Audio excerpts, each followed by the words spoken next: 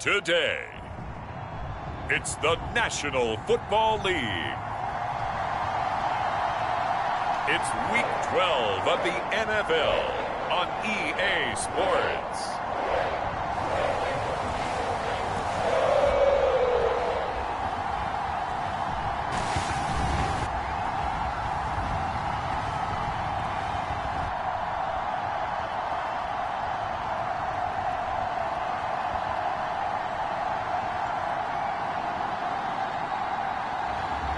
It's the Cincinnati Bengals taking on the Pittsburgh Steelers. From the banks of the Ohio River, there's a look at what's now known as Paycor Stadium here in Cincinnati. Today, Week 12 of the NFL season is upon us, and we've got a good one in store, as it'll be the Pittsburgh Steelers taking on the Cincinnati Bengals.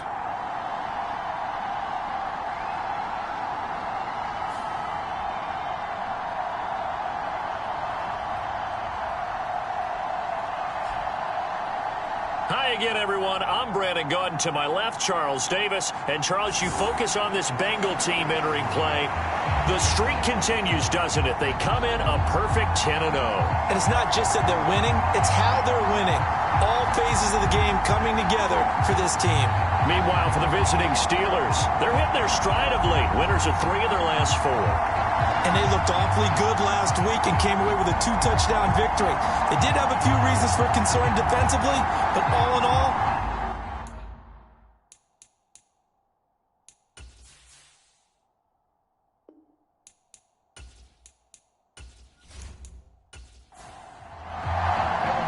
the final playoff push is upon us. It's Week 12 of the NFL season, and we're underway on EA Sports. And he takes this near the 25. Just a little pass there. Call it the 26.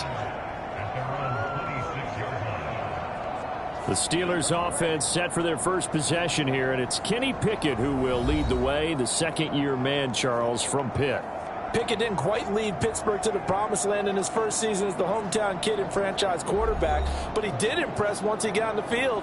Winning 7 games helped keep the vaunted streak of non-losing seasons alive in the Steel City. Right off the bat, here's Pickett to throw it. Pass complete. George Pickens with it. And they get him down, but not before he takes it across the 40-yard line. 16 yards on the game's first play and a quick first down. Just the first quarter, but tackling going to be so important going forward. They've got to limit plays like that.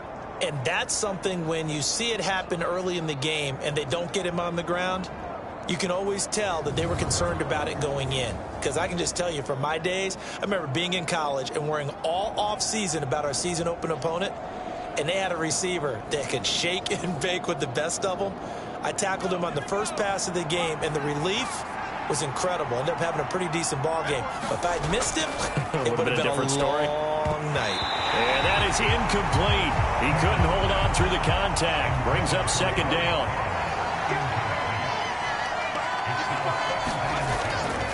They run it for the first time with Tony Pollard. He'll get only 3 there, so it leaves him with a 3rd and 7 ahead. So 7 yards from the first down here as they come up to the line of scrimmage. Now a shot taken on 3rd down, but it's going to wind up incomplete. So on 4th down, the Steelers going to bring in Braden Mann to punt.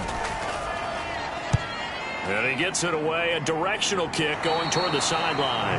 And this one goes angling out of bounds, and it will be spotted inside the 30-yard line. Here come the Bengals now to take over. And a glance here at their shifty mobile signal caller. Okay, I'm not taking a turn to negative town, even though it's going to sound like it. The 2 interceptions he threw last week, those obviously have to be eliminated, and that was the focus of practice this week. But let's face it, he did throw 3 touchdown passes. And they got the win. And they got the win, so I think it was a good week for him to work on things. Had some positives, the win being first and foremost. Now he's just got to eliminate those interceptions. just a yard on the first down carry, so it's 2nd and 9. So, Charles, you talk about this offense, how well they've played. I mean, the defense, too, really. But they're sitting at 10-0 now on the year. 4-0, 5-0, that's nice. But once you start hitting double digits with these wins and no losses, I think the seriousness of the situation, it just has to ramp up. Yeah, and when you do say 10-0, it can't scare you as a team. Just think about it this way. For most of the year, they've been playing to win their division and get to the playoffs. Now the playoffs are just about a foregone conclusion. So now they have to down-focus their thoughts about getting home field advantage and finishing unbeaten, and they need to make sure they keep it in that order. It's a gain of 13, and the Bengals have a first down. And we're going to see the ball in the air quite a bit here. This is a top 5 passing offense in the NFL. And they certainly like to get everybody involved. So this defense, they're going to have to be able to counterpunch somehow. They couldn't there, and it's an opening drive, first down.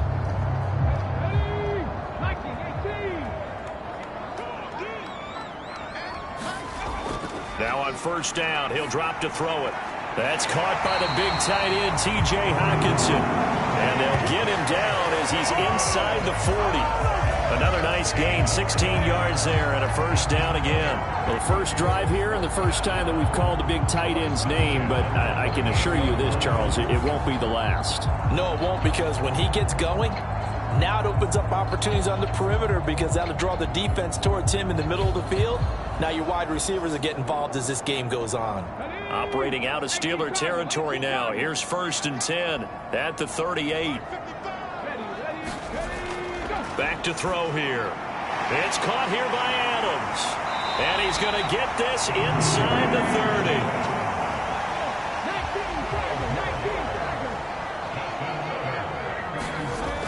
30. They'll look to throw again. Catch is made by Hockenson, the tight end. And inside the 20 before he's brought down. So the ball down to the 16 here for 1st and 10. They'll run wide side here with Barkley. And they're going to lose some on this play. Being knocked back to the 18. 2 yards the loss, 2nd and 12. We knew both of these safeties were good in run support, but how about the play we just saw there? How about that closing speed? Able to get to the outside part of the field and turn that play into a loss.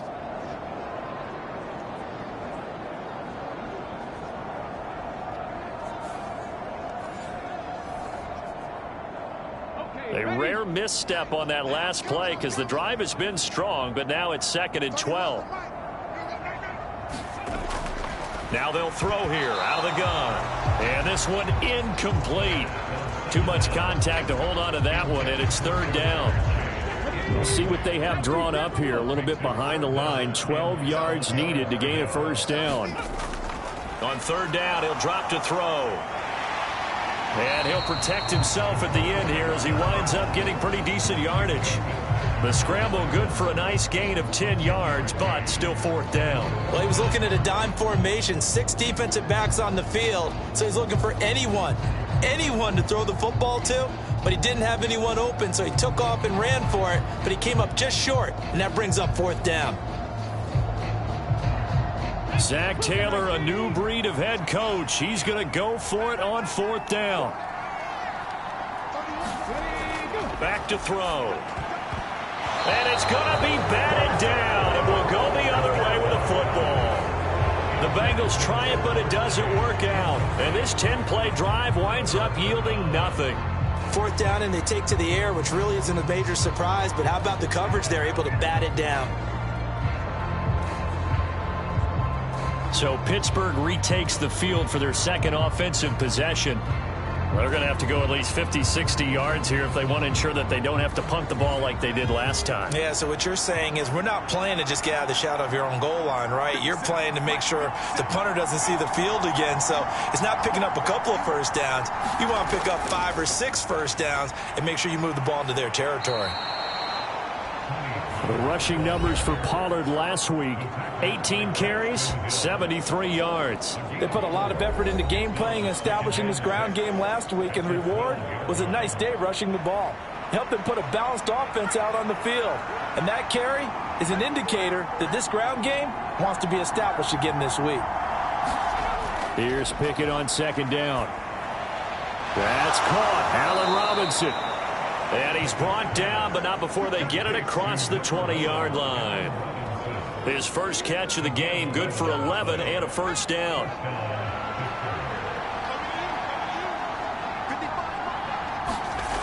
Pickett, he'll look to throw it. That ball caught by the former Toledo Rocket, Deontay Johnson. Call it a gain of 6 on the play, and that's going to bring up second down. Looking to throw, Pickett. Now a quick throw there, but it's going to be incomplete. Now, this defense for the Bengals, they were very good in the victory a week ago over Cincinnati. And every defensive team that we talk to, they spend a lot of time talking about creating turnovers. And anytime you get 2 or more in a game, you've had a really good performance. They exceeded that number in a huge way. They got the football back 4 times in the win. Pickett will look to throw it here. And that is incomplete. On 4th down, punt coming from Braden Mann.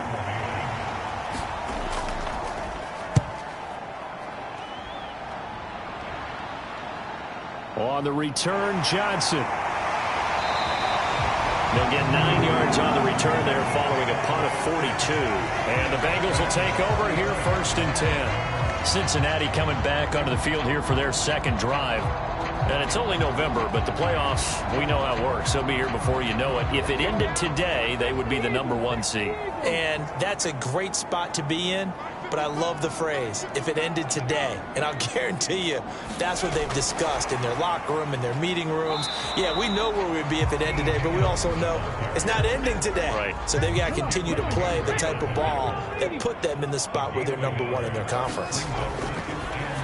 Blitz forthcoming as he'll look to throw. And they're going to have this across midfield and inside the 45. That good for 21 yards on the catch and run. Those are the kinds of plays right there that show you why he's the #3 man in the NFL in terms of receiving yards. Also tells you there's a full combination of what he's got going in his game. You name it, from route running to catching the football.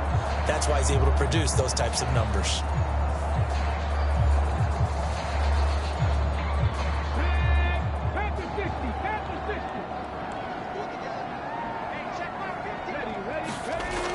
To throw now on 1st down. Going underneath, he's got Hawkinson. And he gets this down inside the 35 before going out of bounds. The numbers for him from a week ago, 13 catches, 82 yards and a touchdown. And he was able to haul that pass in there, but he knows he's got a tough task ahead of him. This unit in the top 5 in the NFL against the pass. He's going to have to really work hard to get open. And he's able to get it down to the 25-yard line. 9 yards to pick up there, and it's a 1st down. How best to describe that one? I'd say right down Broadway on that run. A straight-ahead running. I think that might be something we see a lot of between the tackles today. Well, he's enjoying things so far here this afternoon. Sees a crease and bursts through it for a solid gain. So a solid run by Saquon Barkley, and another 1st and 10 here. On play action, they'll throw. He will find his man Chase complete. And he will be brought down at about the 6-yard line. That puts him in excellent position, 1st and goal after a gain of 19. Boy, how about the speed with which this offense can get down the field? It's taken them no time at all to get down here. And now they're set up with a 1st and goal.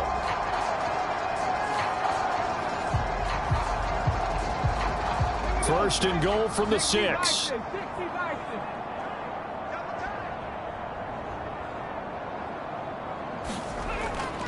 They'll try and run for it with Barkley. And he's going to be met at the line of scrimmage and taken down. They come up here with another shot from the 6-yard line, and it's 2nd and goal now.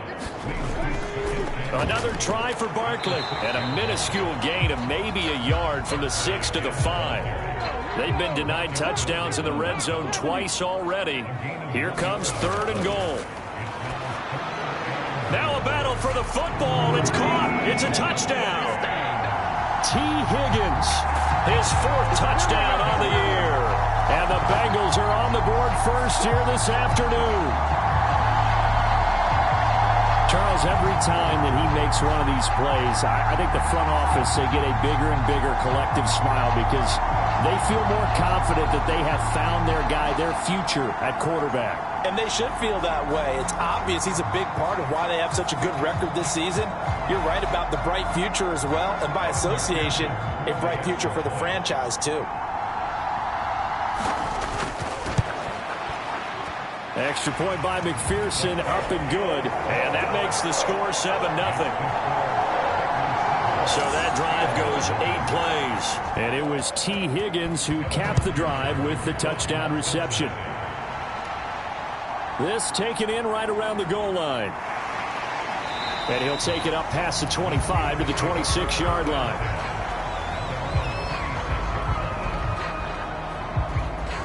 Pittsburgh offense making their way back out.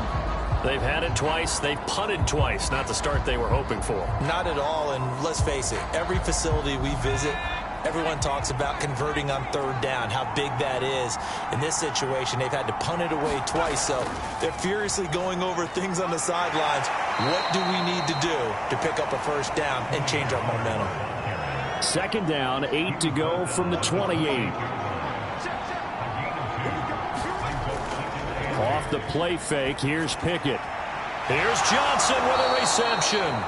And they work this well upfield across the 45. Second catch for him today, and it'll wind up a first down. And, partner, they're locked in man coverage out left, and they end up running a crossing route.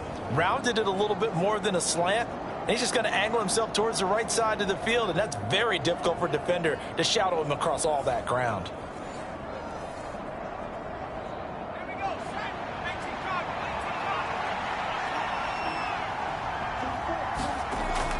They'll go with Pollard here on first down. And he's fortunate to get anything from that. Give him a yard up to the 49.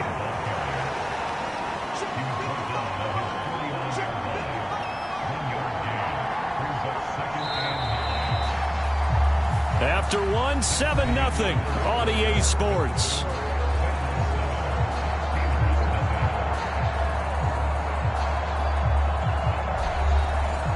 From just shy of midfield, here's a 2nd and 9. Now Pickett. And he'll be taken down by the Bengal pressure. DJ Reader able to record his 5th sack of the season. In every game we talk about what are going to be the keys as we go into it. Maybe that's a key for their defense today. Pressure the quarterback and make sure you play a good zone defense behind them, and they get their first sack of the contest.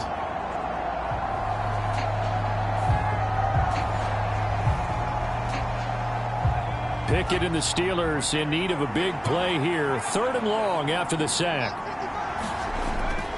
Looking to throw. Looking left side, and he's got a man. That's Robinson. Out now is the punter, Braden Mann. He's been a busy man here in this first half as he gets it away. 36 yards on the punt with no return. And the Bengals will have a 1st and 10 from deep in their own territory. Their quarterback leading this offense back out. He had the touchdown pass on their previous drive, and they'll search for another score as they begin here with a 1st and 10. They'll come out throwing here to start the drive.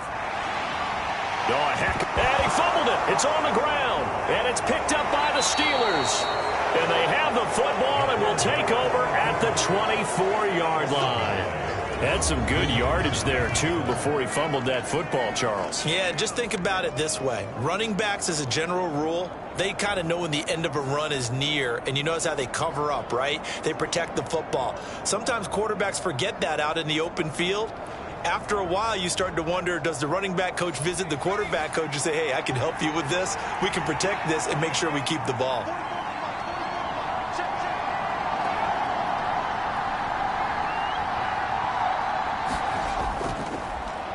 Now a 1st down carry for Harris. They get him to the ground right on the cusp of the red zone after a pickup of 5 or 6.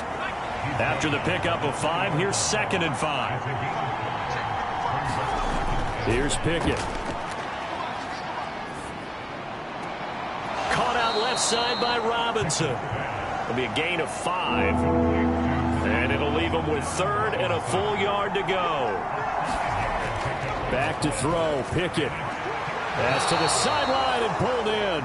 And he'll be out of bounds, taking it just shy of the 10 at the 11 or the 12. And they pick up the first down there with a gain of 4. This offense is starting to get into rhythm. A nice quick throw there on target, able to pick up another first down. Into a sea of defenders and intercepted. And the Bengals are going to get the football here as he gets this up past the 20-yard line. Well, Brandon, as they say in popular culture, this one's going to leave a mark because they can see the end zone, but it'll stay out of reach because of their error. All their offensive teammates have to give the quarterback right now, offer a little bit of encouragement because what's done is done. Let's get them next time out. So here are the Bengals set to take over. They've got the lead yet again in this ball game with their winning streak right now sitting at 10. They'll start out on the ground. It's Saquon Barkley. And not a lot of daylight. Not really any daylight inside as he's going to be stopped right at the line of scrimmage. Brings up 2nd down. On the draw, this is Barkley. And he'll get about 6 up to the 27-yard line. Now, the Bengals on 3rd down. They've been okay, 2 for 3 thus far. This is 3rd and 4. Now back to throw. Now a screen set up for Johnson. And he'll be taken down, but he does have first down yardage. It's a pickup of 6 and good enough to move the chains. Let's give a little credit there. The offensive play caller, sensing the screen pass was available. Whenever you're getting a lot of heavy pressure towards your quarterback, that's when you're thinking about running the screen and using that pressure against the defense. And it worked very well there for a first down. So they'll come up 1st and 10 now from the 33. They're going to look to throw. And he can't find anywhere to go with it. And he goes down. The veteran Kyle Van Noy in there to drop him. But you can almost see his eyes light up defensively. I mean, as a linebacker, that's about as quick as you can get to a quarterback. So what did your 3rd grade teacher teach you about straight lines, right? As soon as you have those, you take full advantage of them. He found a gap in the offensive line, got to the quarterback, and put him on the deck. So after the sack, they'll come up on a still manageable 2nd and 13. They'll set up a throw. He's got his man on the crossing route. This is Higgins. And he'll be taken down, but not before they work it across midfield. 22 yards there, a first down.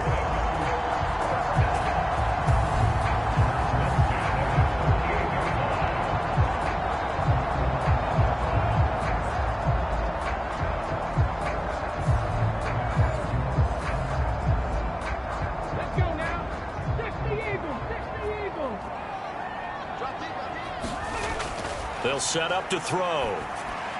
And that's complete to Adams. And they'll get him down as he's inside the 40. Another strong gain on the last 2 plays. They've moved it a combined 33 yards.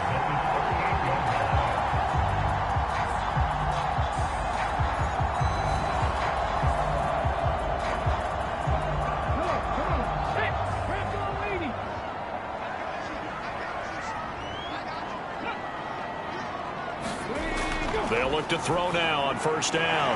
This pass complete to Higgins. And the result here, a pickup of 8. Leaves him with 2 to go on 2nd down.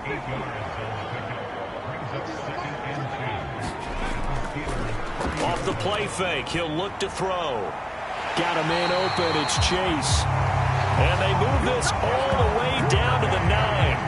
The end result, 21 yards. If you're going to blitz, likely going to leave you in man coverage with this guy, and that is less than ideal. It is, because just about any offense that has an elite receiver, if you blitz and have him in man coverage, you're going to him, even if he has an elite defender on him, because he usually knows where the ball is before the defender does. Back to throw again. Touchdown, Bengals. Jamar Chase. A 9-yard touchdown grab. And the Bengals go up by 2 touchdowns. I'll let you do the analysis, partner, but with every touchdown pass his young quarterback throws and with the success that his team has had, I just continue to be more and more impressed. Let's both do the analysis. Impressed. Aren't we both? Yeah. I mean, and why shouldn't we be? We've seen him improve throughout the year. We've seen him settle in now, and you can see the confidence of the team has grown. His confidence has grown. I think that everyone around this guy feels good about what they've seen, and it's also safe for him when he's driving home to turn on Sports Talk Radio. He's okay. Extra point by McPherson, up and good, and it's now 14-0. So that drive consumes 9 plays all told. And it was Jamar Chase who finished it off with a touchdown reception. Austin elects to bring this out of the end zone. And he's able to get this across the 20, but not by much, as he's marked down officially at the 21. And Pittsburgh getting set to take the field. And they're in a bind early here, down 14-0. Are you worried at this stage or still too early? You're worried. You're just trying not to transmit it to the rest of your team. You want to make sure that they stay positive. But at the same time, you're wondering, how are we going to move the football? What do we have on this play sheet that can work? Get back to basics is usually your answer. And make sure you find the guy who can move the ball fastest for you if you just get it in his hands. Yeah, still second quarter. You get points on the board here. I think you're feeling okay. And they'll take him down at the 31-yard line. Line of scrimmage, the 31 now on 1st and 10. Pickett sets up play action. He's going to go for a big play downfield. And that's going to be incomplete. 2nd and 10. Pickett. He'll get this to his tight end. That's Pat Freiermuth. And he'll be taken down, but not before they work it across midfield. First time these two have hooked up this afternoon, and it's a first down. Well, these guys have definitely been outplayed in the first half. I like their countenance. I like the way that they haven't panicked out there, the way they're carrying themselves. They're starting to move the ball, and what you have to do, maintain your poise and start to put together some drives. This offense finding its legs now. Here's another 1st and 10. Pickett back to throw. And he takes a shot on the release as this will be incomplete. Offense was moving it a little bit, had them back on their heels, but they earn a brief pause by forcing the incompletion. That gives them a quick chance to regroup and try and mount a stand before they're backed up even further. On 2nd down, it's Pollard. Despite the strong run, he'll be hit and dropped shy of the 45. And they'll need the 39 here for a first. This is 3rd down. Operating from the gun. Pickett. Work in the middle of the field, and he's got a man complete. And he's got another first down as the tackle's going to be made at the Bengals 36. Give him 10 yards there as this offense is on a roll. This drive continues to plunge forward. Yeah, these are the types of plays they're going to need to hit on if they're going to get back into this game. It hasn't been the greatest of first halves, but this is a nice throw here on 3rd down, and they keep the drive going.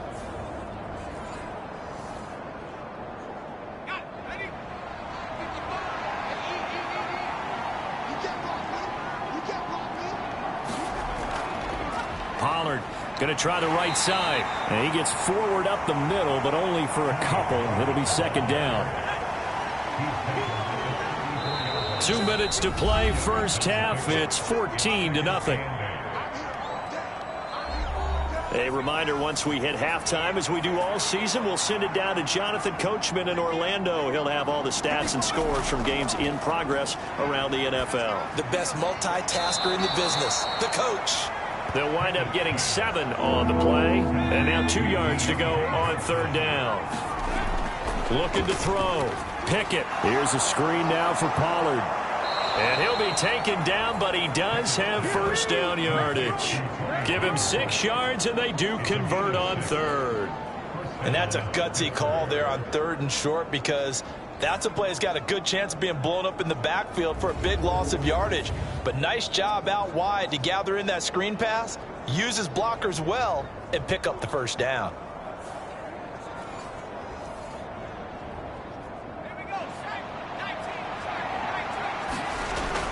Pickett now from the gun here. Got his man complete over the middle. That's Robinson.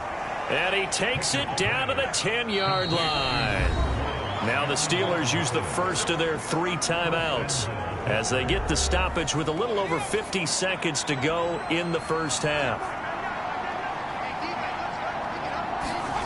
Pickett to throw on first down. This is caught. And he is out of bounds here. A gain of 9 there. Sets up second and goal.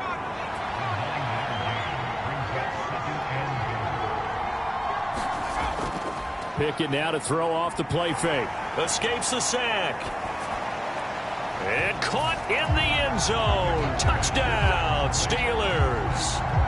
Pat Freiermuth there to make the grab. And the Steelers get a late score here in the final minute of the first half. This is where, as a tight end, you've got to really sell that this is a run. They're going to fake the give, hope the linebackers bite, and here they do just enough. That split second, that's all it takes for that tight end to leak out into the end zone. Touchdown. Rodrigo Blankenship now for the PAT.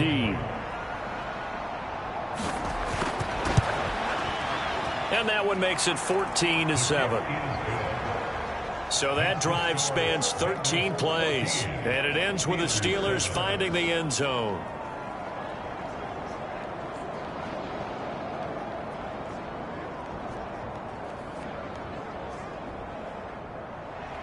This game back within a touchdown now as the kickoff's away. Returning from his end zone is Ty Johnson. And that decision to bring it out ends up not being a good one. Cost him about 5 yards as he's tackled at the 20. The offense takes the field, and we turn our attention to Saquon Barkley. At his current pace, sure looks well in line for a 1,000-yard season, but some of the older folks watching that remember the 12-game seasons in the NFL probably say, man, it was a lot harder to do that back then. Yeah, even the 14-game seasons. And, you know, when we talk to those... Barkley hit and the ball pops free. And it's picked up by the Steelers. And he takes it back to the house. A fumble recovery for a Steelers score. Even the great ones, some of the best, they're not immune to the fumble, and here it really hurts them. If the ball gets away from any runner's body, that's when the defense pokes at it, swipes at it, swats at it, and finds a way to create a big play for themselves.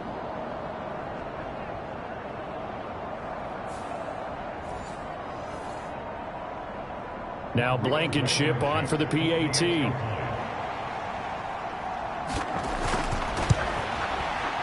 And we've got a good one brewing. We're all knotted up at 14. So not only the cough up, but then the pickup on the other side, the scoop, and the score the other way. The fumble return for a touchdown. This one tied at 14 now as he sends this one away. The return man, Ty Johnson. And bulldozing his way through. And up to about the 26-yard line, just across the 25. The offense takes the field, and we turn our attention to Saquon Barkley. Looking for a bounce back. Had the fumble a moment ago that went for a touchdown the other direction. See if he can get back in rhythm. And you have to be very careful about having too quick of a hook with really good players. I did a guy's game in high school where he fumbled 3 times in the first quarter, finished with over 300 yards on the night. And he's going to have to eat this one as down he goes. Cameron Hayward able to take him down. It's a loss of 3. So we've hit halftime all even at 14 apiece. As we'll send you down to Orlando, we check in with Jonathan Coachman for our EA Sports Halftime Report. Coach.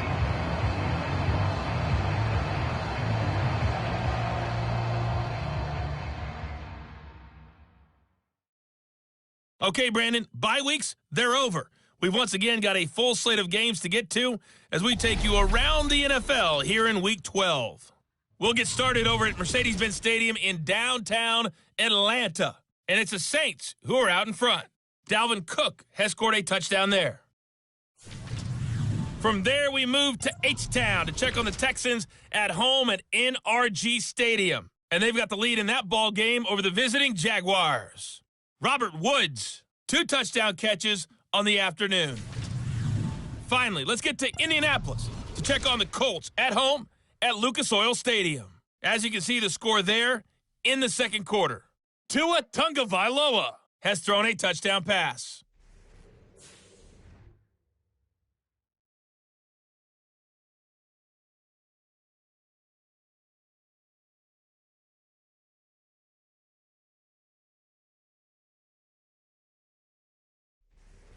Okay, Coach, adjustments likely going to play a big role in this third quarter in what's been a tight contest so far.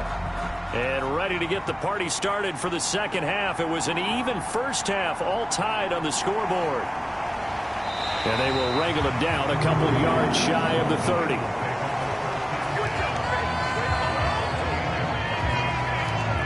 The Bengal offense ready to go to begin this third quarter. This offense ready for the first drive of the third quarter. Well, quarters number 1 and 2 entertaining. We saw some good offense points put up, Charles, and all tied on the scoreboard. And it sets us up for what could be a really fun second half because we've seen both sides score almost at will here in the first half. And now, here in the second half, getting the ball first, you've got to think, hey, we can go out and really run our offense the way we did in the first half. But if I'm a defensive player, all I'm thinking is, can I make a play to really help out my team and break this streak of offense? But he's turning in a nice performance. Remember, he had the touchdown earlier, and this time he's able to beat double coverage to grab it. I think that if he weren't worried about a taunting penalty, he'd run by the opposing team's bench and say, guys, 2's not going to be enough. You better get some more guys trying to cover me. He knows how to get open downfield. He'll get 5 out of the scramble. It's second down.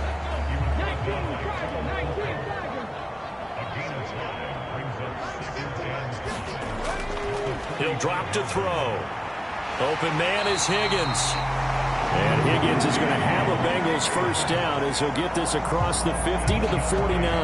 He continues to deliver a first down here. He had 4 catches in the first half, and this one number 5. They like going to him in the slot. He catches another one. I think this comes under the heading of until they stop him, why not go back to him? He has something going really well. Great working relationship with the guy throwing the ball, and they keep making the connection. On first down, he'll drop to throw. Going underneath, he's got Hockenson. And they'll get him down as he's inside the 40. So here's a 1st and 10 at the 38. From the shotgun, he'll look to throw. A quick throw knocked away and incomplete. They work again from the 38 on 2nd and 10. Again, he'll drop to throw. Nowhere to go here. He lost the football. And does the big boy have the juice? And the return this time will go out to the 42-yard line. The pocket collapsed around him. I know we talk about it a lot, but a QB has to have that 6th sense, doesn't he? He really does, and I know of one team at one point was training their quarterback with that time frame, and anytime he didn't get rid of the ball within the right amount of time, they would blow a horn or blow a whistle to show him this is what that time is, just what you're talking about, training him to understand this is the amount you have, make sure the ball's gone. Didn't happen in this case. Meanwhile, Pickett's throw complete there to Johnson. And he works it past the 30, almost to the 25. Pittsburgh getting 16 yards there and also a first down. Right after the turnover, they come out throwing. And that means it's a sudden change situation. We used to practice it on defense. Sudden change, get out there, stop the offense. But you typically run out there a little bit unsettled. I think that's why he came right out throwing the football, hoping to catch him off balance. And he did.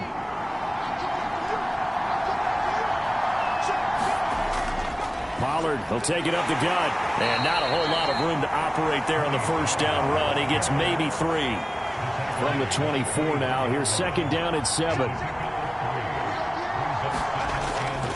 They run the play fake. Here's Pickett. And this one is going to be off the mark. Too far out in front. They head to the line facing a 3rd and 7 following the incompletion on second down.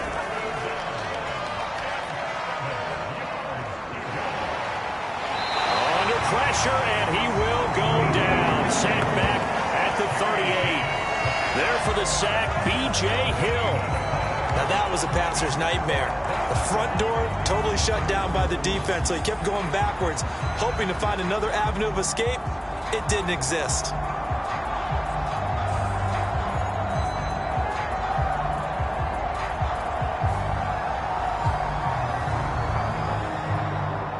So now on comes the field goal unit, and wow, this is no ordinary try here. This officially a 55-yard attempt, and that one's not going to get there. Not enough juice, an ambitious effort, but it's well short, and we will remain tied here in this third quarter.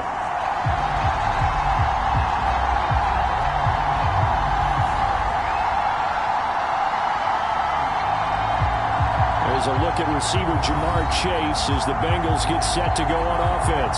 Pretty good game for him so far. I guess he's still got time here to make this a great game, but so far he's been solid. I like where you're going with that because it has been pretty good, but there's always that hint that things can really escalate for him. And right now they feel like they're somewhat keeping him in check, but he has found the end zone once. But, boy, he can explode at any moment. Yeah, when you hit that end zone once, you want to find it again, don't you? Yes, you do. Makes you hungrier. You get greedy in a good way. 2nd and 6. And he will slide to a stop. He does have the first down. It goes as a gain of 8, and it moves the chains.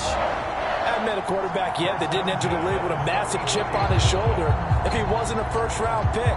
They want to show the league that they made a big mistake. Determined to get the first down there, no hesitation at all to tuck it and go. I bet he would have tried running through their entire defense if it meant reaching that marker.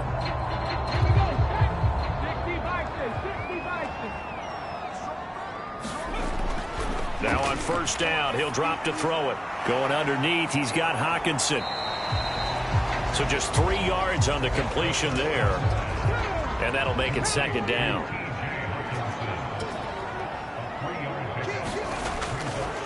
Here's a play fake as they set up to throw. And that almost their first INT of the ball game. Had his sights on it, but he couldn't seal the deal. Out of the gun now on 3rd down. And he will slide to a stop. He does have the first down.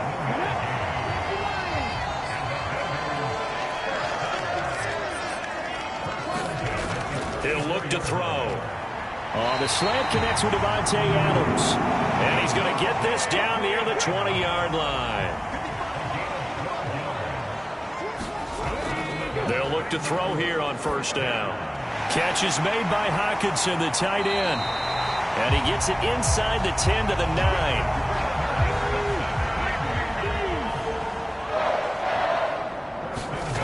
He'll look to throw. Over the middle, complete. That's Adams. That's good for a gain of 6, 2nd and goal.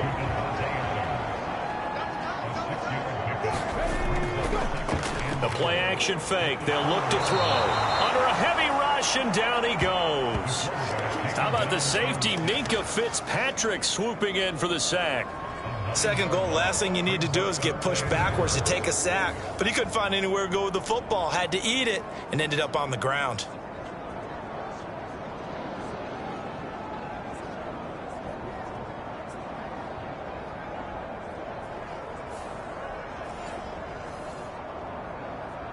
After the sack, 3rd and goal now from the 12. They'll drop to throw.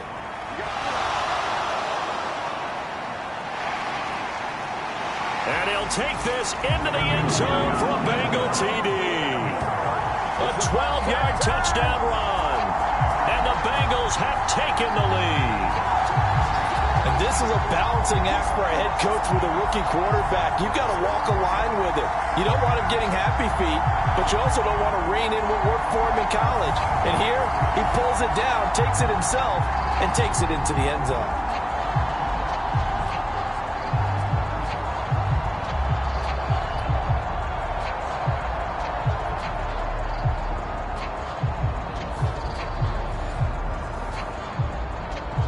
McPherson on for the point after.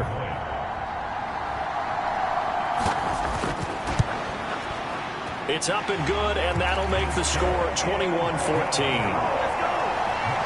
So that one a pretty time-consuming 10-play drive, and it was capped off by a 12-yard touchdown run.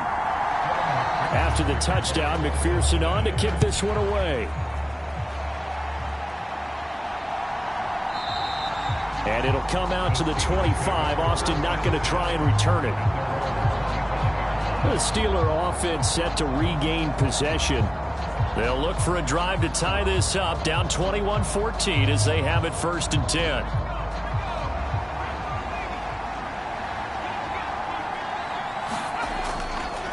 Off play action, Pickett. That's caught downfield by Pickens. And they'll get it all the way up about 5 yards shy of midfield.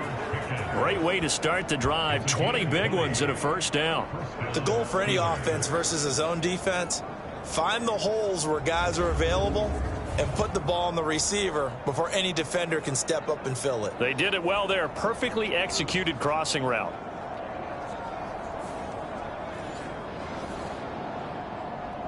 The big play to start him out has him at the 45 already.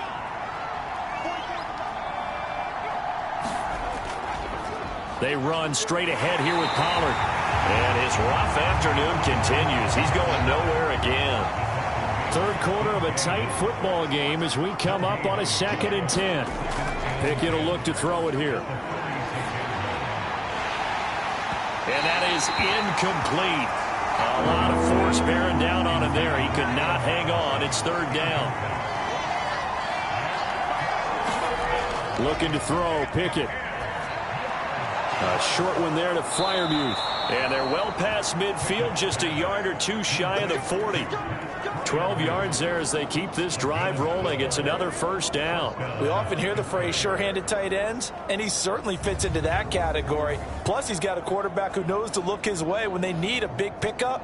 And on this play, he finds him for the first down. So they'll come up in Bengals territory now with a 1st and 10 at the 42-yard line. It'll be a handoff to Pollard. He'll work his way up the middle for a gain of about 4. 2nd down. 2nd and 6. Pickett, he'll look to throw it. A short one there to Freiermuth. And that's good for a gain of 6. And that'll bring up what looks to be a 3rd and inches. Can't be more than a half a foot. Now Pickett.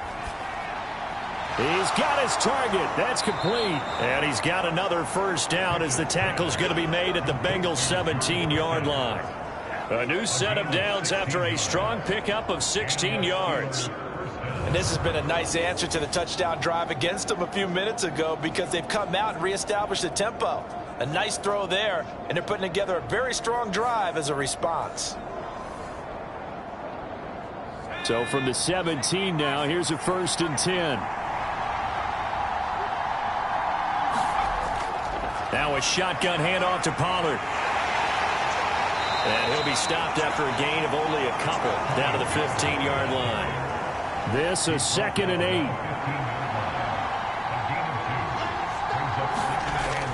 Back to throw. Pickett. And he can't hang on to it, and the screen never got started. They missed a field goal on their last drive. Here they need something to even get into field goal range on 3rd down. That's swung out wide to Harris. And the Steelers are going to have 1st and goal as they try to finish off this drive with 6 points. It'll be 1st and goal when we come back. We'll return with more after this. You're watching the NFL on EA Sports. A looming decision to make on the conversion, down 7, but first things first, they need to score as they come up on 1st and goal. Now the pressure gets there, and he goes down just inside the 20 at the 19. Max Crosby. What a play by him. That's going to go as a loss of 13. Even the most elusive quarterbacks have those tough days where they can't avoid sacks, and this is one of them. 3rd time he's gone down. He might develop some happy feet now, want to escape the pocket and try and gain more yardage with his legs. First down, a bit of a disaster, and now on 2nd and goal, back even further. from the gun. Here's Pickett. And that is going to be incomplete as he led him a bit too much. 3rd and goal. And keep in mind, very possibly 4-down territory. Here's Pickett. And that's going to be incomplete. The contact there enough to jar that ball free. And it brings up 4th down. Blankenship's kick is good. And that'll bring him back within 4.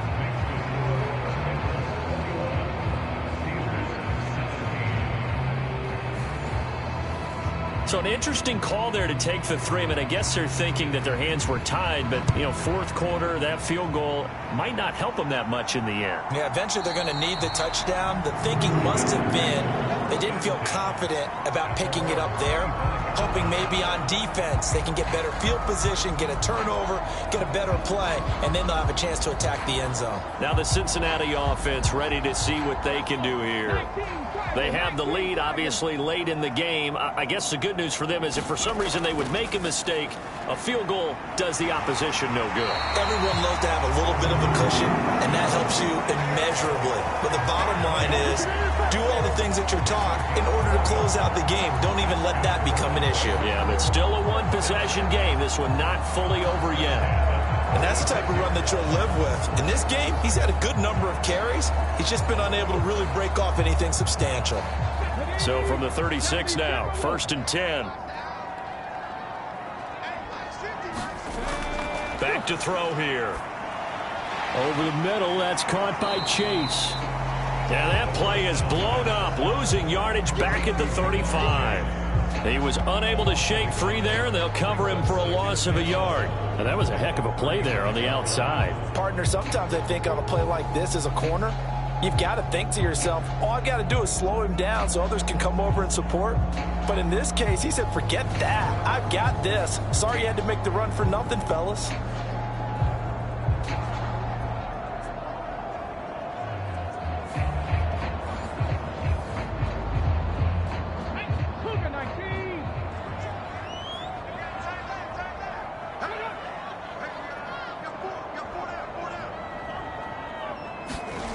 Second and 11.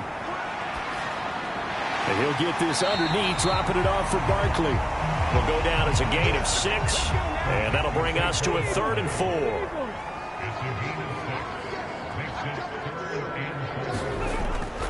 Now back to throw.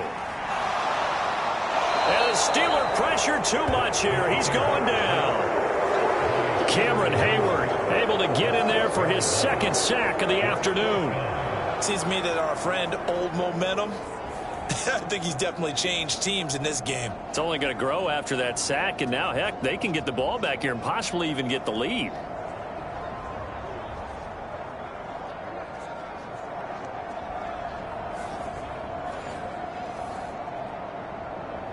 The Bengals bring out their punter now as he's on a punt for the first time this afternoon. He punted 5 times in the win last week as this one's away. It's a return of 4 following a 42-yard punt. And the Steelers will go on offense here, 1st and 10. Pittsburgh's offense now heading back out onto the field. Their defense accomplished step 1 of the mission. They forced the punt. Now they'll look to erase that deficit and take a 4th quarter lead. They'll bring one of the tight ends in motion left. They'll start the drive with Harris. And he'll power ahead, but only for about 3 yards. 2nd down coming up.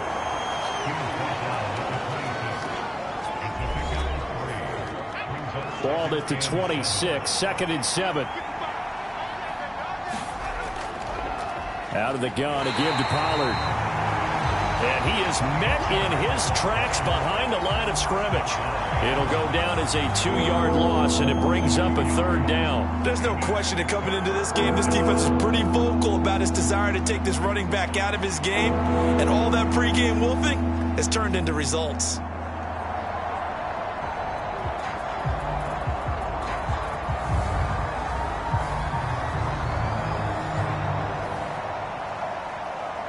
The Steelers on third down. They've converted 6 times and could use a 7th here. This is 3rd and 9. Back to throw, Pickett.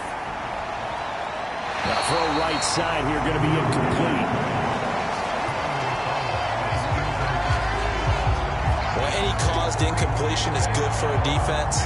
But when you add to it that you get a little hit on the quarterback, knock him to the ground, make him think a little bit, hopefully knock him off his game, especially in a game of this magnitude, this tight in the fourth quarter, you got to feel pretty good as a defense.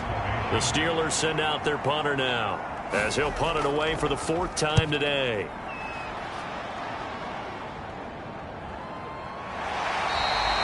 That'll be a 41-yard punt, just 1 yard on the return. And the Bengals take over 1st and 10. Cincinnati now ready to take the field.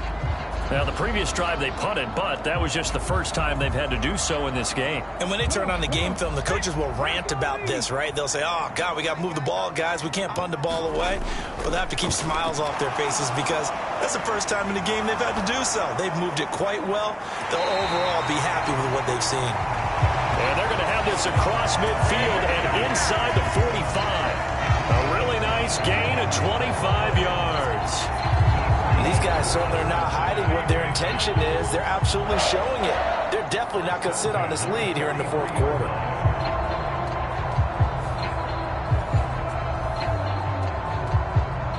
Operating out of Steeler territory now. Here's 1st and 10 at the 43. Back to throw. Going underneath, he's got Hawkinson. So the completion good for 6 yards, and it's 2nd down.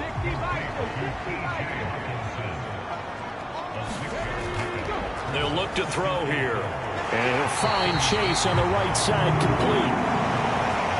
And Chase going to pick up a Bengals 1st down as he'll get the ball down inside the 30. A 1st down carry for Barkley. And he'll take this ahead for about 4. 2nd down coming up.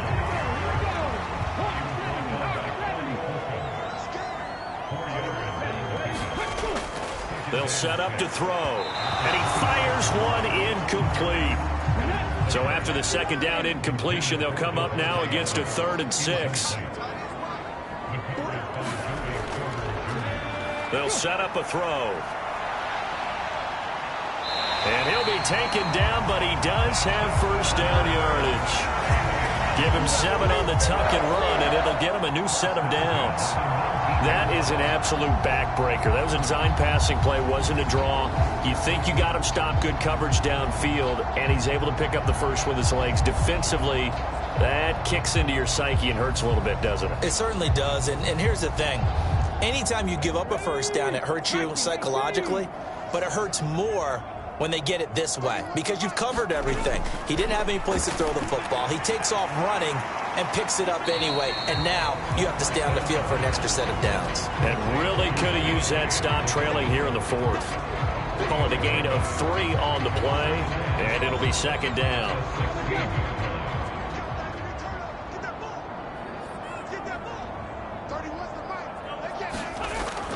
They'll look to throw. And he'll slide to a halt here, still a little shy of the 1st down marker. 9th play coming up here on this drive. This is 3rd and a yard. They're going to look to throw. And that one a little too high as it's knocked away and incomplete. And here's a big one now. Trying to hold this lead. They're going to go for it here on 4th down. Looking to throw. Touchdown! Jamar Chase with touchdown number 2 in the game and now 11 on the year. And the Bengals add on to their lead, and it's looking like that win streak is going to extend another week. They have to love seeing that from their young quarterback here in the 4th quarter, able to further that lead with a touchdown pass. He didn't go turtle, did he? And you know what I mean by that. I had an old coach used to say all the time, hey, when we have a lead late, don't just tuck in and try and ride it out. Go out and play and extend the lead. And that's what he did. Extra point by McPherson, up and good. And that pushes the lead up to 11. after the touchdown. McPherson on to kick this one away.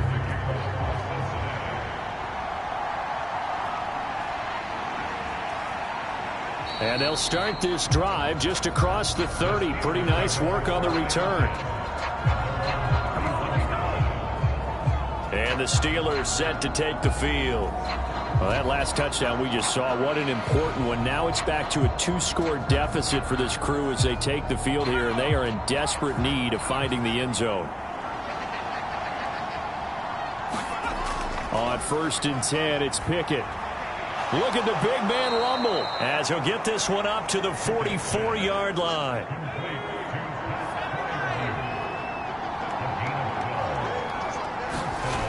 First and 10, here's Pickett, and that is incomplete. Now a 2nd and 10. Pickett. A short one there to Freiermuth. And he goes out of bounds. It looks like right at the 50. They get 6. That'll leave them with 3rd and 4. Let's not quibble about the gain there on 2nd down. That was a positive play because that was a take-what-you-can-get situation. Got out to the tight end. Now it gives them a much better opportunity to convert on 3rd down. Into heavy traffic, and it's intercepted. It's Brian Branch with it. And the Bengals are going to take over at their own 28-yard line. Well, time, certainly not on their side offensively. They had to take some chances, but that interception will further hinder their already slim chance at victory.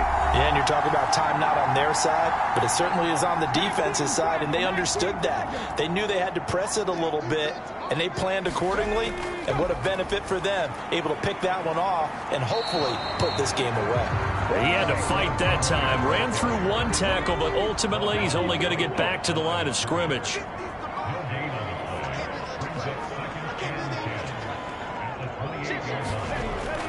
Running again with Barkley on 2nd down. And they'll wind up getting this to the 37. Gain of 9. The Steelers now in the nickel here on 3rd down. 2 minutes left to play in this football game here on EA Sports. So the Bengals in possession of the football here as we get you reset. They've got a 3rd down now as they look for one more 1st down to help salt this one away. And he will have 1st down yardage as he's brought down at the 41. And now we'll see a timeout used on defense as they stop it right out of the break with 1:57 to go in the ball game.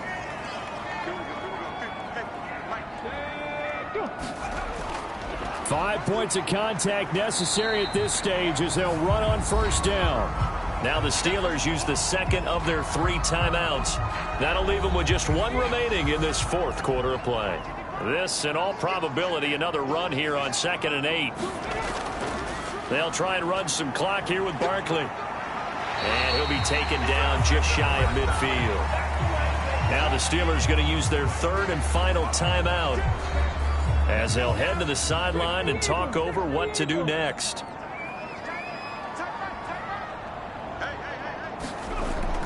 On 3rd and short, they'll try and pick it up through the air. And he will have the Bengals 1st down. And it's celebration time on that sideline, and they've earned it. Give him 7 yards on the play as they do pick up the 3rd down conversion. Many different ways to create space, but on that play, he did it with that big, wide body of his. Didn't get a whole lot of yardage on the play, but it did what it was supposed to. Pick up a 1st down.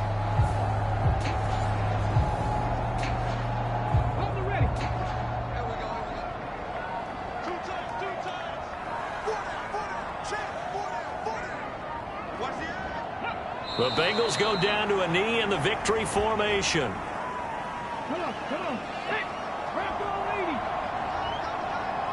55. They'll go ahead and take the knee here, and the unbeaten season will continue.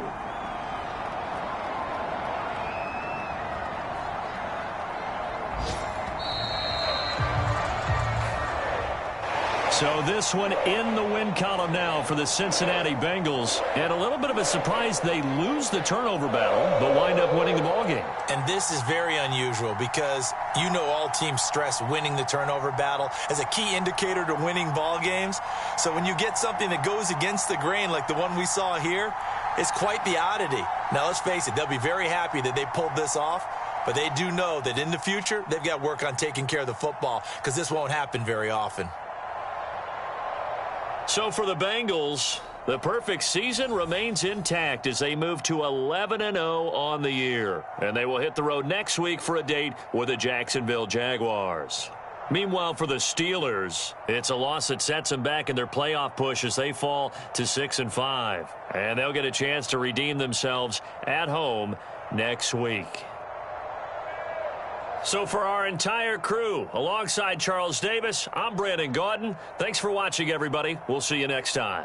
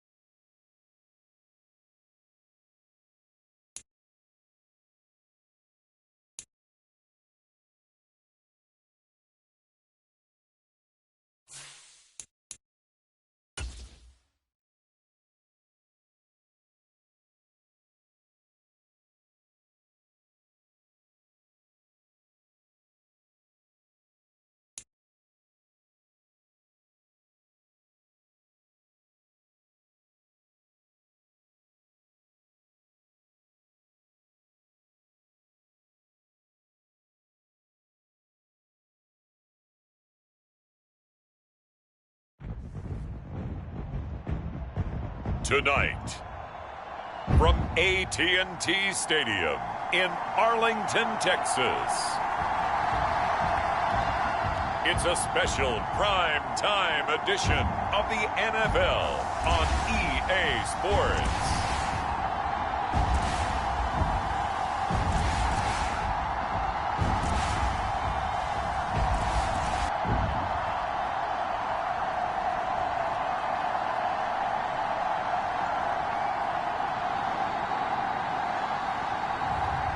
It's the Dallas Cowboys taking on the Seattle Seahawks.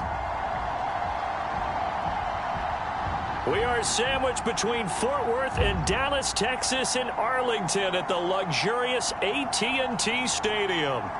But tonight we kick off Week 13 with a great Thursday night matchup, as it'll be the Seattle Seahawks taking on the Dallas Cowboys.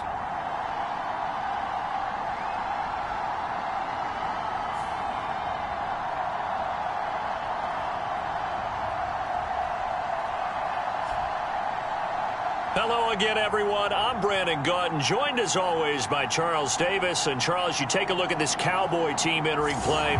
They come in on a pretty good roll here, winners of 3 straight. And last week they put together a 3-touchdown victory and were never challenged in that game. Let's see if they have a little bit of a letdown here. Meanwhile, for our visitors,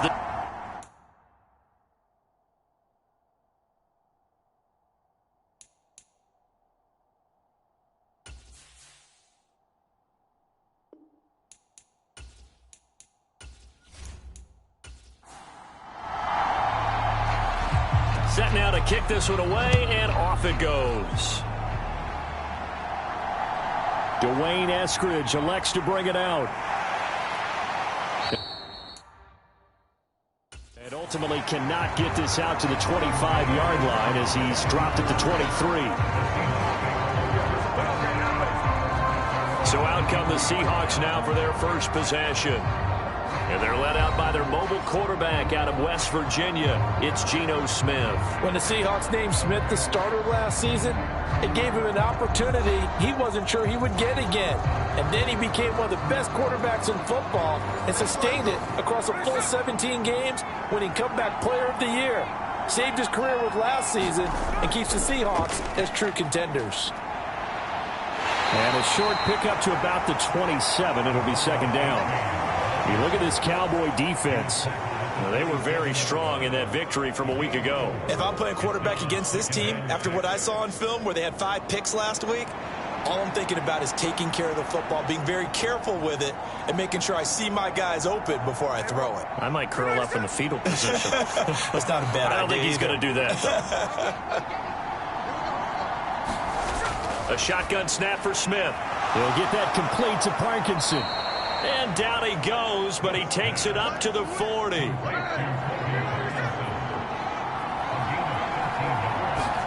Now Geno on first down. And he will go down. A Cowboy sack. Micah Parsons in there to get him, and that is now sack number 18 on the season for it. This offensive line has struggled. In fact, when we sat down with the coach, he said it's been in tatters lately. They allowed 6 sacks in their last game.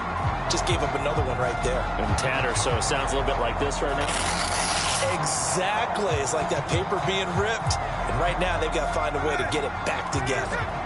And the job becomes twice as difficult now. After the sack, it's 2nd and 20. Throwing now is Geno. That's into the hands of Parkinson, the tight end.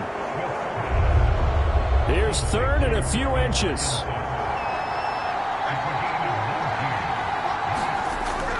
They'll run for it with A-Chain. And he has the first down yardage before they bring him down right at the 45. 5 yards is the pickup there as that extends this drive. A quick burst there, and he nicely bit off a pretty decent gain.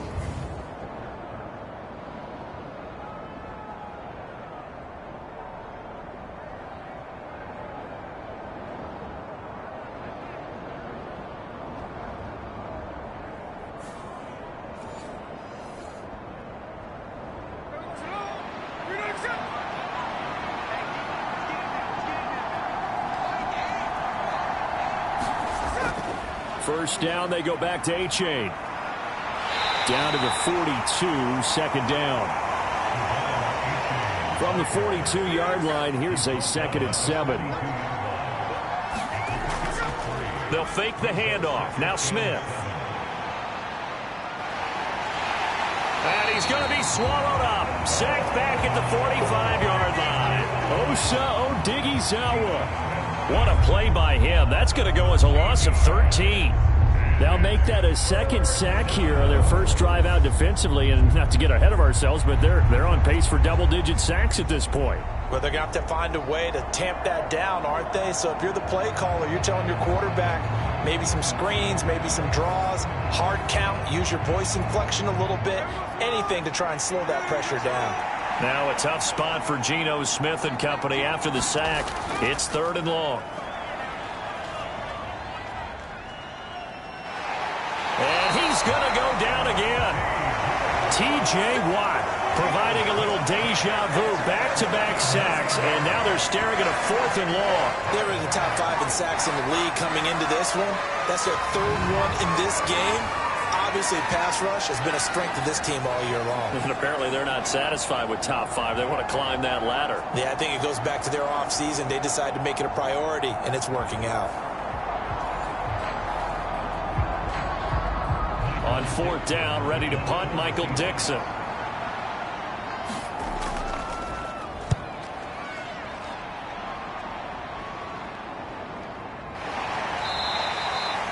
$39 yards on the punt, give him just 1 yard on the return. And the Cowboys will take over the football with a 1st and 10.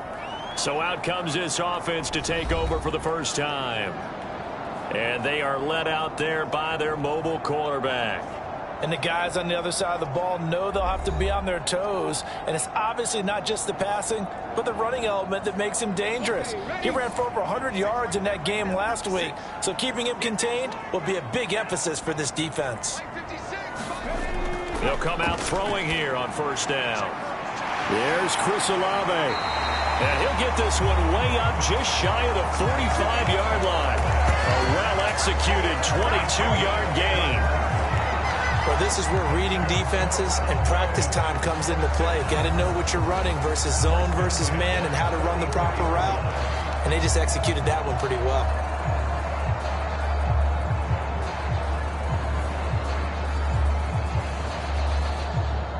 Took just one play to move all the way to the 44 as they try again on 1st down. That's Olave bringing in another one. And he's able to get this one out closer to midfield across the 45. Short completion, just 4 yards, and it'll be 2nd down.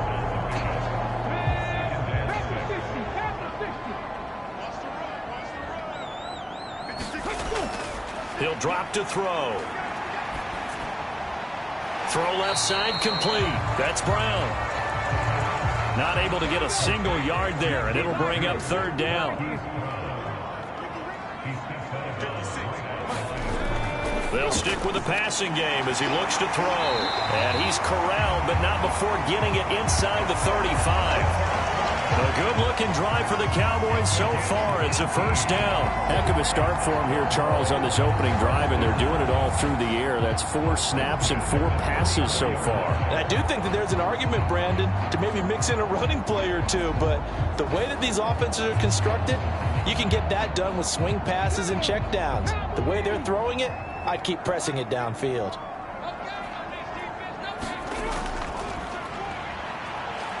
They run on 1st down as they're able to get this forward for about 4. These are his numbers from last week's contest. 20 carries, 64 yards, and a touchdown. Well, obviously, he didn't have a great deal of time between games, having to turn around on a short week and get ready for Thursday night football. But he said in pregame he was feeling pretty good and felt more recovered from last week's contest than he would have expected.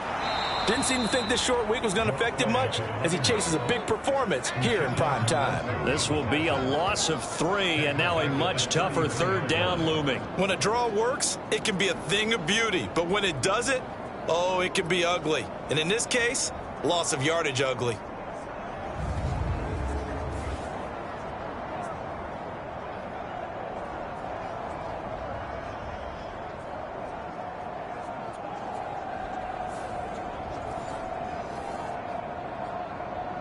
Now play number 7 of this drive, but it's a tough 3rd and 9.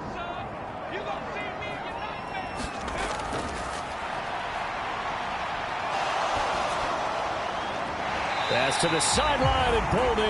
And he'll go out of bounds inside the 15-yard line. 50 catches for him now on the year, and he's got a first down. Another completion right there. And again, Charles, good time in the pocket. That offensive line on this opening drive been really solid. They've been more than solid. They've really tamped down the pass rush and kept him safe in the pocket, able to look around, find his target, and deliver. He's got to make sure he tells the offensive line in the huddle, thanks, fellas. Let's keep it going. Here's a 1st and 10 at the 14-yard line. From the red zone now, they'll look to throw. Over to Pitts, and he's got it near the sideline. And he's got this inside the 10 to the 9 before he's out of bounds.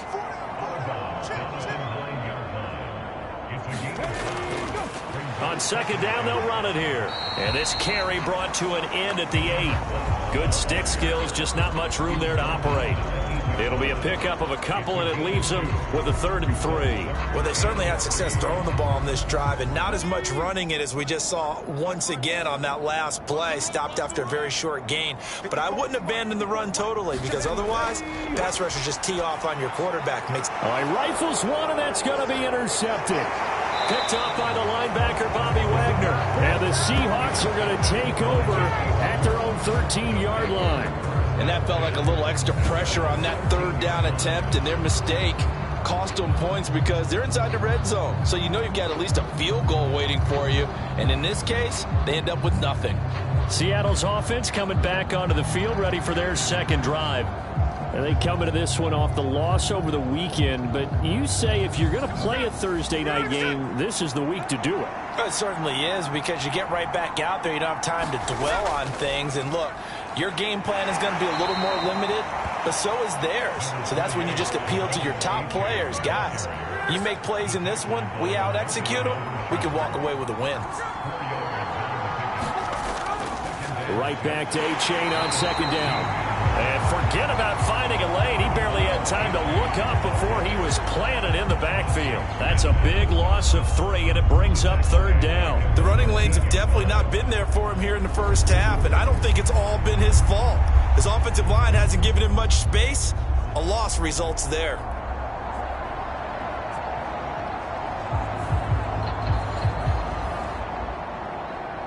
The threat of a 2nd straight punt to start the game is looming as they come up 3rd and 10.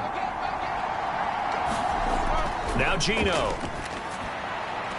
Pass taken in by his big tight end. And he'll be out right at the 35.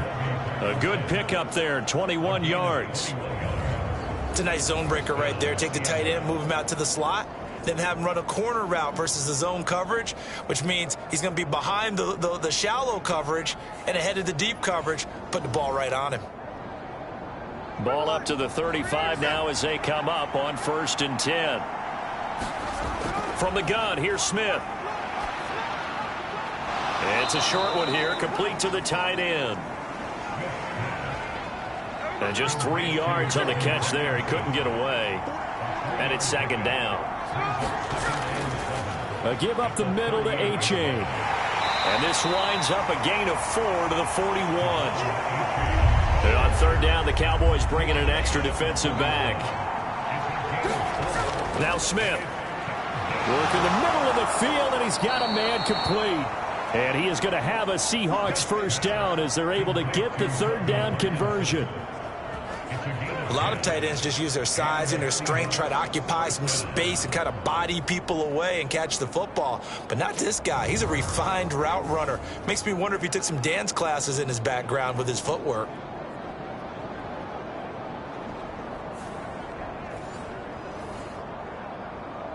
So from Cowboy territory now, here's 1st and 10 at the 49-yard line.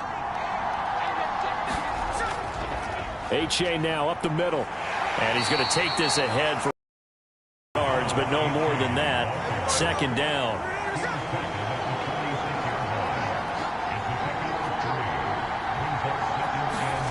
Here's Smith now on second down. And that will be incomplete. They couldn't hook up on what's going to be the final play of this first quarter. We're scoreless after one.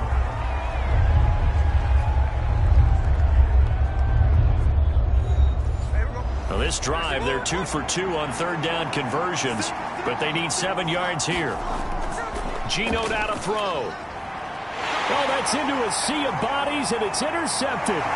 Picked off by Greg Newsome.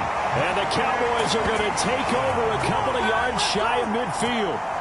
So consecutive interceptions here early on in this one, and maybe setting the tone, Charles, for a game where the defense really takes center stage. And don't you think that both offenses are really catching a bit from their coaching staff about avoiding these turnovers that we've seen early? I think both teams are trying to find an advantage. We know that. Can one of them break away and take control of this game? Good starting position for the Cowboys here as they come up 1st and 10, just shy of midfield at the 48. They go over the middle, and it's complete to start the drive. And they get to him after a gain of 6 to the 46. 2nd and 4. Buying time to his left.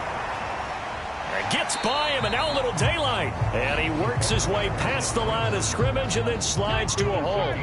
The Cowboys on third down. They've been okay, 2 for 3 thus far. They need just a yard here. It's 3rd and 1. And he's able to get the first before he's taken down at the 36. Give him 7 yards on the play, and they do pick up the conversion on third down. Brandon, what were they thinking on defense there? That looked like they were playing for the pass. That was 3rd and short. Yeah, it was an easy pickup because they handed it to him. That was way too easy. Just looked like absolute confusion defensively. Not sure why they were in that set. Yeah, I'd say you ought to have a few men in the box there. So from the 36 now, 1st and 10. They'll drop to throw. And this turns into a nice gain with a slide at the end. A nice job there on the escape and scramble. A 1st down, a 16-yard gain. I can't be sure how much of that was planned pre-snap, but it certainly opens up some avenues for their offense. And if he can stay a threat to break off those kind of runs, it'll pull defenders away from coverage and open up some choice throwing lanes for him moving forward.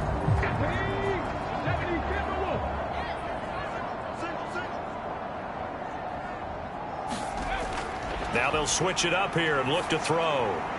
He's going to find his running back. It's complete. And the Cowboys are going to have a 1st and goal as the tackle made at the 10-yard line.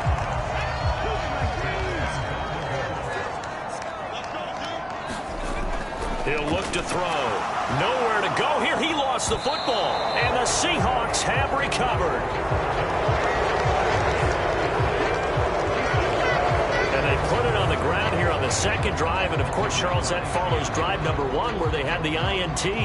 Makes you wonder what's going on with this team because a lot of times we can attribute it to nerves, but maybe it's a lack of focus. Maybe it is the preparation for the game. Maybe they just came into a little lackadaisical because that's just not looking good at all. That's just not the football that we came here to see.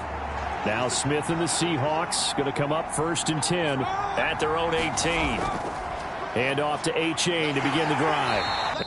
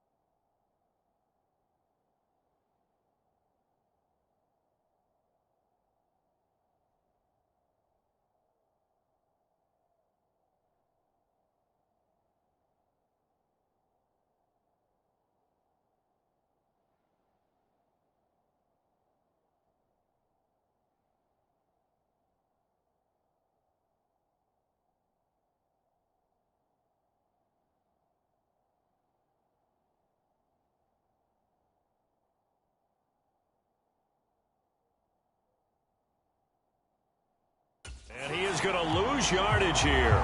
He'll lose a yard there, and it's 2nd and 11. This defense has really flown around in the first half. They've gotten to the ball carrier before they can really get started. Offense got to come up with something else in order to try and get this running game going.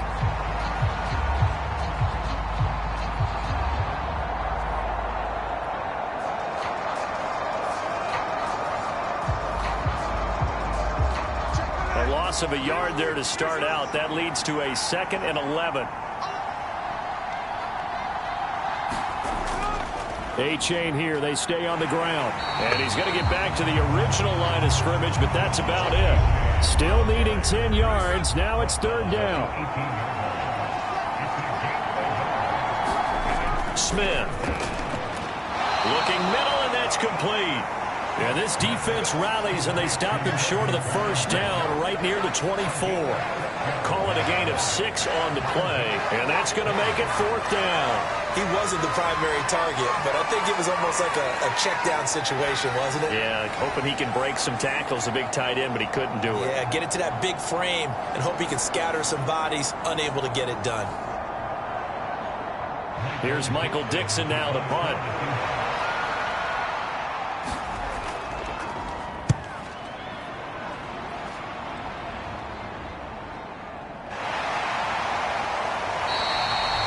It's a 47-yard punt, return of 6. And it will be 1st and 10 as they take over. The Dallas offense back out onto the field.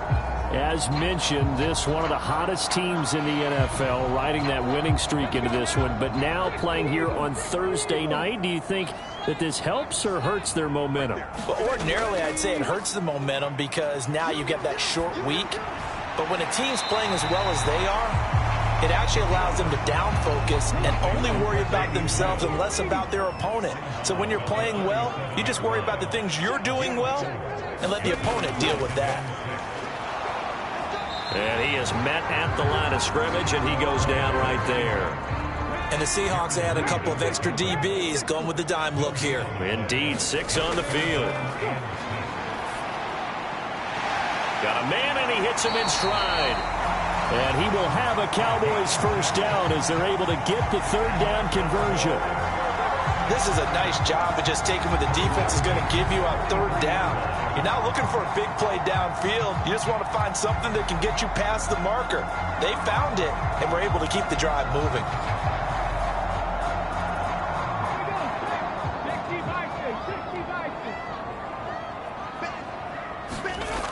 They'll look to throw here on 1st down. That's into the hands of Pitts, the tight end.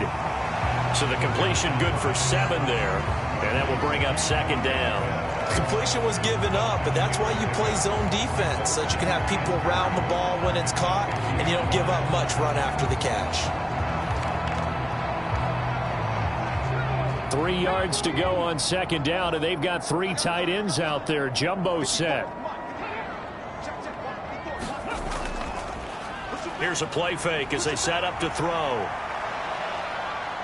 And he will slide to a stop. He does have the 1st down.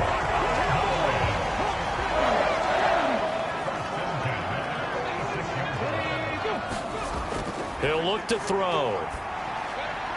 Short throw caught by Pitts. And he's got this down to the 35. 11 yards and a Cowboy 1st down. And what a nice example there of a tight end doing exactly what he needs to do. How about how he worked his way to the outside, made sure he secured the catch, and then anything after that, we count that as a bonus. And indeed, he gets enough for the 1st down. 12 more yards there and another 1st down. You can see the time and effort and thought that they put into their passing game because it was evident right there. It looks like a simple pitch and catch, but you and I both know that they have planned for this and worked hard to make it happen. It'll go as a gain of 4, and that'll bring up 2nd down. One back in the backfield, he'll get the carry. And just a couple yards there down to the 17. The passing game's been working quite well so far, but the running game's been a little bit of a struggle, and that's a surprise to me. Typically, when you can throw it, you've opened up lanes for your runners.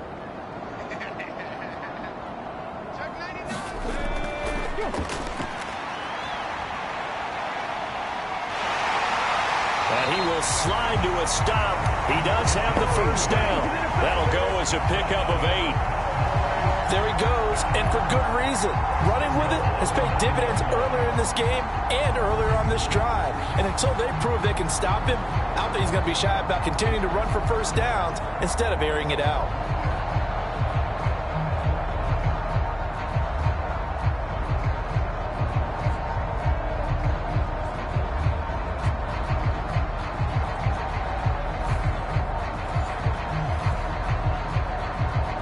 Here we go now on 1st and goal. Throw over the middle, going to be caught here by Pitts. That'll bring up 2nd and goal after the gain of 5.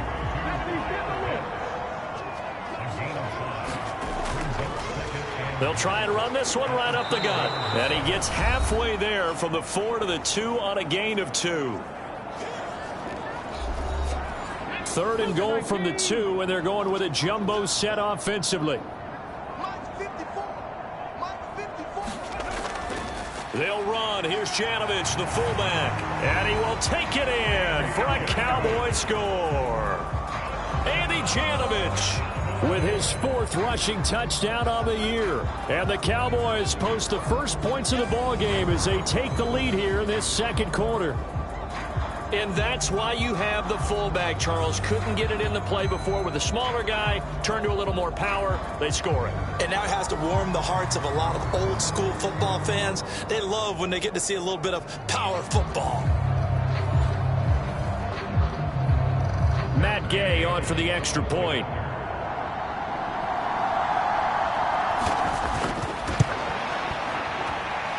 He hasn't missed an extra point all season, and he won't miss this one either, and it's 7-0. So that one a 13-play drive in total, and it's culminated by a 2-yard touchdown run.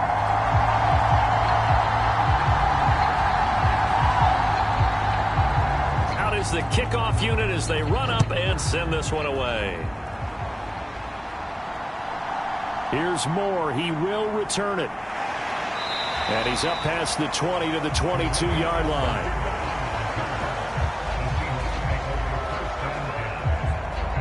And Seattle now ready to march out of the field. They'll be looking to match that touchdown from a moment ago. 7-0 is the score as they begin with a first down.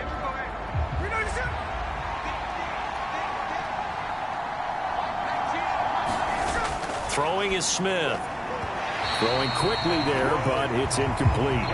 A lot of times it's that first read that you have. Maybe you get it in pre-snap, and he locked in on his target, but he was covered quite well, and that one's incomplete. Out of the gun, Smith. And the catch is made here by Tyler Lockett. And they're able to get this one across the 35. On 1st and 10, Smith. And he's going to hook up with his big tight end, complete. That one nearly 30 yards, 29 officially. Press coverage on the outside, and for defenders, that's the ultimate risk-reward. If you take the risk, can you reward yourself by keeping them on the line of scrimmage? But no, not on that one. Got to step on them. Now it's just a matter of laying the ball out there for him to go get it.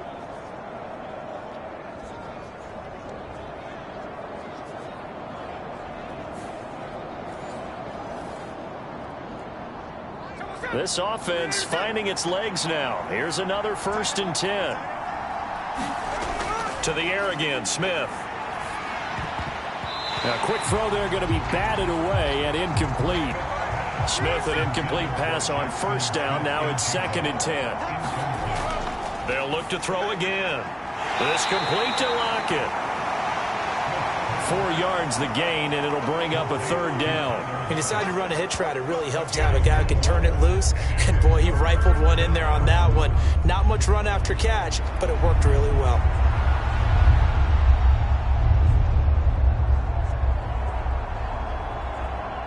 They need to get this to the 24 on 3rd down. Now the Seahawks going to use the first of their timeouts as they get the stoppage with a little over 50 seconds to go in the first half. Throwing on 3rd down, Smith. Over the middle into traffic, and that's complete. And they will have a first down as they are definitely in field goal range now, down at the 20-yard line.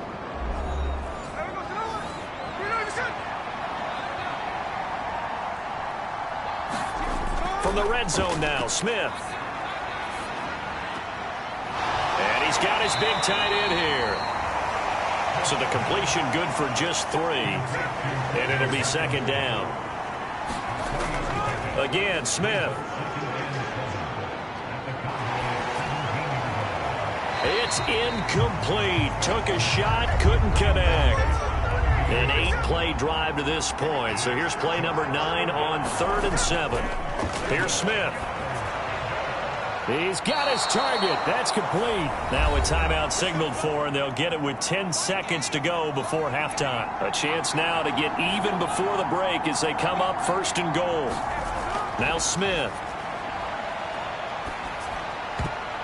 To the goal line, but it's incomplete. Now with 5 seconds left, not really enough time to run another play and then stop it. So on comes a field goal unit. Myers' kick is good. And they are on the board, but still trailing. It's 7-3.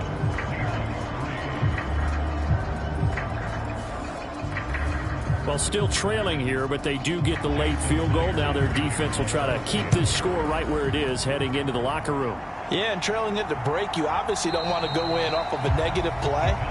Give them credit for that one. Finding a way to put points on the board, give them any type of a spark, anything to build off of as they try and plan a comeback.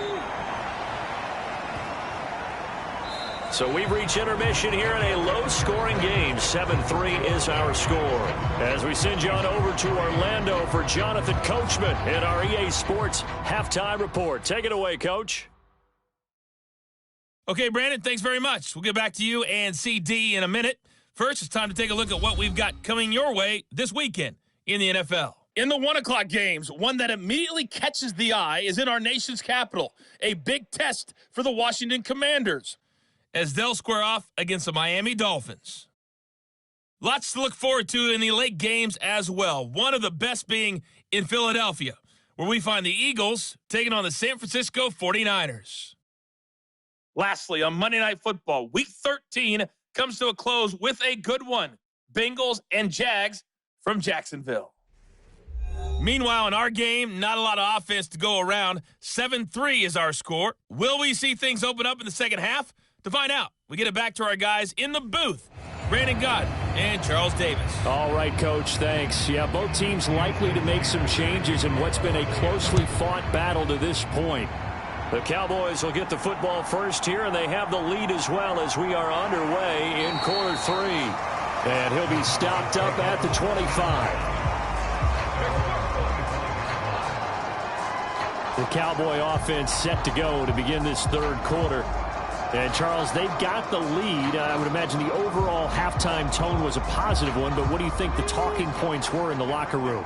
Well, if there were 3 talking points at the half, partner, all of them were about turnovers because they were pretty loose with the ball. Otherwise, this lead could be even bigger.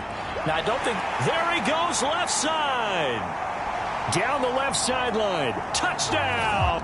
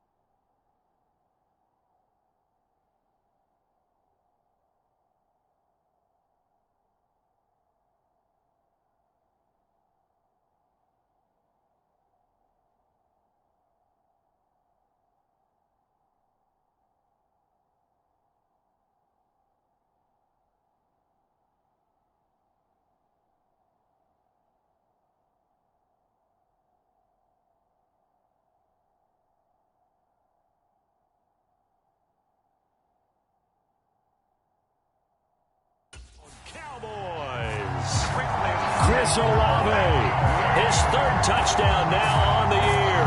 And the Cowboys come right out of the locker room and score here in the opening minute of the 3rd quarter. Charles, he's still a young signal caller in this league, second year in the NFL. But I don't know if last year as a rookie, if he would have worked through his progressions like he did on that touchdown pass. I think you're right about that. We're seeing him grow up right in front of our eyes because when he went to his primary read, he recognized that they were all over that. So he continued to survey the field, picked up another target, delivered a pass exactly where it needed to be. A very mature play for the second-year quarterback.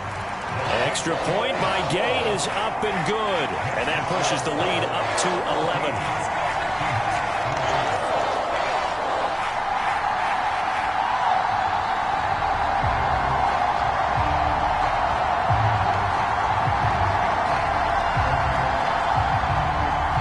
The kickoff unit is out on the field, and they will send this one away. Eskridge going to keep this one in the end zone, and they'll start at the 25-yard line. Now we'll see what this Seahawks offense has in store with their first possession of the second half. They make their second half debut here, and things are looking a little bit tougher now. You give up the points there, Charles, that touchdown drive on the other side. So now it's a two-score game here. Got to be careful. They certainly do, and I'm just wondering at halftime if those guys just looked into each other's eyes and realized what they've got to get done and come out a little bit more charged up, because if they don't get some kind of points here, that next drive, that could make this a three-possession game. And able to stay on his feet past the 30 to about the 33-yard line. This offense in desperate need of a conversion as they come up on third down. Back to throw, Smith. Able to find the open man. That's complete. And he is going to have a Seahawks first down as this defense unable to hold. It's a 7-yard gain there on 3rd and 2. Well, part of their struggles in the first half was their inability to convert consistently on third down. But how about this well-designed play? Gave himself plenty of options and able to get the hook up and keep the drive going.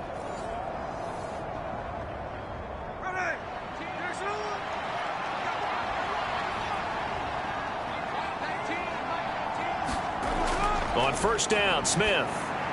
They set up the screen to A-Chain. And he'll be brought down, losing yardage back at the 40. He was unable to shake free there, and they'll cover him for a loss of a yard. Well, plays like that, Charles, no doubt, they're just going to continue to fuel this crowd. And this defense is already playing well, but it also feeds on the energy of that crowd that you're talking about, and that takes them up to another level. Right now, they're playing really loose. They've got the lead, and what a nice stop they just made there behind the line of scrimmage.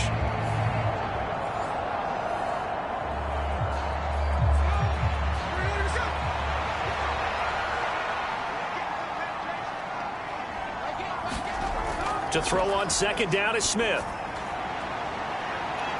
Oh, a contested ball here, and it's going to be caught. That one good for 37 yards. That's the kind of play this offense desperately needed. They've got to be saying, our defense has kept us in the ball game. We're down, but we're certainly not out. And maybe that was the spark that they've been searching for.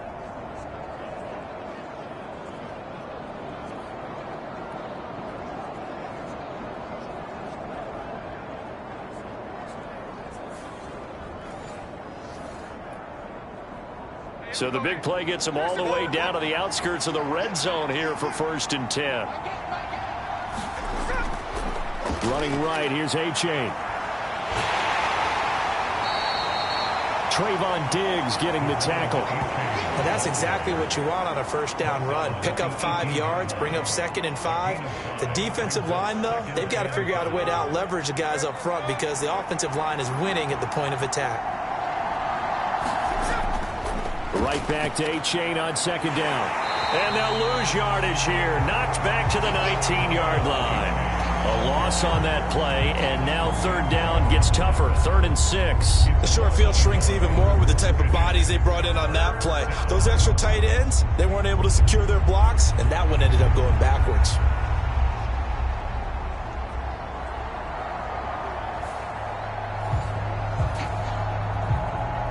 So it's 3rd and 6, and this will be the 8th play of the drive. Smith now to throw. Left side, he finds Smith and Jigba. And he gets it inside the 10 to the 9. 11 yards for number 11. And this is an offense in need of getting a few good things to happen. Here's one right here. They've had their share of struggles in key moments, but that's a nice throw and nice work after the throw. And they're set up now with a 1st and goal.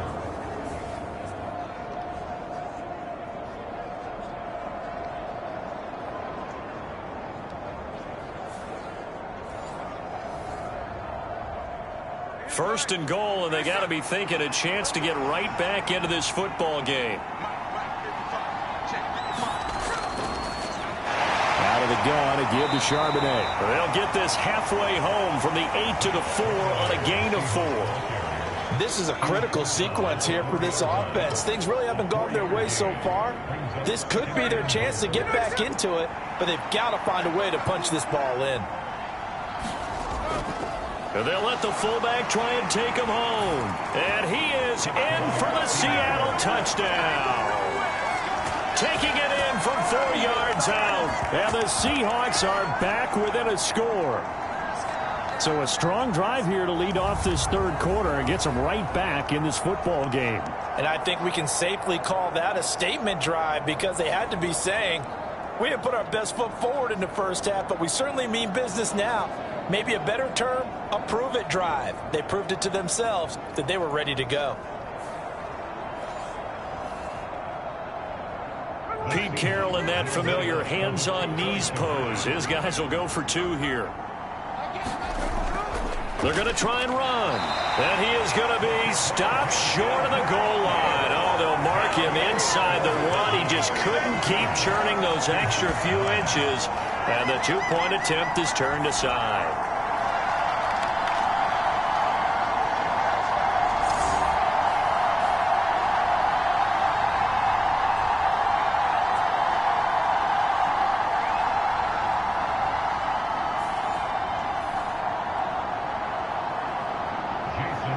And after the touchdown, here's Myers to boot it away.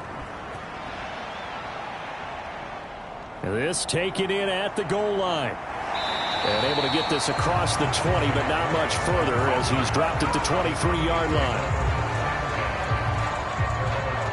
Chris Olave heads back to the field as his guys get set for another possession. And I know that they've double-teamed him a couple times, but not a ton. Whatever they're doing isn't working. He's up over 100 yards. We'll see how they adjust. And when they do that, they weaken their defense in other places as well. And how many times have we done games where we've seen a guy have a big game like this, but it's usually not by himself, is it? Right. Usually it opens it up for other people to have big games as well. And he can't get rid of it. He's taken down.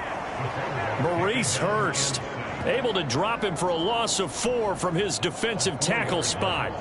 Tremendous read and reaction by the defensive tackle. And frankly, partner, it's not that often the DTs have that type of easy access back to the quarterback. Never bought the play action fake.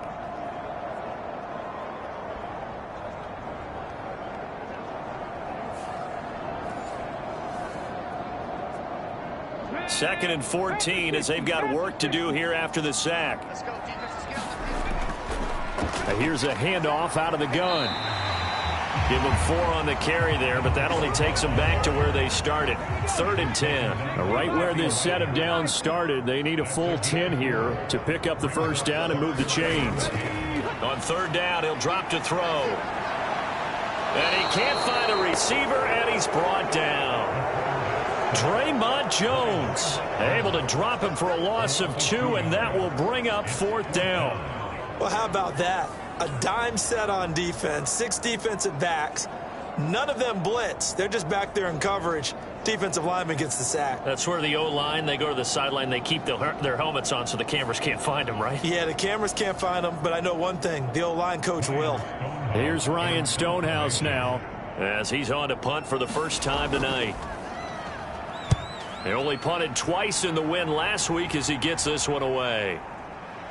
Good footwork at the 30. So a change of possession here on the punt. And it'll be Seahawk football, 1st and 10. And Seattle now ready to march out of the field.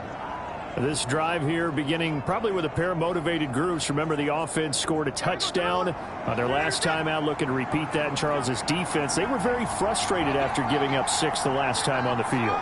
And frankly, it's just a battle of wills in a lot of ways because you know they're both motivated, they both game plan for this drive, and they both have specific outcomes in mind. To me, it just comes down to who can execute better and which side can step up and assert its will over the other. Second down, here's Charbonnet. And some space here. And he'll be stopped right at midfield. It's a gain of 15, first down Seahawks.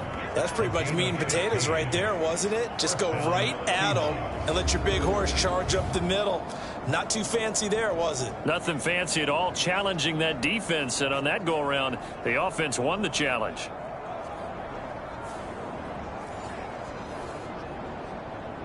Here we go.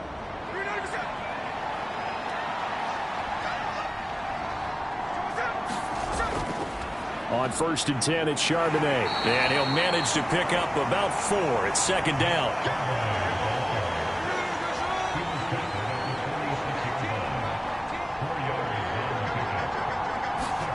They'll try the air now with Smith. He'll get that complete to Parkinson. And that's good for a gain of 6. And they'll be faced with a 3rd and inches. They gave up the completion there, but this is what zone defenses count on. Catching the ball and not much run after the catch. Could be 4-down territory even if they don't get this, but they need just a few inches here on 3rd. And from the gun, here's a handoff to Charbonnet. And he's got the first before he's brought down at the 39-yard line.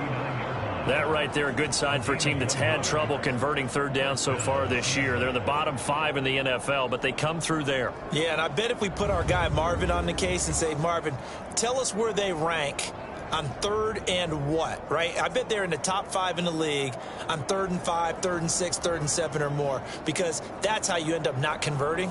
Just too much yardage to pick up on 3rd down. So from the 39 now, they'll come up on a first and 10.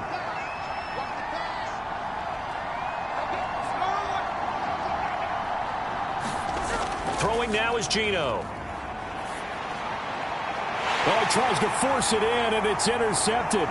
Picked off by Greg Newsome. And the Cowboys are going to take possession here at their own 47-yard line. Well, NFL quarterbacks have learned the hard way. You're not going to get rich throwing against this guy. He's definitely too good. And this is now his 2nd interception of the ball game. And if I'm running the offense, I've got to tell my guys, you've got to go work on the other corner.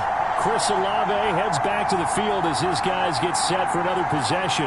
Good day for him so far here in the 3rd quarter. He's hit pay dirt once, over 100 yards. But, hey, it's the 3rd quarter. He's thinking, I want more, right? He wants more, and it just increases the confidence of his team because every play he makes, that means his quarterback is really feeling good about throwing the football. Probably feels like he can't throw an incomplete pass when he throws it to him right now. Yeah, he's looked really, really sharp. On play action, they'll throw. Now he'll dump it underneath to his running back, complete. And he'll be brought down, it looks like right at the 40. 6 yards the pickup, and that's a first down.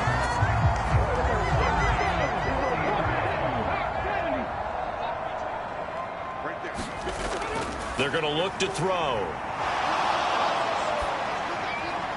This one taken in by Olave.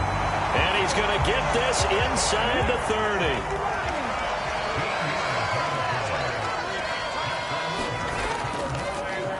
And they'll run on the inside handoff. He'll take it inside the 25. Here's 2nd and 7.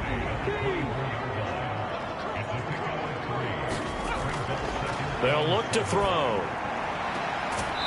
And he's got his man out of the backfield. That's complete.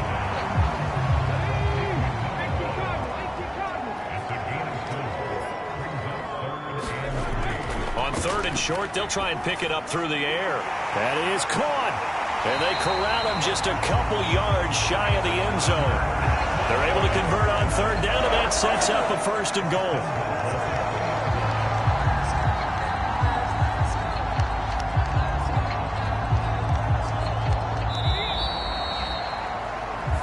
One quarter remains here in this Thursday night matchup. We'll return with more after this break. You're watching the NFL on EA Sports.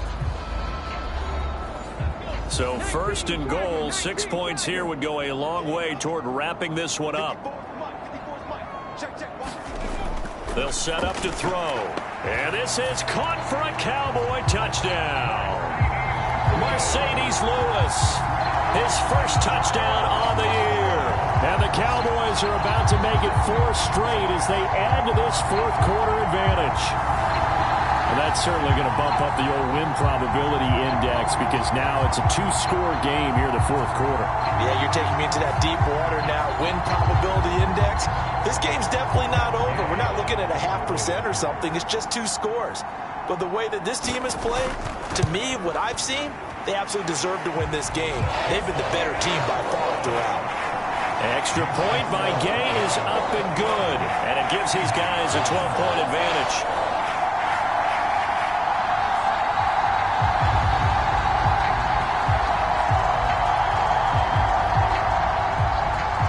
Kick team out there for the Cowboys as they run up to send this one away. From the end zone, here comes Eskridge. And they'll get him down right around the 25, actually the 26 officially, so a net gain of 1 there. And the Seahawks get ready to trot out on the field. And the script really is flipped for them. The momentum on the other sideline, and now they have to try and battle back from a 2-score deficit. Now Smith and the Seahawks going to come up first and 10 at their own 26. Now the first play of the drive there is incomplete. Smith, an incomplete pass on first down. Now it's 2nd and 10. Back to throw here. That's into the hands of Parkinson, the tight end. And he gets this one just shy of the 40. They'll mark him down at the 39.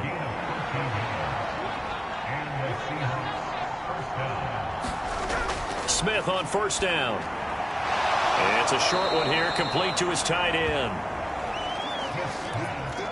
From the 44-yard line, here's 2nd down and 5. Throwing again is Smith. Oh, now it's stripped. He loses the football. Oh, and one of the linemen on the other side has got it. And his guys are going to take over at the 34-yard line. That feels like an accumulation of the pressure we've seen all game. I mean, he's been on the turf a whole lot because of sacks. Eventually, something else happens as well, and this time it was a turnover. Yeah, caught up to him. Now the Cowboys offense heads back onto the field. They sit in a good spot, having the ball back after the fumble recovery and up 2 scores in the fourth quarter. From the gun, he'll hand this off. And he edges forward, but only gets a pair of yards out of it. It's 2nd down. They'll look to throw here. Eluding the pressure right. And he'll work it inside the 30 to the 29-yard line. They'll wind up with positive yardage. It's a gain of 3, but now it's 3rd down. Well, it certainly appears to me that the defensive guys are starting to look a little bit tired while he still has some fresh legs. Not the biggest gain we've seen on a scramble, but still some positive yardage on a play that initially looked like a... And he can't find anywhere to go with it, and he goes down.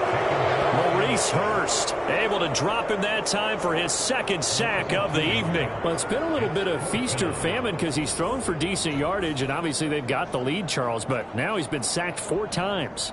And what I'm focusing on is his toughness in the pocket. Because you mentioned the feast or famine part, he's played well in between being dumped on his back. But every time he's had a chance to throw the football, he's been impressive.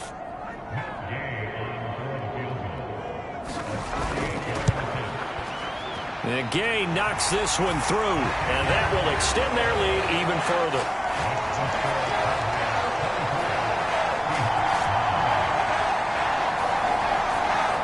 So an important one there as they widen their lead in this fourth quarter. All right, partner, help me out with the math here. Make sure I am on point, because the way I see it, the other guys still need 2 touchdowns, but in addition, a 2-point conversion. So this is all about them playing perfect football from here on out. The Seahawks again now ready to take over on offense.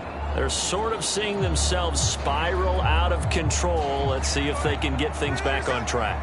And this is where the coach is walking that line of being calm and really being firm with his team. I had one tell me once, when we were having a tough patch, this too shall pass, this too shall pass. And finally we kept having a rough patch. He said, but you got to do something to make it pass. And that's what they have to do. They've got to get some control back, get themselves reasserted, and calm things down. See if they can get calm and reassert themselves here. Despite the score, despite the deficit, no quitting this guy. He's running angry, running through arm tackles. He wants to change what that scoreboard is saying.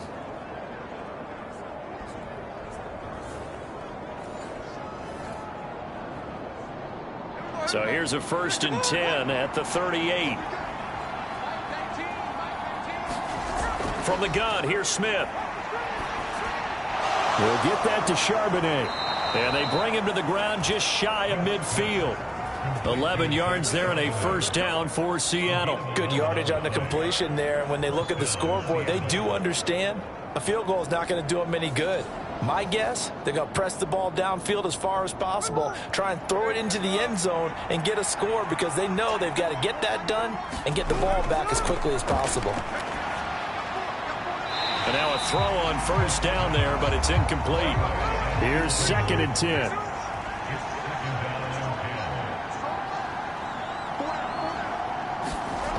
To throw is Smith. And that throw behind his man, he missed him, incomplete. The offense on 3rd down tonight, they've had plenty of success. 8 conversions, looking for a 9th. This is 3rd and 10. And that is incomplete. Oh, he had a defender right there with him to force that to the ground. And 4th down now coming up. As this old brain remembers, when I see 5 wide receivers on the field as a defender, I know the ball's coming out hot. They expected it and got there and popped it free.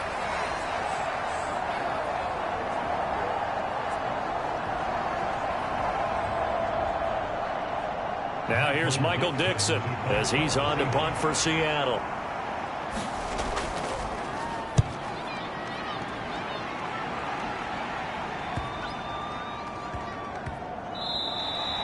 And no one there to stop it. Hits at the 8, but it carries all the way into the end zone for a touchback.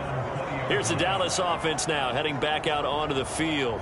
They've got a chance now to put this game away following that last defensive stop and punt. Let's go now. 60 Eagles. 60 Eagles. They'll start on the ground here on 1st down. And he is brought down at the 22 after a gain of 2, and it brings up 2nd down. Back to throw. That is caught by Lamb. And they'll get it all the way up about 5 yards shy of midfield. 23 yards the pickup there. But when you're up by 2 scores in the 4th quarter and you're going to throw the football, expect to see a lot of man coverage because usually what comes along with man coverage is pressure.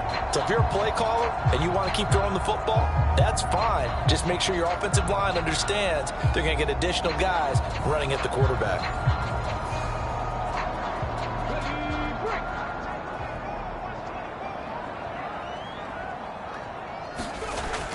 They'll look to throw now on 1st down. He throws it on the move but can't connect as that falls incomplete. So after the incompletion on 1st, now 2nd and 10. And the timing a bit off that time as that one falls to the ground. I see the surprise in your face there, partner. That is a rare incompletion from him. He's been on point this entire game. He has percentage completion-wise way up, not that time. Again, he'll drop to throw. He'll find Lamb. That's complete. And that'll wind up moving the chains again as the tackle's going to be made at the Seahawks' 45-yard line. His 5th catch tonight, and it's good for a 1st down. Well, normally you might say start running the football. You've got the lead here in the 4th quarter, but the way that they've passed it with such success, I don't know, maybe keep throwing it. Yeah, I think you brought up something that goes against conventional wisdom, right? In this stage of the game, you would think you would switch to a running attack, but you're exactly right. They've thrown it so well throughout the game, and trusting this quarterback, I think he continued to do so. Short throw caught by Pitts. So just 3 yards on the completion there. And that's going to bring up 2nd down. Well, the strategy was evident there. Get it to your tight end, and make it a one-on-one play with a cornerback. Who's usually going to win that one? The tight end, but not there. Not in this situation. How about the corner defeating that logic and making a really nice tackle? And he'll be out just a yard or two shy of the 30. Nothing open downfield. He keeps it himself for 11 and a first down. He's starting to fall into the category of not fair, because when he's on target throwing the ball, he's dangerous. But when you add in his ability to make plays with his feet, almost impossible. Yeah, exactly. They've had trouble stopping him in the secondary. This time they've got the great coverage. Oh, he can run too. And they'll let the quarterback keep it here on 1st and 10.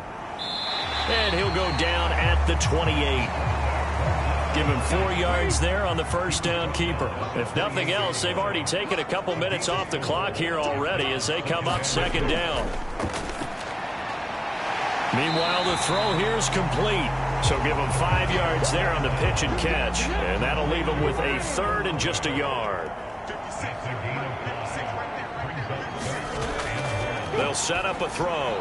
Work in the middle of the field, and he's got a man complete. And he will have a Cowboys first down as they're able to convert by plenty there on 3rd and 1. When you have someone throwing it that well, that confidently, you don't have to call the game in fear at all, do you? You just go ahead and play. Yep, confidence with a lead to throw it here in the 4th, and boom, he's on the money. Yeah, you don't have to tuck your head in and take and go like turtle at this point. You can just go ahead and play. Line of scrimmage, the 15. It's 1st and 10. He'll look to throw.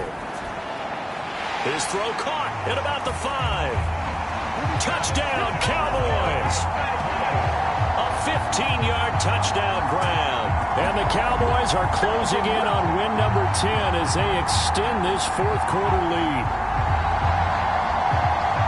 See, it seemed like they were so focused on the guys out wide, they forgot about him out of the backfield. That's a really good point, because you got to communicate, and oftentimes when you start counting receivers, that's exactly what you do. You start from the widest receiver, work your way inside. Who gets lost sometimes? The back in the backfield. That's exactly what happened there. And he got into the end zone.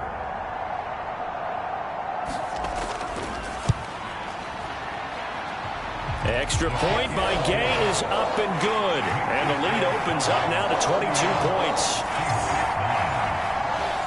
The kickoff team on the field now as they will send this one away. Eskridge going to keep this one in the end zone, and they'll start at the 25-yard line. And out now come the Seahawks. We certainly had a sense coming in here that these guys were in for a tough one on the road. That has been how this ball game has played out. They trail big as we continue on now here in this 4th quarter.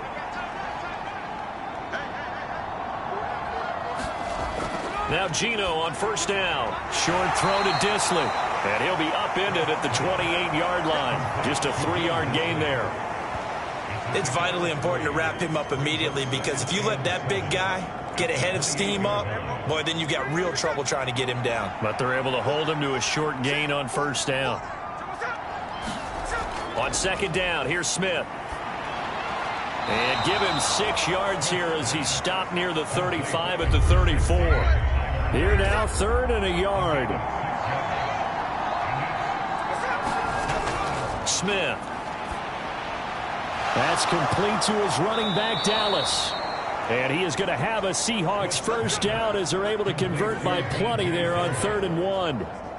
That's just what you call a chain mover right there. Nothing fancy. Get the ball out to the back, and you're asking him to make a little bit extra out of maybe what is nothing. And he does exactly that, picks up the first down. I can't wait till we get to the point, partner, where we're not saying chain mover, but we're saying laser pointer, picks it up for the first down.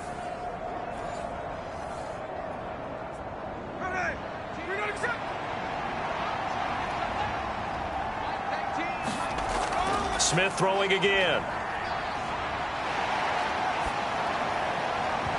And this will be incomplete. Physical play on the football there, and it's 2nd down. Smith, an incomplete pass on 1st down. Now it's 2nd and 10. Geno now to throw. Short throw to Disley. He'll get only 3 there, so it leaves him with a 3rd and 7 ahead. Just 2 minutes remaining here in the fourth quarter of what has been a one-sided affair. So it's Seahawk football as we march toward a conclusion. They face a third down now as they try to find a late score. Now Geno. And that is incomplete. Oh, he did everything but hold on to it. But a nice play defensively, and now it brings up fourth down. They snap it to Smith. And he's going to be intercepted for the third time thus far. Picked off by Trayvon Diggs. And the Cowboys are going to take possession as they've got it at the 42-yard line. So many times we end a game, and as we're recapping it, we're talking about what offenses did and how they won the game.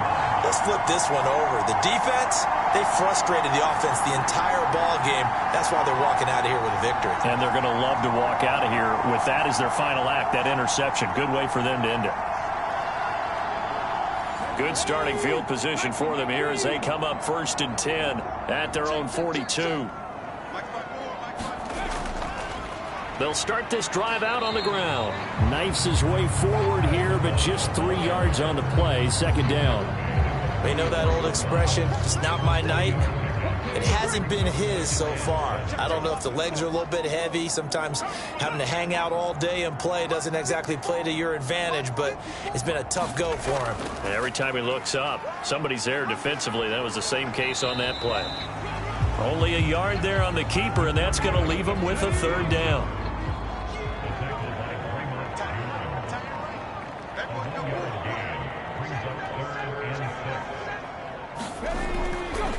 He's going to keep this again. And able to pick up the first across midfield to the 47. An effective 7-yard third down conversion.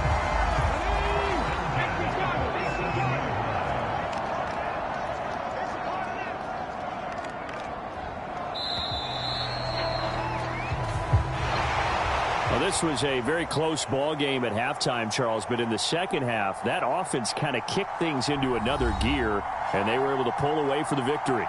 And, Brandon, I think they're the type of team that just looked in the mirror and said, hey, ton of pressure on, but we're the type of team that can flat out handle it. They stood up with confidence, and made it happen for a victory.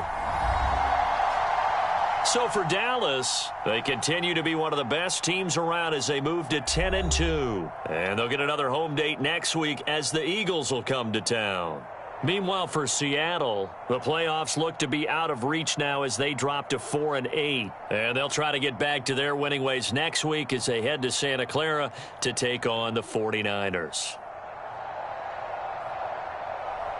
So that'll just about do it for Charles Davis. I'm Brandon Gaudin. You've been watching the NFL on EA Sports. For more, log on to easports.com. It's a win for the Cowboys as we sign off and say so long from Arlington.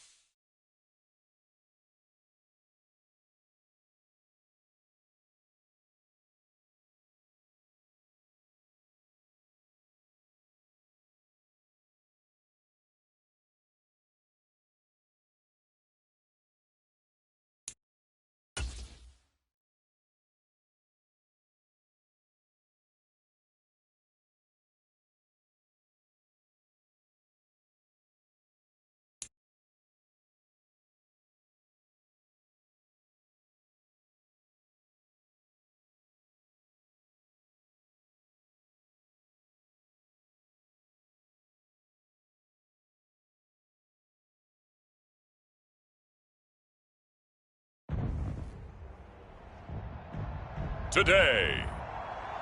From Lincoln Financial Field in Philadelphia,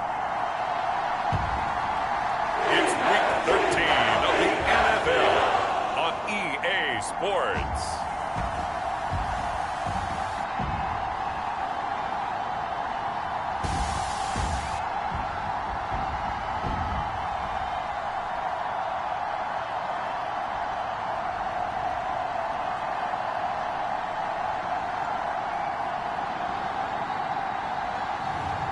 It's the Philadelphia Eagles taking on the San Francisco 49ers. Opened back in 2003. Have a look at the link. Lincoln Financial Field, where 70,000 are rocking and ready to go in Philadelphia. Straight ahead is a rematch of last year's NFC Championship game, as it'll be the San Francisco 49ers taking on the defending NFC champs, the Philadelphia Eagles.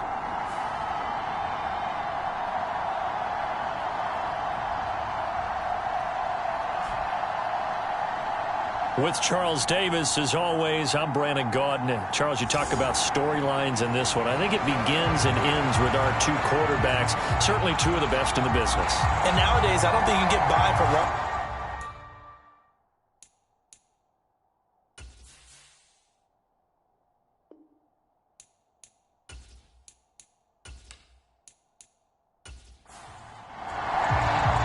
The calendar has turned to December, and we're in the home stretch now as we're underway in Week 13.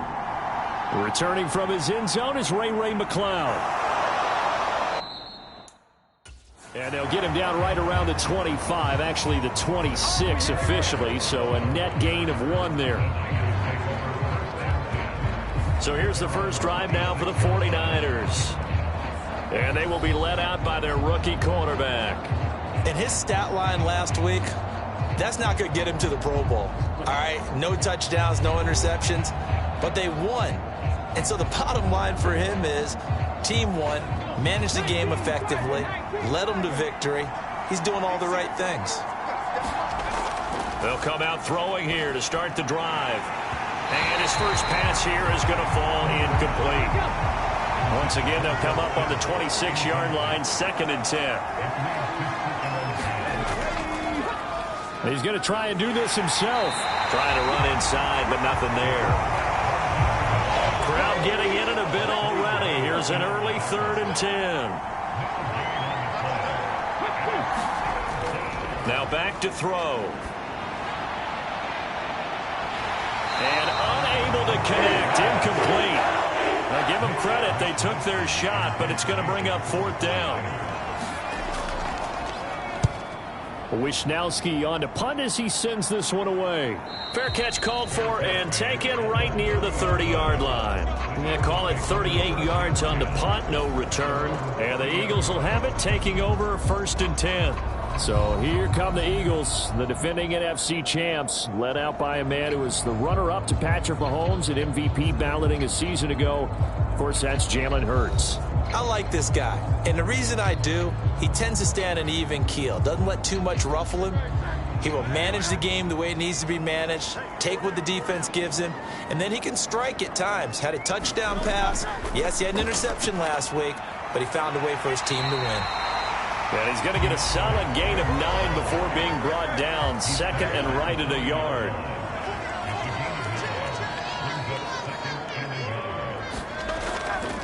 Once again, it's Swift. Able to get the 1 yard he needed, but nothing more.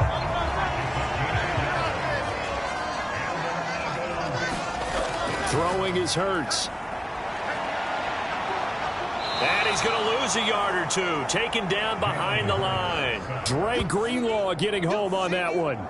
Well, competition comes up in so many different ways. And right now, this unit, their competition is who's going to get to the quarterback the most times. Had about 5 sacks last week, and we just saw their first one of this game.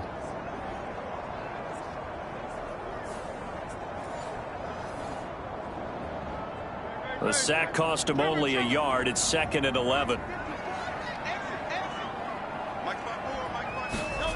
Hurts. This short throw caught by Goddard. And they get to him after a gain of 6 to the 46. 3rd and 5.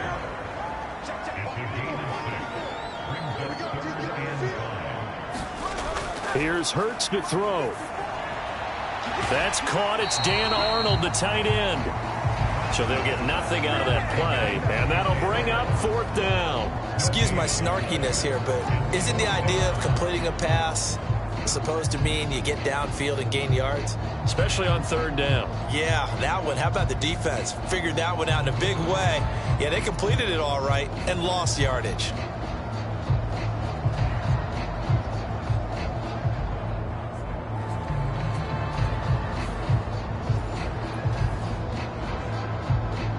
On 4th down, Aaron Sipos on to punt for Philadelphia. And he was called on 3 times in the win last week as his first one here's away. 35 yards that time on the punt. And the Niners will go on offense. 1st and 10. Back out there comes the 49ers offense ready for their second drive. And, Charles, you look at these two teams, these are those kind of litmus test games in the second half of the season that if you're a coach or a player, you can either really look forward to them or really dread them, depending on your point of view. And if you're dreading them, you're not going to go very far in the playoffs. You need to look forward to these kind of games because here we've got 2 division leaders, both real contenders for the NFC title. And you're right, you love having easy games on your schedule, but you need some games like this to toughen you up a bit and ensure that you're ready for the shock of playoff football. Back to throw now on 2nd and 10. And he'll get this up to the 30-yard line. Nothing open downfield. He keeps it himself for 11 and a 1st down. But, Charles, in the past, a lot of people called this offense one-dimensional. I think you did. Well, I think it was you. I'll be honest, I did. But I think the fan base is hoping with this young rookie that they can put some wrinkles in this offense like we just saw. I think you're exactly right because we did have that discussion that what we've seen in the past from them, they needed to broaden, and they have done it here. Look at what he's bringing to their offense, and now as a defensive coordinator, you've got some extra work to do to prepare for him and their offense. Ball on the 35. Here comes 2nd and 5.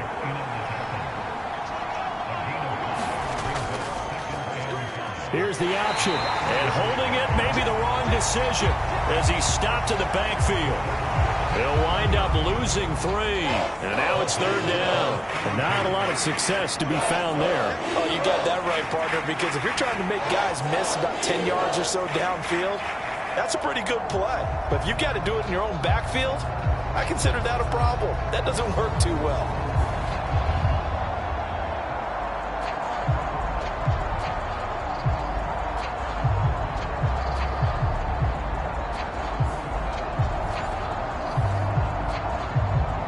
Third and 8.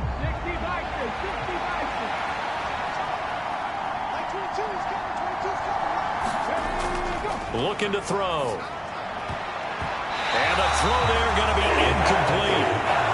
So on 4th down, here's the Australia native Mitch Wishnowsky to punt this one away. And he'll get this away into the icy winter air. It's a 45-yard punt, just a 1-yard return. And it will be Eagles football, 1st and 10. So back onto the field, here come the Eagles for their second drive. Defense got the better of them last series, forcing a punt. See if they make a few changes in the game plan here and try to get points out of this drive. 1st and 10. On 1st down, Hurts. He's going to look deep for Watkins. And that will be incomplete. Would have been a big hitter if they had connected. Instead, it's 2nd down. You look at this Niner defense.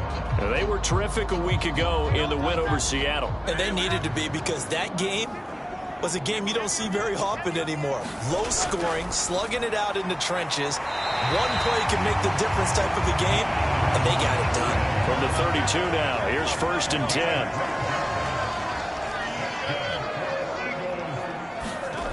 Hurts sets up to throw it. Oh, that's Smith, a nice catch. And he'll be knocked to the turf right there, but they're across the 50 at the 48 now. Chewing up big yardage. Another nice gain there. This one goes for 20. Well, I think when they look at their offense, they think to themselves, weapons everywhere, and they want to move the ball around. They want to spread it to different people, but you absolutely know they want to get this man involved as well, and that's what they just did on that play. So from inside Niner territory now, this is 1st and 10 at the 48-yard line. Back to throw again. He finds his tight end, Goddard. That's complete. And he's corralled at the 40, but not before picking up 8. The numbers for him from a week ago. 7 catches, 58 yards. And he was able to haul that pass in there, but he knows he's got a tough task ahead of him. This unit in the top 5 in the NFL against the pass. He's going to have to really work hard to get open. And he is going to lose yardage here. He'll lose a yard on the play, so now they need 3 yards on 3rd down. This defense for the Niners, they were terrific a week ago in the win over Seattle. And they needed to be, because the game was a game we don't see very often anymore. Low scoring, slugging it out in the trenches. One play can make the difference type of a game, and each play took on more importance, and they got it done.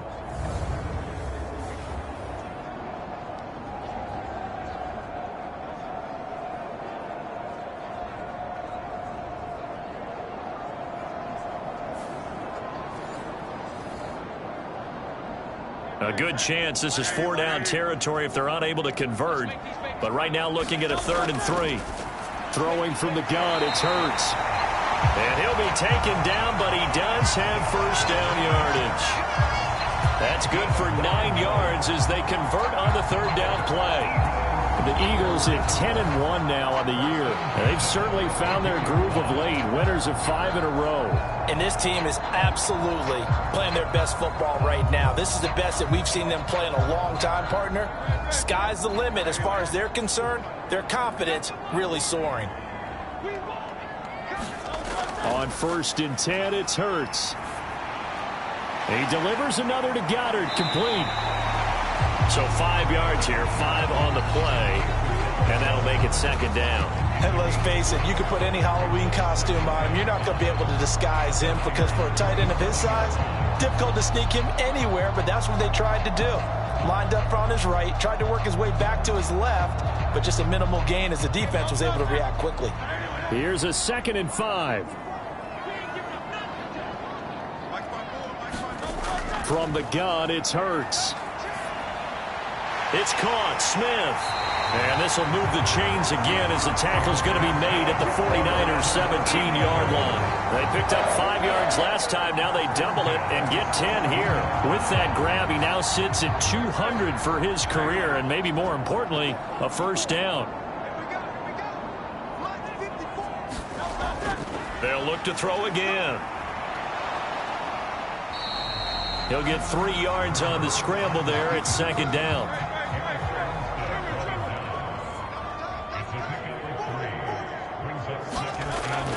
Swift going to try. And now a fumble. The ball's out, but I believe it was covered by an Eagle. It was, and Philadelphia is going to hold on to the football. Could have been a costly mistake, but as it turns out, they keep possession. You can't give away these types of opportunities in the red zone. And I'm sure that was flashing through his brain as the ball escaped his hands. Fortunately for him, able to get picked up by his team, fumble recovered. They still have an opportunity deep in the red zone.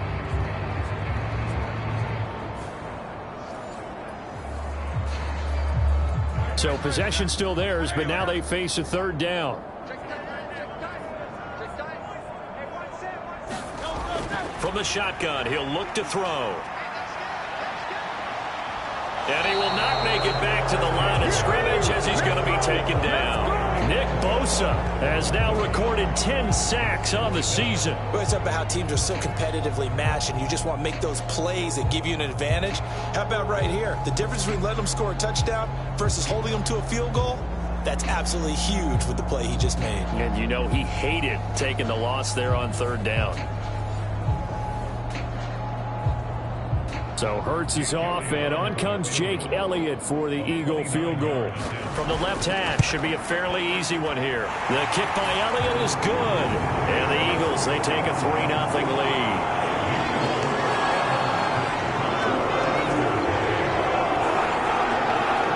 So they put together a good little drive there, but ultimately stalling out in the red zone. Yeah, I know a lot of people look at it as a little bit of a negative. They didn't get 6 points out of it, right? Didn't get the touchdown. But that's actually okay. They got 3 points, able to give their defense a little bit of rest, let them settle down over there. So all in all, to me, that's a good drive. San Francisco set to go on offense once more. Still in the first half, but this offense has struggled. Haven't really been able to get anything going, not only in the points category, but in the yards category. We'll see if they can do better here on this drive. They'll try and start this drive in the air. Connects with Kittle underneath. And he'll get this up past the 25 before he's out of bounds. 2nd down and 6 now from the 26. A first carry for Elijah Mitchell. And not a whole lot there. Maybe a yard to the 27.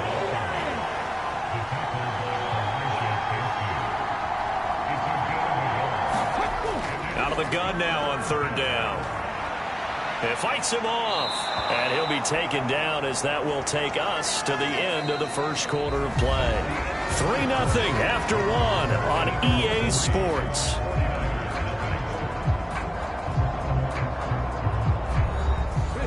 So they'll come up 1st and 10 now from the 33. First down, here's Mitchell.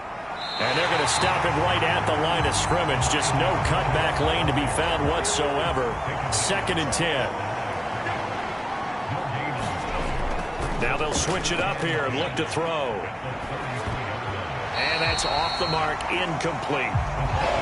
The Niners on 3rd down. Just 1 for 3 thus far. This is 3rd and 10. They're going to look to throw. He'll dump that one off to Mitchell. And he is stopped just short on 3rd down. Got 9 yards, but needed 10. A short gain that doesn't get them the 1st down brings up a 4th down situation. Really nice job defensively. They knew where the sticks were. They got the stop before it.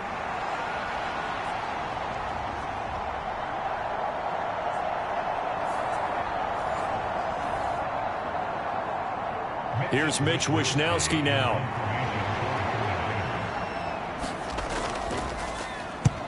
He's been a busy man here in this first half as he gets it away.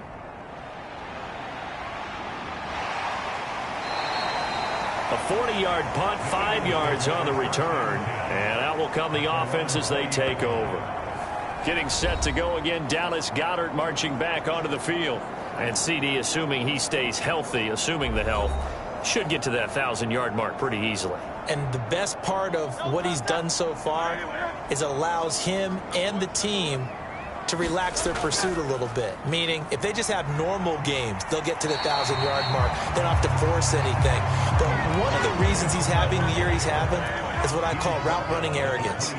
They think there's no one that can cover them. No matter how many people are put in his direction, it just doesn't matter. He's going to find a way to beat them. And so far this year, he's done exactly that. He sure has. They'll throw on 1st down with Hurts. Wide open is Watkins. He's got him. And he gets this one to midfield before he's brought down. They call it a gain of 19, and it moves the chains.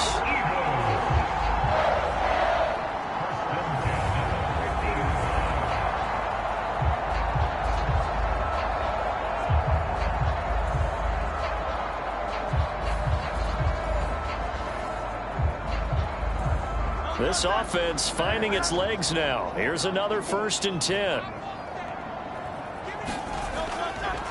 Now Hurts going to keep it running left. And he is across midfield from 149 to the other 49. A gain of just 2. From just across the midfield stripe, here's a 2nd and 8. He'll look to throw. And that's out to the flat for Swift. And a 6-yard gain gets them right around the 43. So 3rd and 2. This quite possibly 4-down territory, though, if they're stopped. He's got his running back out of the backfield. And this will move the chains again as the tackle's going to be made at the 49ers 33. The Eagle passing game looking good on this drive. It's a 1st down. Well, they've certainly done a nice job spreading the ball around on this drive. This time he gets it out to his back, and it's another nice play and another 1st down. They got the defense on their heels a little bit. They're reacting instead of being aggressive and making plays. So they'll come up 1st and 10 now from the 33. He'll drop to throw. He finds his man complete. It's Watkins. And he'll be marked down at the 26 with a gain of 7.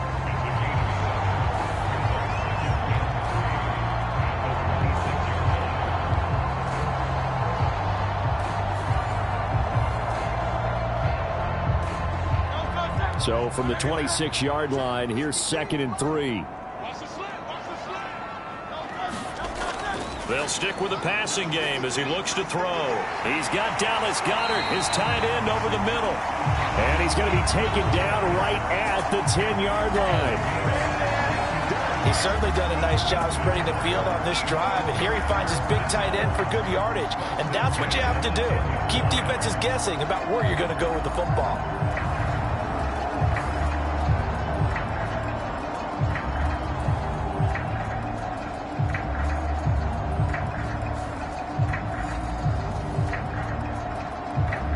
So not quite a 1st and goal. It's 1st and 10 from the 10. Out of the gun. They'll look to throw. It won't be a sack, but it's no gain, and it brings up 2nd down. Well, I could spin this negatively as he just got back to the line of scrimmage. But when you really analyze it, he took away a big play for the defense, made it an uneventful run because he avoided a sack and didn't lose yardage. It'll go down as a gain of 6, and now it's 3rd and 3. Back to throw here. Back in the end zone. Could he get his feet down? No, it's incomplete. And based on my math, they've only converted 1 time thus. Plenty of shouts from this crowd as they watch the replay. They want a challenge, and they're going to get one. They're taking a peek at whether or not those feet were in bounds, and obviously a big call here in the end zone. And not just the feet. How about the hands? How is the ball possessed while the feet are hopefully getting down in bounds? That's what they're trying to look at to see if it all comes together.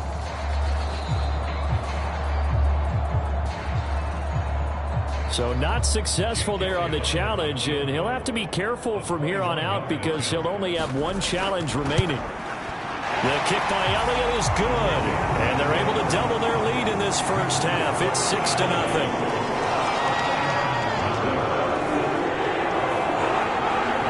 So a long drive gets them down inside the 5, but ultimately they settle for just the field goal. And I have to think that if maybe they were a yard closer, that would have made their decision tougher, and I think they likely would have gone for it. But in this situation, they just decided to take the 3, and I think it was a smart move.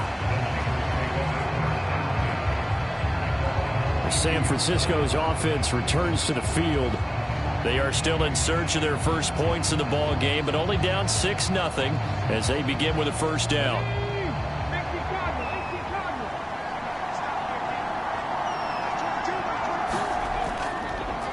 They'll start by running the option to the right. And able to break 1 tackle, but then quickly brought down. But a nice little gain.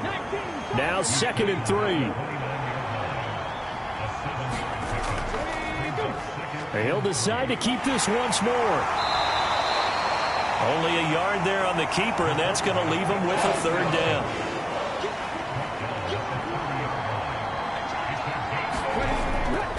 They'll look to throw. Pass taken in by his big tight end. And he is going to have a 49ers 1st down as they get 5 there on 3rd and 2. At first glance, I thought he just used his size in order to win the route. But he also had a little subtle move in there as well. Made the defender think he was going one direction and was able to track the ball in another.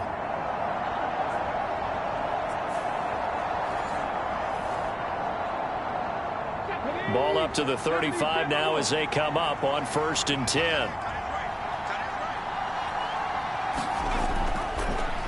They'll let the QB keep it here off the option. And unable to get downhill there as he'll take this up to about the 37. 2nd down and 8. He's going to use his legs here. And he's dropped right at the 40. Gain of 3. Anytime you decide to use your quarterback as a runner, most of the time when you design a play, you're expected to break a little bit bigger than this one, because when you run him on short gains, your risk-reward and him taking hits, I'm not sure that's the payoff they were looking for. And he'll be taken down, but not before he gets into enemy territory. 3rd catch of this first half for him, and this one is a 1st down. Zone coverage here defensively. They're going to let their tight end run a drag across the field. This is where a linebacker gets forced to pass him off. That time, the receiver gets lost a little bit, and he's able to make the catch and pick up good yardage and a 1st down. So from Philadelphia territory now, here's a 1st and 10 at the 49-yard line. Now an option play, and he'll keep it. Only a yard on the keeper, and it'll be 2nd down. I do know from experience that when you slow down someone's running game, you're now doing the dictating on defense. And guess what? Now you're getting ready to tee off on their quarterback because they have to throw it all the time. But you still have to be alert for the draws and other plays of that nature to make sure you don't get hurt. Now 2nd and 9.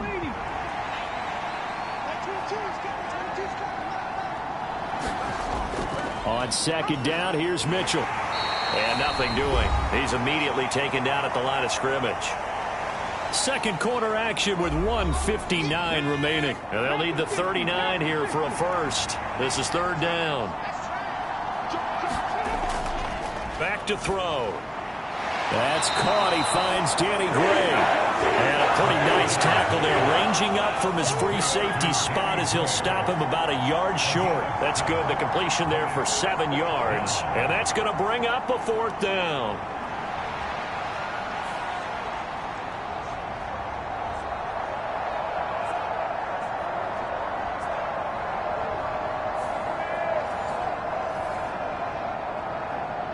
So now they're going to send out the field goal unit to, as they say, fire away from long distance. They'll spot it at the 47, so call it a 57-yard attempt. And that is no good. He gave it a good run. That wasn't more than a foot or so wide to the left. And the deficit will stay at 2 field goals.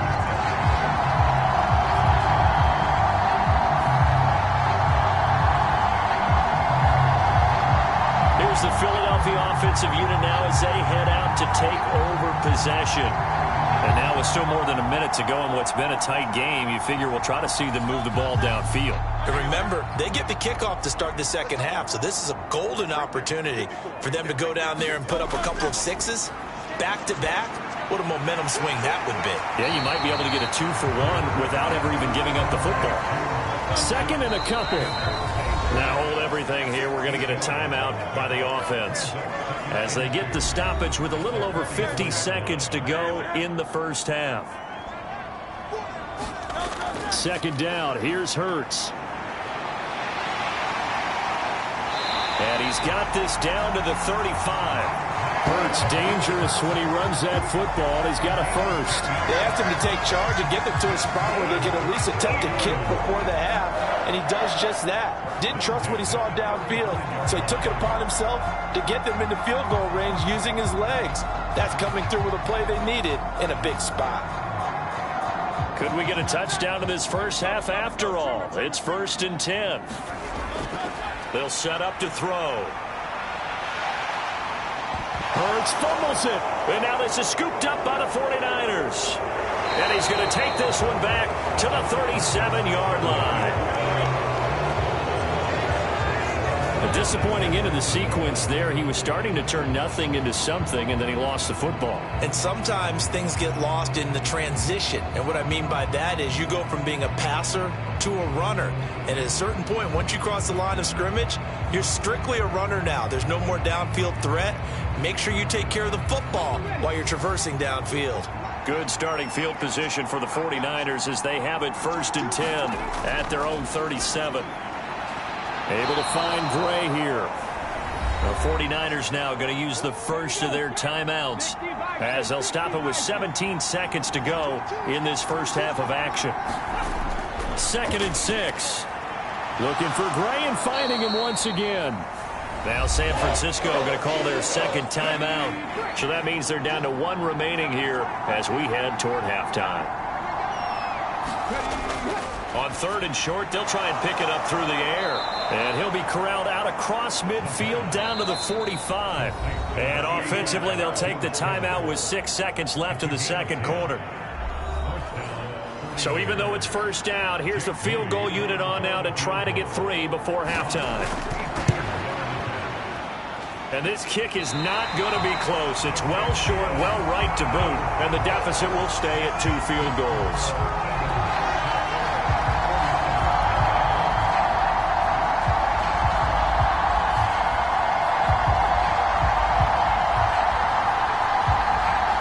Here's Jake Elliott. Career long, by the way, for him, 61 yards. Well, I'd say that it's fair to say nothing has gone right in this first half for them.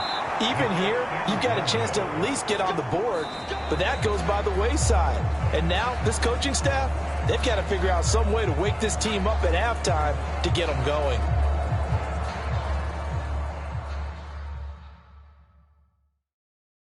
All right, Brandon, thanks very much. Things definitely getting interesting around the NFL as we begin the month of December. So let's get right to it. We'll begin out in Houston, and it's the Texans out in front as that one is just about to halftime. The Texans trying to gut this one out as it would be a good victory for them if they could get it.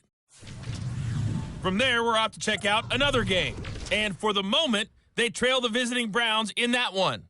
Nick Chubb has a touchdown run. Finally, let's get down to the Bayou to check on the Saints at home at the Caesars Superdome. And they were losers in that game as they fall to the visiting Detroit Lions.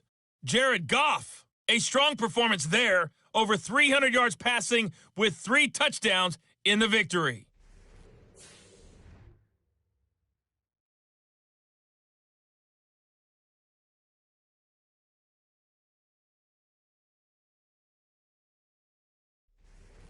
Okay, Coach, thanks as always. This one's still anyone's game as we welcome you back for quarter number 3. So the Eagles with the lead, and they're going to get this football first as the third quarter gets underway. On the return, Boston Scott, and a decent return out to the 27-yard line.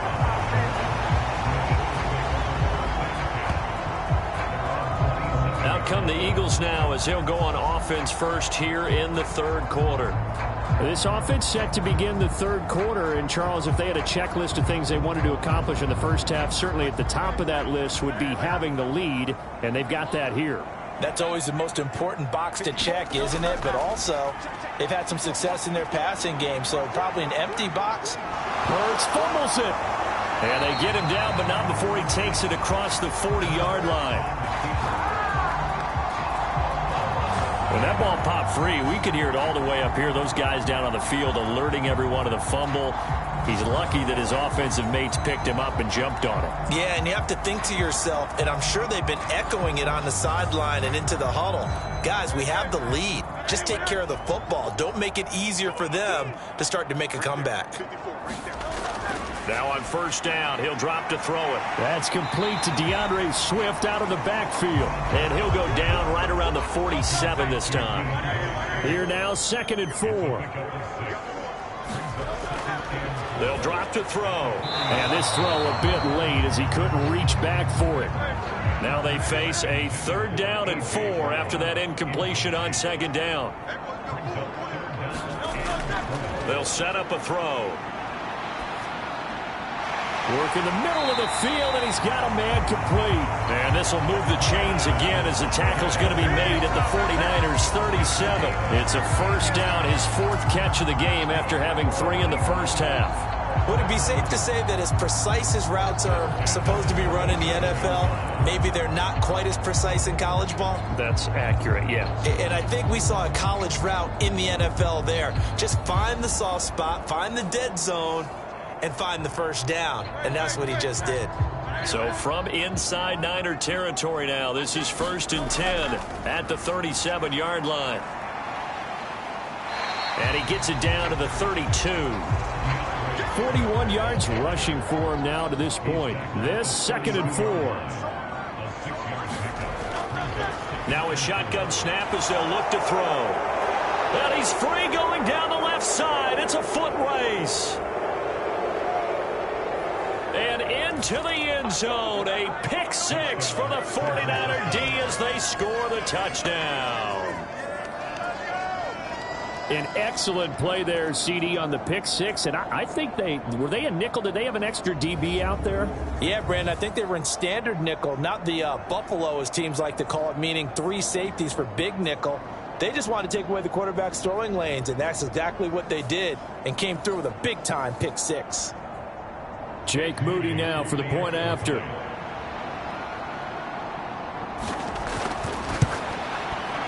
He's got it, and they take the lead at 7-6. So the defense creating some points, not only getting the interception, but then returning it to the end zone for the pick six. So they'll get another shot on offense following that pick six, and now the kick is away. And the drive will begin at the 25 as Scott is going to stay in the end zone. The Eagles coming out as they get ready. And, Charles, they're certainly still right in this game, but they need that offense to wake up and in a hurry. Yeah, I like the way you put it. They certainly did seem to sleepwalk a bit in the first half. Now that their defense has done its job, it's their turn now to go out and try and get some points. Hurts. And his throw is incomplete. Following the incomplete pass, here they go again. 2nd and 10 from the 25. They'll look to throw here. Over the middle, he's got Watkins. And from the 25, they work this to the 29, a gain of 4.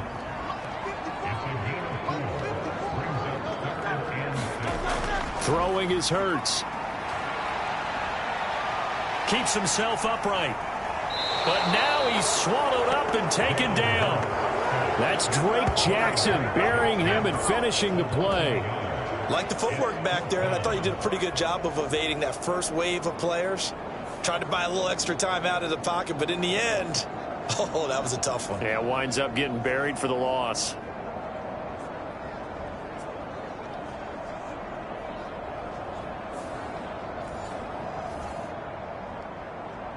The Eagles send out their punter now, as he'll punt it away for the 2nd time.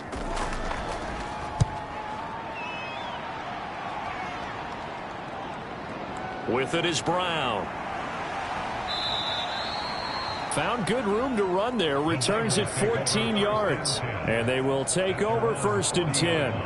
And San Francisco gets set to go here. Their defense has done the job. Now it's the offense's turn as they've got it 1st and 10.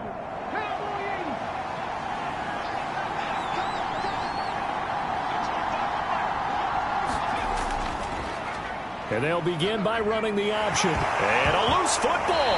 And the defense says they have it. They do. One play into the ball game, an early turnover. And this is one of the dangers of letting your quarterback run the football. Now, look, he goes through ball security drills just like a running back does. But most of the time, the quarterback swings the ball away from his body. And in traffic, sometimes they forget to protect it. And Philadelphia's offense ready to go again.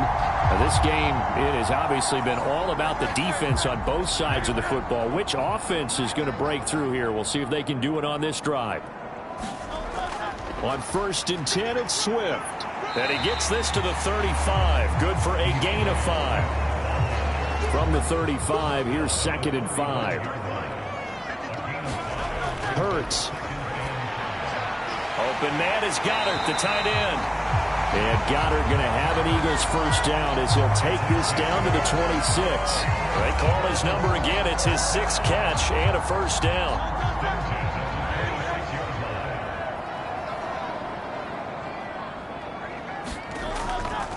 From the gun, here's Swift. Dre Greenlaw in there on the tackle. 2nd down and 6 now. Here's Hurts to throw.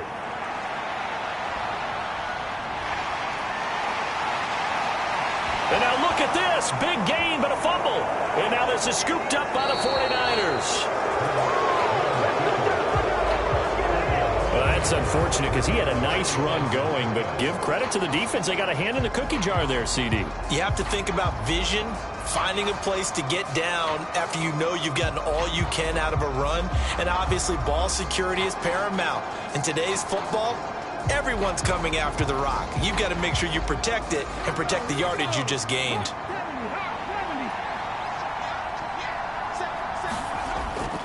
They'll start with a run by Mitchell. And not a whole lot of room to operate there on the 1st down run. He gets maybe 3. And give him a lot of credit there, but even more credit to the guys up front.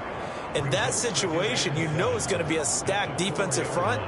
And to be able to gain that much yardage, that's a big win for the guys on offense. Yeah, they were just about standing on their own goal line, so to get a few yards there, a great start. Now we'll see what 2nd down brings. Right back to Mitchell on 2nd down. And he stopped immediately there. No gain on the play there, so they're left with a 3rd down and 6.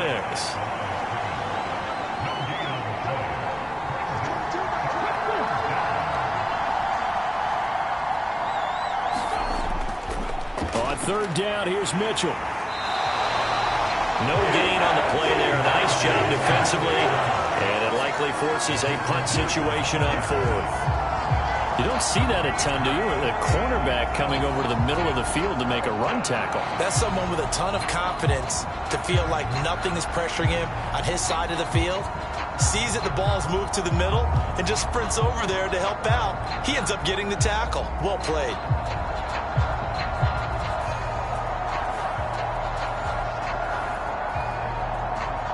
Here comes the 49ers punter now, as he'll punt it away for the 4th time today. And he's able to get it out of there. 47-yard punt, a return of 4. And it will be 1st and 10 as they take over. Here comes Eagle offense now as they get set to take over here. And, Charles, they're certainly still right in this game, but they need that offense to wake up and in a hurry. Yeah, I like the way you put it. They certainly did seem to sleepwalk a bit in the 1st half. Now that their defense has done its job, it's their turn now to go out and try and get some points. And he's got this one across midfield into 49er territory. 2nd down and 4.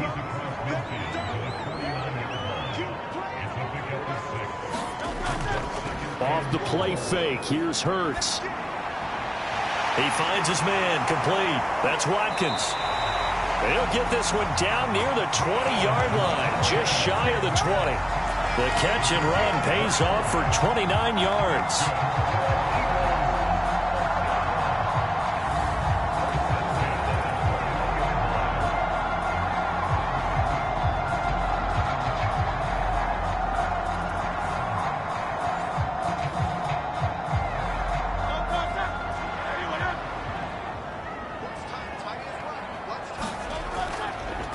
They run the option here on 1st and 10. And he'll be taken down at the 20 after a gain of just 1.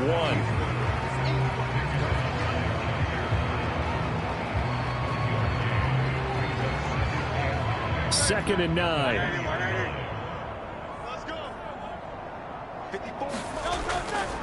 They'll run right here with Swift. And he is going to lose yardage here. It'll go as a loss of a yard, so now they deal with 3rd and 11. That was well played there defensively. 2 tight ends in the formation, which essentially gave them 7 blockers up front. Hard to imagine with all that size and beef that they could let a tackler through, but that's exactly what happened. A loss resulted.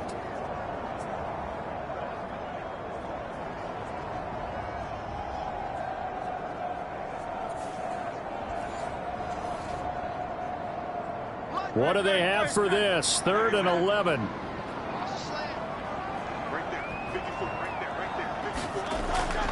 He'll look to throw. And he's going to have to eat this one as down he goes. Eric Armstead Drops him for a 4-yard loss there, and that brings up 4th down. Okay, was it a breakdown in protection? Did the running back not pick him up? What does it really matter? Sometimes it's just a great play made by the defense. Big-time sack.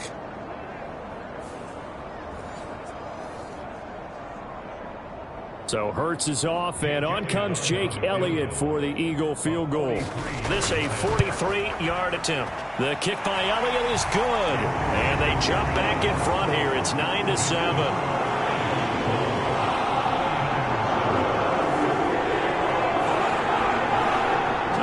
Field goal now with a ball game, and they needed his leg. This last one gives them the lead. It's been a back and forth kind of a game, hasn't it? Now you got to tell your defense, guys, need you to make this stand up because we got the momentum going in the right direction, but we need you to make sure we carry it home. San Francisco set to go on offense once more.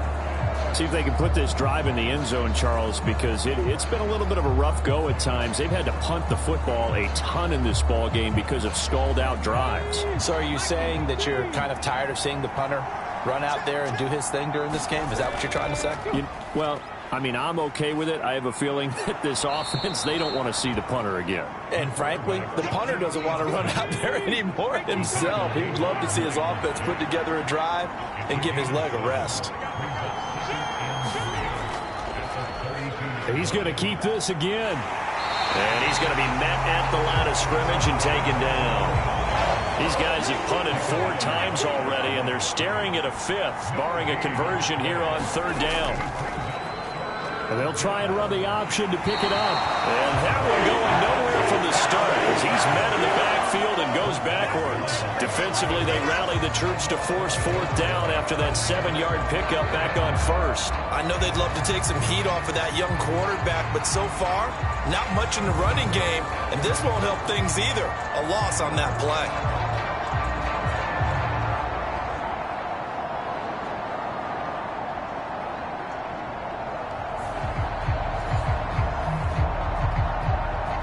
Here comes the 49ers punter now as he's on for the 5th time here today.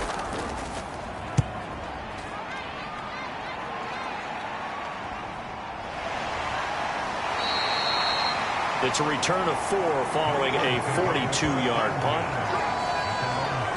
The Eagles just about set to go to work on offense.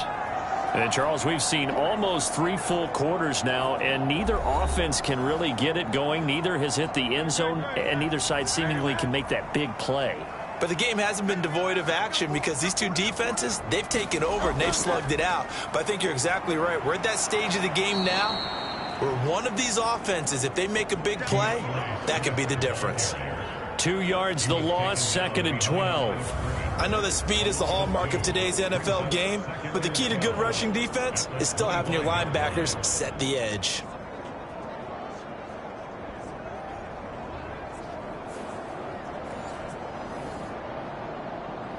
First play of the drive goes the wrong way. Here's 2nd and 12. Looking to throw. They'll try and set up the screen to Swift. And this one goes nowhere. Losing yardage back at the 22. And as they come to the line, they will not be able to get off another play as time has run out on this 3rd quarter.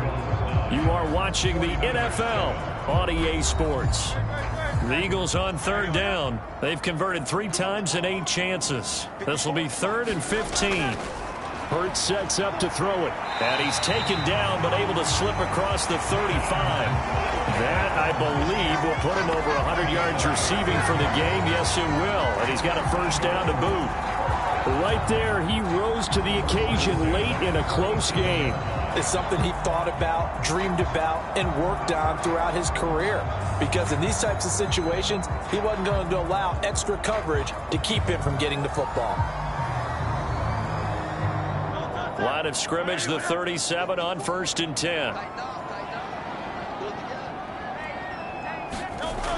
Now back to throw. He'll get this one complete. That's A.J. Brown. And he slips up past the 45 before being tackled. 11 yards for number 11. 2 first downs have him up near midfield now on 1st and 10. They will run straight ahead with Swift. And he's tackled a yard short of the marker. Good gain of 9 on first down. From the 43, here's second down and 1.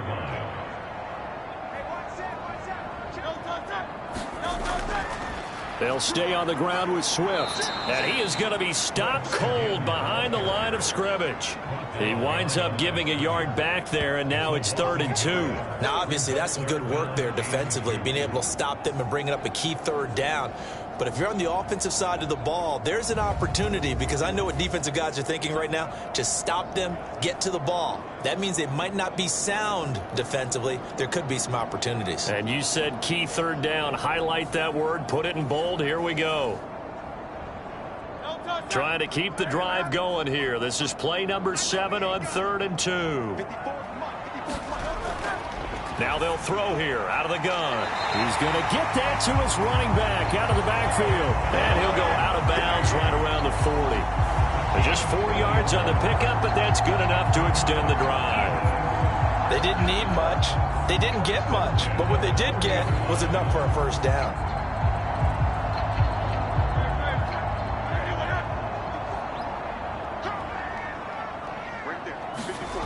On first down, Hurts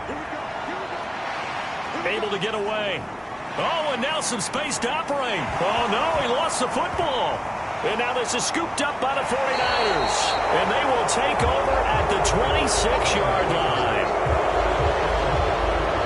Well, partner, here's where team football gets tested a little bit, because I know the defensive guys were over there chilling on the sidelines, and all of a sudden they heard the sudden change call, because that fumble puts them right back on the field, and they've got to go out and finish the game now themselves. Absolutely. Nursing that slim lead here in the 4th, a costly turnover.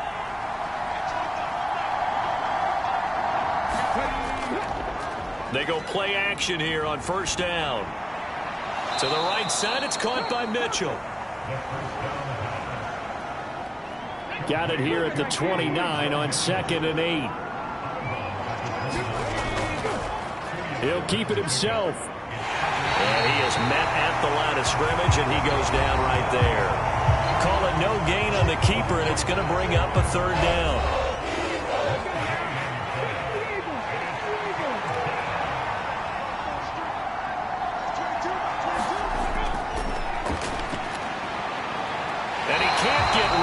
Taken down. Fletcher Cox in there to get him for a loss of 3, and it will be 4th down. I thought there at the end he may have had a chance to release that, but that pocket closed a little too quickly, and down he went. Yeah, he was certainly trying to do everything he could to extend the life of the play, probably counting in his head 1, 2, and then he ran out of time. Wisnowski on to punt as he sends this one away. And taken right on the 30. A 41-yard punt, 9 on the return. And the Eagles will have it, taking over 1st and 10. Philadelphia getting set to take the field. Their defense got the stop, forced the punt, and now you really start to monitor the clock as they nurse this slim lead. Hurts and the Eagles come up here 1st and 10 at the 39-yard line. They'll start on the ground. It's Rashad Penny. 5 yards on the carry. Good pickup on first down. 2nd and 5.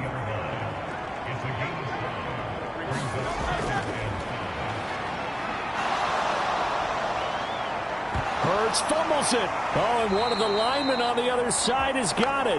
Time to go to work. Let's go. So they escape, so to speak, maintaining the football. Defensively, though, opportunity miss. It definitely was, because that's all defenses talk about. Getting the football and either advancing it the other way or just getting possession and turning it over to their offense. That can be a little bit deflating. You're exactly right. A lost opportunity. The good news, they kept the ball. Bad news, it's 3rd and long.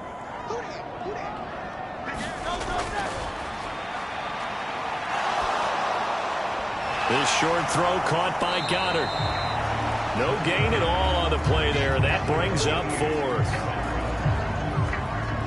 I hate to surrender the football when you're nursing a slim lead, but they're going to have to punt it away. Trust that defense. It's the right play at this stage of the game as well. You don't need to press it here because you do have that little bit of a cushion, and you count on your D to make it stand up. The Eagles send out their punter now as he's on to kick it away.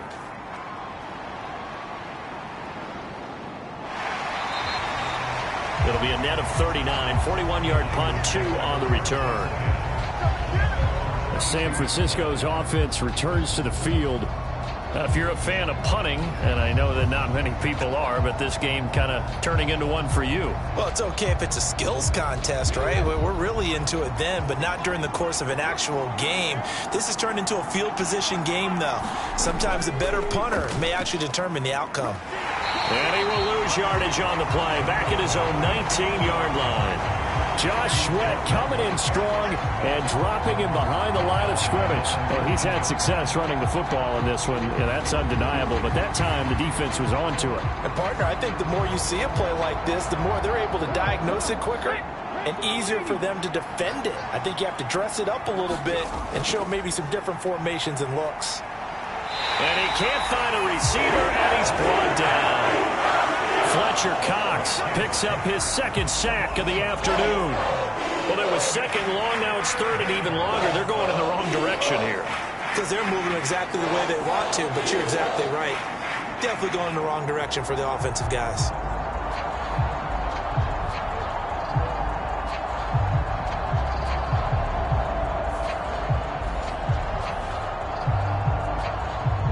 So a tough situation to overcome here. 3rd and 17.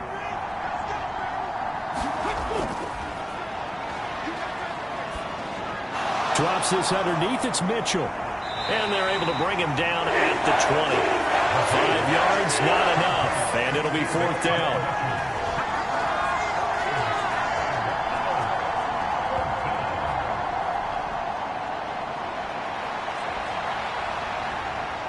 Here comes the 49ers punter now, as he'll come on to kick this one away.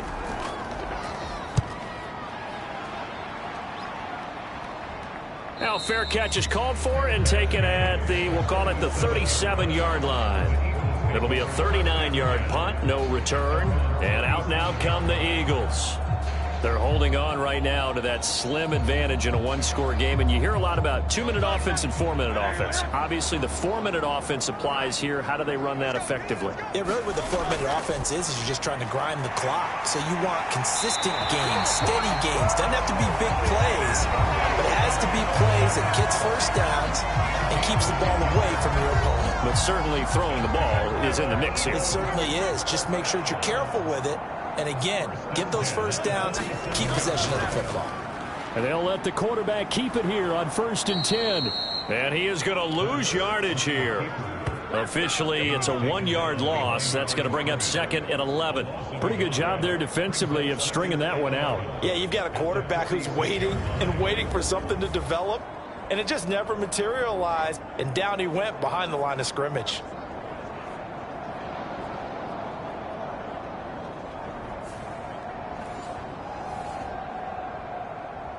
Under 4 to go now as the clock runs and they come up on 2nd down.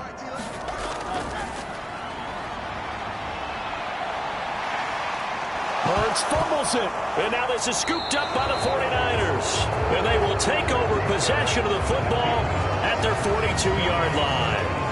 Well, what we had right there, partner, was two sides both trying to make the biggest play of the game. And I'm going to give the credit to the defense there because what he did with that one, getting to him and delivering the pop needed to force the ball free, let's face it, if they hang on to win, he should be the first one up at the podium in postgame. Here's Mitchell now to kick off the drive. And they're going to get him behind the line yet again as his nightmare afternoon continues. He'll lose a yard there, and it's 2nd and 11. Yeah, another negative play in an early down situation. This one to start the drive. You're putting a lot of pressure on your quarterback to bail you out when you're in 2nd and long yardage.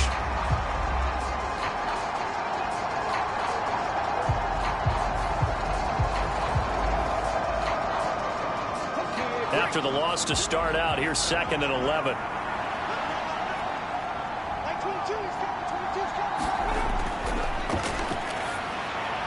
A throw over the middle, taken in. It'll be a gain of 5. And now 3rd down and 6 to go. One thing you're hoping for when you run drag routes, you're able to hit a receiver in stride, and he can pick up a lot of yardage after the catch. But in this situation, the defense was effective, able to stop him before he could get a good head of steam going. And he'll work it across midfield inside the 45. And here we are in the fourth quarter, partner, and watch them drive for what would be a go-ahead touchdown. And you and I both know this is where you need a quarterback who can keep his cool back there, not just for himself, but to keep the rest of the team relaxed too. All 3 timeouts plus the 2-minute warning. Here's 1st and 10. Now this one over the middle into the hands of his tight end, complete. And to the 36-yard line, taken down there after getting 8 yards. 2 minutes remain, and that's our score differential as well. 2 points here in the fourth quarter. They come up now on 2nd and 2. Up the middle, here's Mitchell. And he gets it down to the 32. Here's 1st down. Back to throw. Right side, and he finds Gray.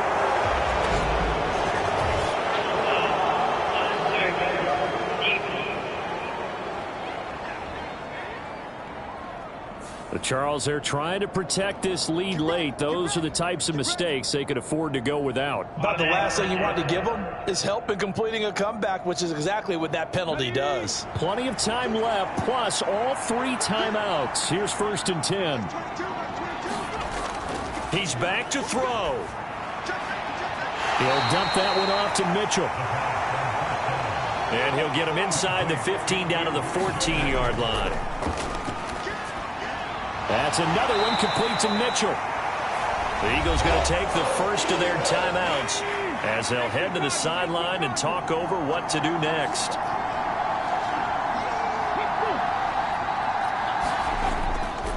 Here's a fake on the jet sweep, and instead a give up the middle. Now the Eagles will use the second of their timeouts as they'll head to the sideline and talk over what to do next. So the field goal unit is on the field as this is a big spot right here. This for the lead in the final stages. And his kick is good. And with a little over a minute to play, they have taken the lead. Big kick right there to give them the lead in the fourth, but there is still time left for a final drive. Did they score too soon? Post-game will tell us, right? Depending on what happens on this drive, that's how we'll analyze it. If the other team scores, they scored too soon. If they somehow hold on, they manage the clock exactly right. Hurts and the Eagles now down 10-9, 70 seconds remaining. Their 5-game winning streak hanging in the balance here.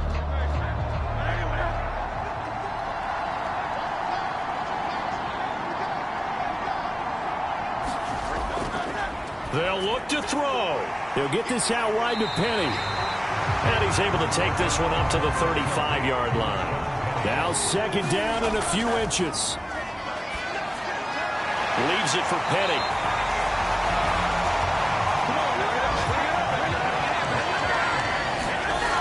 He'll look to throw. And that's going to be incomplete. Too tough to hold on to that one. It's 2nd down. They'll try again here. 2nd and 10. Back to throw.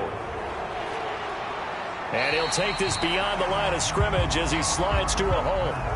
This definitely 4-down territory at this point, but a critical 3rd down here. Hurts. And he is caught. And he'll go down, but not before getting this inside the 30. And now they're going to get the timeout. A huge play has him in field goal range with a chance to win. And we will get a timeout with 2 ticks left. Right now, everything resting on the right foot of Jake Elliott. 2 seconds on the clock. This for the win. And his kick is right there. It's good. And the Eagles are going to win the football game. So a it's a victory here for the Philadelphia Eagles. And a little bit of a surprise, they lose the turnover battle, but wind up winning the ballgame. And this is very unusual because you know all teams stress winning the turnover battle as a key indicator to winning ball games. So when you get something that goes against the grain like the one we saw here, it's quite the oddity. Now, let's face it, they'll be very happy that they pulled this off, but they do know that in the future, they've got to work on taking care of the football because this won't happen very often. So for the Eagles, they continue to keep pace for that first-round bye as they move to 11-1. And they'll hit the road next week to take on the Dallas Cowboys. Meanwhile, for San Francisco, it's a tough one to swallow as they drop back to 8-4 on the year. And they'll get a chance to redeem themselves at home next week. So for Charles Davis and our entire crew, I'm Brandon Gaudin. Next game, guess what? Charles and I will be here again. It's the NFL on EA Sports.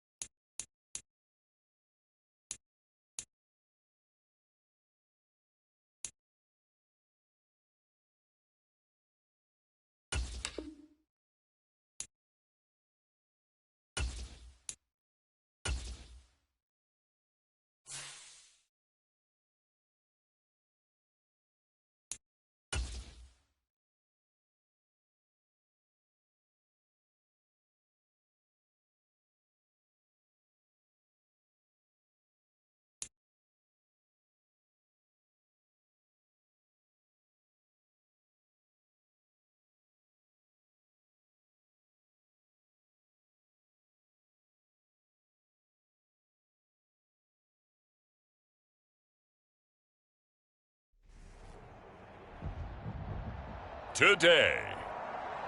From Gillette Stadium in Foxborough, it's Week 13 of the NFL on EA Sports.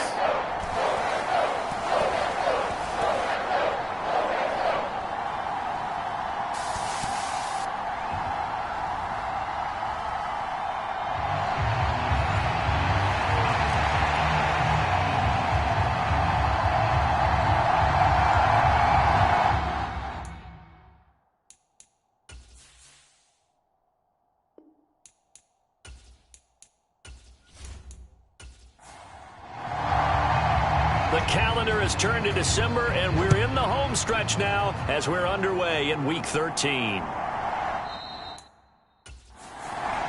And we will not get a run back here to start. It's a touchback, and it will come out to the 25. The Patriots offense set to go to work with Mac Jones at quarterback in his third season now out of Alabama. I guess we have to nickname him the thrower, aren't we, or something like that. After last week? I mean, man, you're talking about over 400 yards throwing the ball. The running backs and everyone else may be looking at him like, hey, don't forget us. And he'd probably just tell him, listen, you want to get involved? Go out. Go out and catch some passes. I'll make sure you touch it. Now Jones. He'll dump this down to Stevenson. And he will lose yardage and be backed up to the 24. It'll go as a loss of a yard on the game's first play. Second down. When you talk about the defense for these Chargers, they're a tough unit to throw against. Currently fourth toughest in the NFL. And when you see a ranking like number 4 in the league against the pass, that's a testament to both their defensive coordinator and the general manager that crafted this unit, and now they're out executing.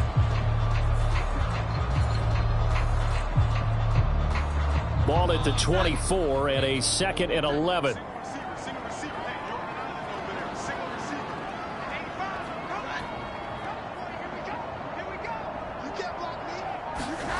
Throwing, Jones. Completes this one to Thornton. And he's upended at the 33 following a good pickup of 8. An early test, 2 plays in. This is 3rd and 2. They'll try and run for the first with Stevenson.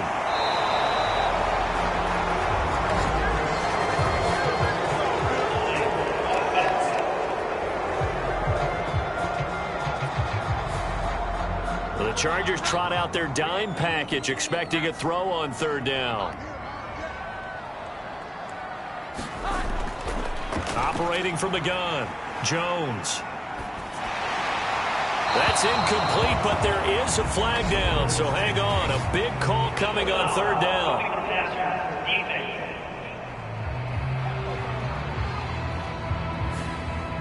A bad time for a roughing penalty, and they get the gift of a 1st and 10. Operating from the gun, Jones. He'll get this into the hands of Stevenson. This will be stopped about 2 yards shy of the marker. 8-yard gain, 2nd and 2.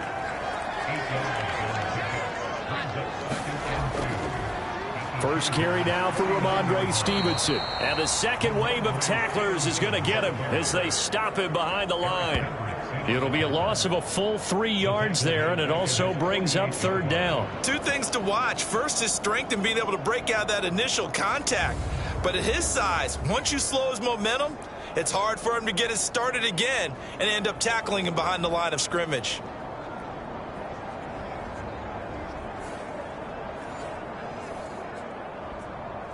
Third and 5.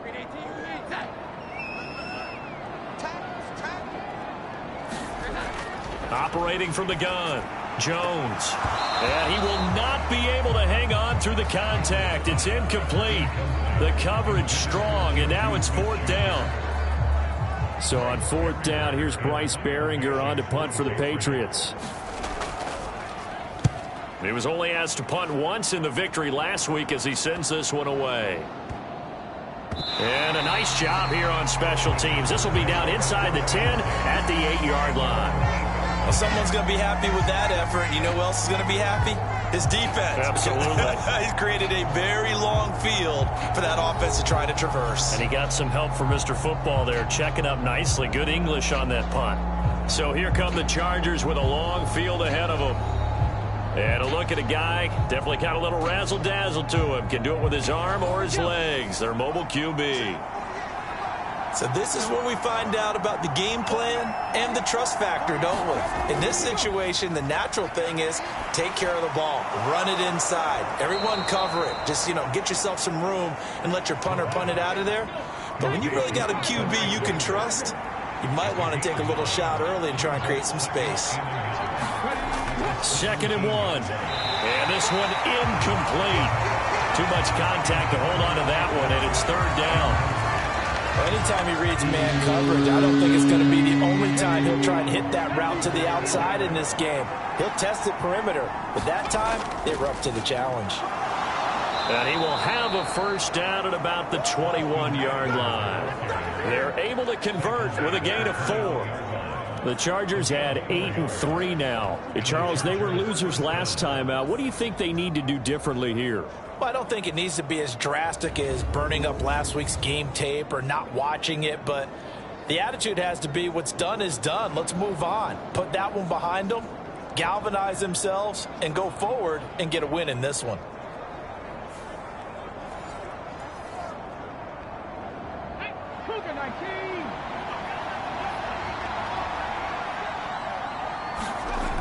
First down, and they stick with Eckler. Up past the 25 to the 26, a gain of 5. These are his numbers from last week's contest. 12 carries, 54 yards. He comes into this one ranked 9th in the NFL in rushing. I think that every member of that offense knows exactly where he sits. You can see it from every one of them out there. They're all fully committed to making this a game where he really breaks free and climbs a couple of spots. Now here's a throw right side, taken in by his tight end. That one, a 1st down pickup of 8. Well, that tight end position, it just seems to continue to evolve every year in the NFL. Yeah, you're getting really terrific athletes. A lot of them maybe were wide receivers at one point. They continue to give you speed, great hands, and big bodies, which make them excellent targets for quarterbacks. Ball on the 39. Here's the 2nd and 5. They go back to the ground now with Eckler. And he'll be brought down just shy of the 45. Well, this defense, Charles, really played well in that win a week ago. Well, we certainly had a nice conversation with the defensive coordinator, didn't we? And what we heard, I like what we did, but we definitely need more pressure on the quarterback this week. This will be the 8th play of the drive, and it's 3rd and inches. They'll try and run for it with Spiller. And he's got the 1st down yardage before being taken down at midfield. Give him 6 yards, and they do convert on 3rd. Yeah, once more, strong running, excellent blocking at the point of attack. They've got a nice little drive brewing right here.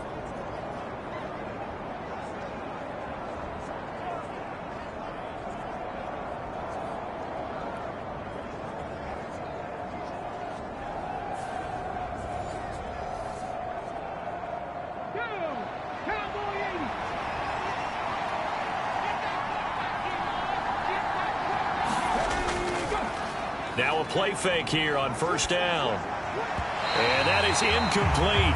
He couldn't hold on through the contact. Brings up 2nd down.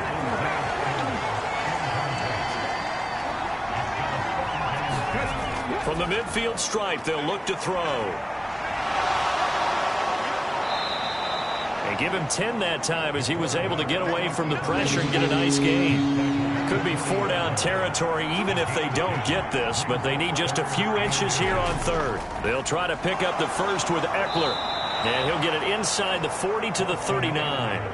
Just a gain of a couple, but good enough to keep the drive rolling. Well, partner, what do you think? Might have been 4-down territory if they didn't pick it up, but... Yeah, it's a moot point now. I was curious, so if they didn't get it there, would they have gone for it? I guess we'll never know. Yeah, we didn't have to make that call, but I have a feeling both of us would have said, go for it.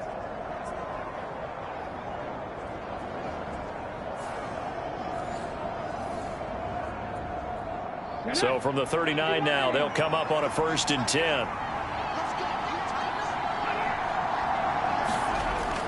Back to throw here. A little short pass. This is Everett. And he works it past the 30, almost to the 25. The Chargers passing game rolling a bit here. They've got another first. And this was a nice example of an offensive coordinator scheming his guy open. Just a little underneath route, just trying to free up some space. And it worked awfully well. Got him not just space, but plenty of room to run after the catch to pick up really nice yardage. Excellent job pushing through tacklers that time to pick up 6. This defense for the Patriots, they were strong last week, CD, and that went over New England. Yeah, and what stood out to me on tape, the way they were flying to the football. So that tells me that they've got all their assignments down, and they're playing with extreme confidence. And nothing doing. He's immediately taken down at the line of scrimmage. They're going to look to throw. Able to find the open man. That's complete. And the Chargers are going to have first and goal as they try to finish off this drive with 6 points. And that could be one of those turning point plays in a ball game. A field goal gets you the lead here, but they want to make a statement and get 6 points. And they're certainly going to get that opportunity as they get the conversion and set up first and goal.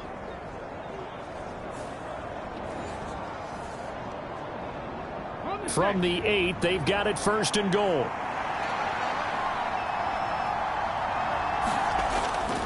Up the middle with Eckler.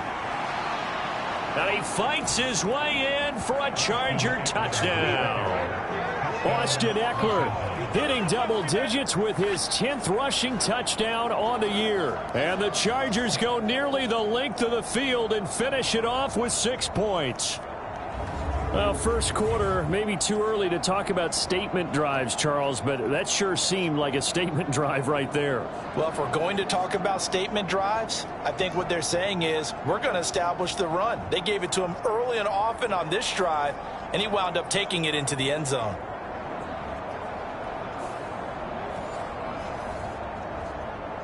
Kaimi Fairbairn on for the extra point. And the Chargers grab the 7-0 lead. And what a drive that was. 16 plays all told. And it's Austin Eckler who finishes things off with a touchdown run. After the touchdown, Cook now to kick this one away. On the return, Marcus Jones from the end zone. And he'll wind up getting a couple extra yards here for his trouble and bringing it out of the end zone as he's down at the 27. So back onto the field come the Pats for their second drive. The last series for him, a little disappointing, forced to punt. And now they'll try to do better here and come away with some points as they begin this drive, 1st and 10. Jones off the play fake. And got his man complete. And they'll get this well past midfield before being stopped just before the 35. 36 yards on the play. Well, partner, I'm not sure how this drive's going to end, but how about the way they flip field position there? A nice attacking play that picked up a heck of a chunk of yardage.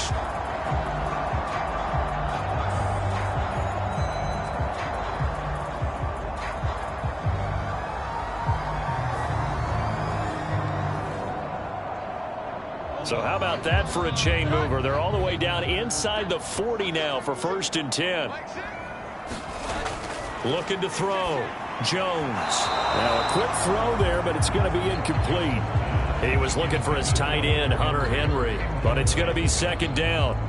When you talk about the defense for these Chargers, they've been very good against the pass so far this year. Number 4 in the NFL right now. And since this is such a good unit of covering passes downfield, I think that last play is typical of what we might see. A lot of short passes, see if they can generate some run after the catch, but nothing doing on that one. And that will be incomplete.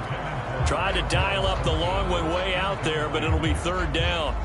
Well, they've got man coverage on the outside, and my scouting report on these DBs tells me that they love to take matters in their own hands. They want man coverage, not zone, and there was good coverage there that forced the incompletion.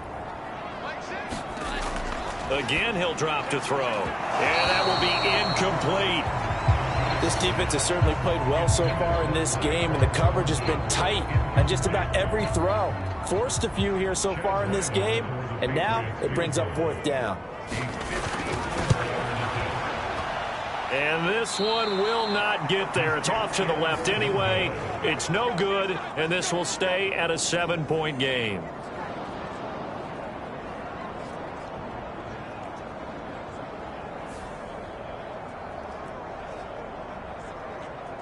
The offense heading back out as we take a closer look at Austin Eckler. And he's sure looking like a lock for a 1,000-yard season. Don't know if he's going to get it in this game, but he'd probably like to just to get past that point. Yeah, and if he doesn't, as you noted, there's still time, still opportunity. There's still more games to be played. So, yeah, it's not a lock, but barring injury, it certainly looks like he's going to get there.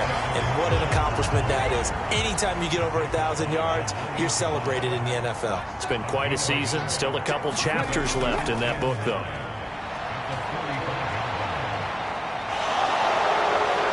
And he will slide to a stop. He does have the first down.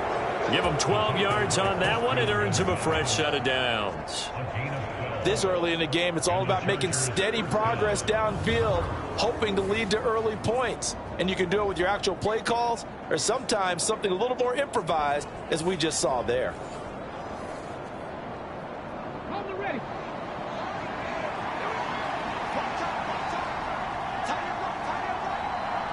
They'll bring a receiver in motion right.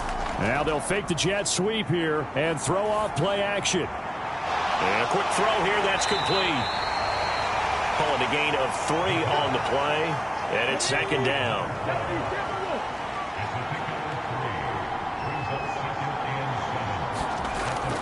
They'll set up to throw.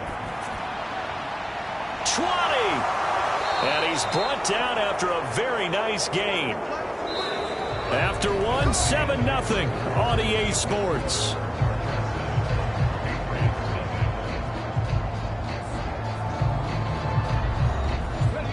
So the ball down to the 16 here for 1st and 10. Now this going to be a quarterback draw. And they get to him quickly here as he stopped right around the 13. 2 yards the gain on the keeper, and it's second down.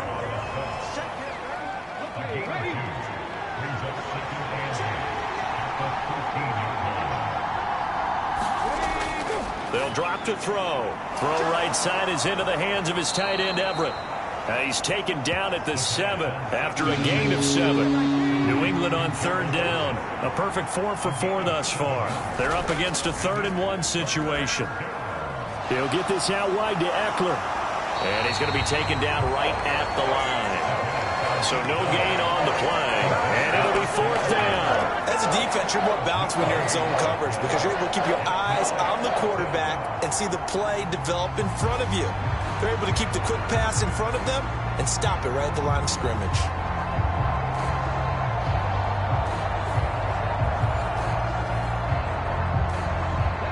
And no move to get the offense off the field. They'll stay put on 4th and 1. They'll run for it with Eckler. And he will have the first down before he's brought down at the 3.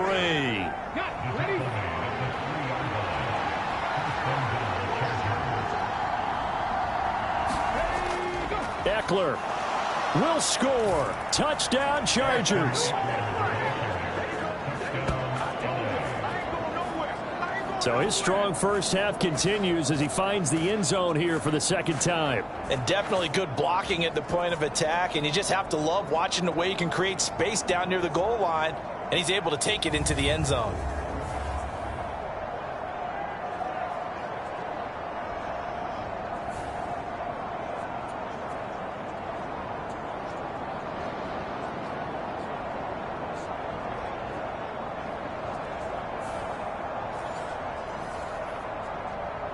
Fairbairn now to add the extra point.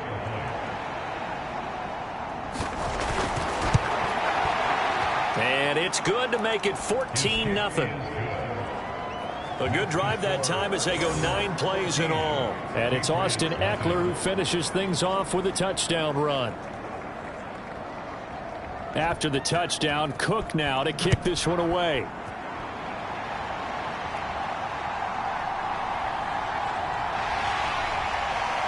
And they'll start this drive just across the 30. Pretty nice work on the return. Out comes comes the New England offense to see what they can do this time. Last time out, they had that long 50-plus yard field goal that they missed. And I'm sure on their sideline they're thinking to themselves, okay, do we still want to try one if we're in that position again? And I would dare say that the answer would be yes. They're going to have a lot of confidence in their kicker.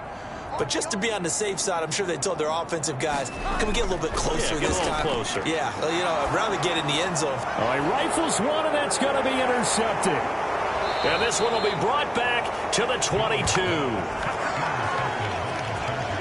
Well, if you go by the numbers, you'll find as the temperature goes down, so does the passing efficiency.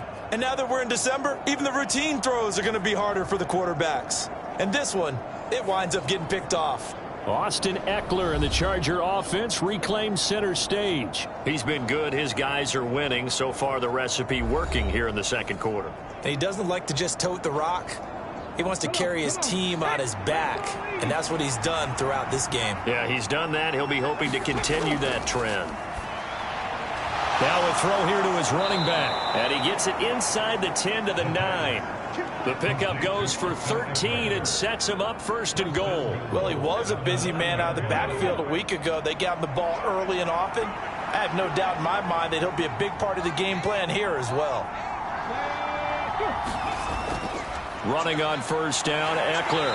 And he maneuvers his way down to the 3-yard line. So the ball position now at the 3. Here's second and goal. Eckler again. But he will go backwards as he stopped for a loss. This will be a loss of 3, and now a much tougher third down looming. That's what I'd like to see out of this defense. A little fire, a little toughness. It hasn't been the best first half for them, but they did do a nice job there, forcing a loss on that play.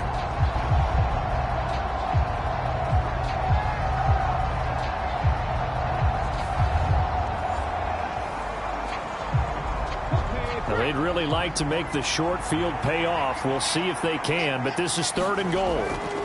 They'll look to throw. And this will be caught in the end zone for a Chargers touchdown. Gerald Everett, his 6th touchdown of the season. And the Chargers take a 3-touchdown lead.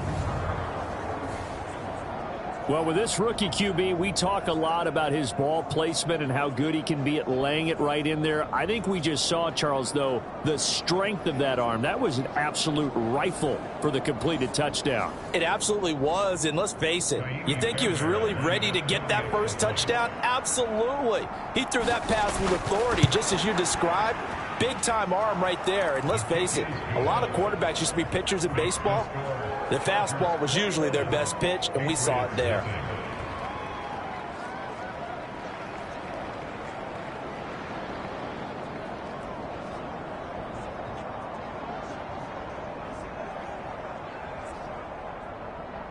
After the touchdown, Cook now to kick this one away.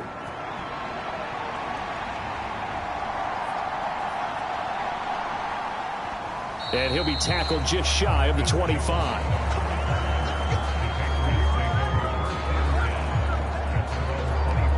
Now the Patriot offense set to take over again. And for this offense, Charles, you got to think kind of crucial here to put something together on this drive, because remember last time out they threw the interception on the very first play.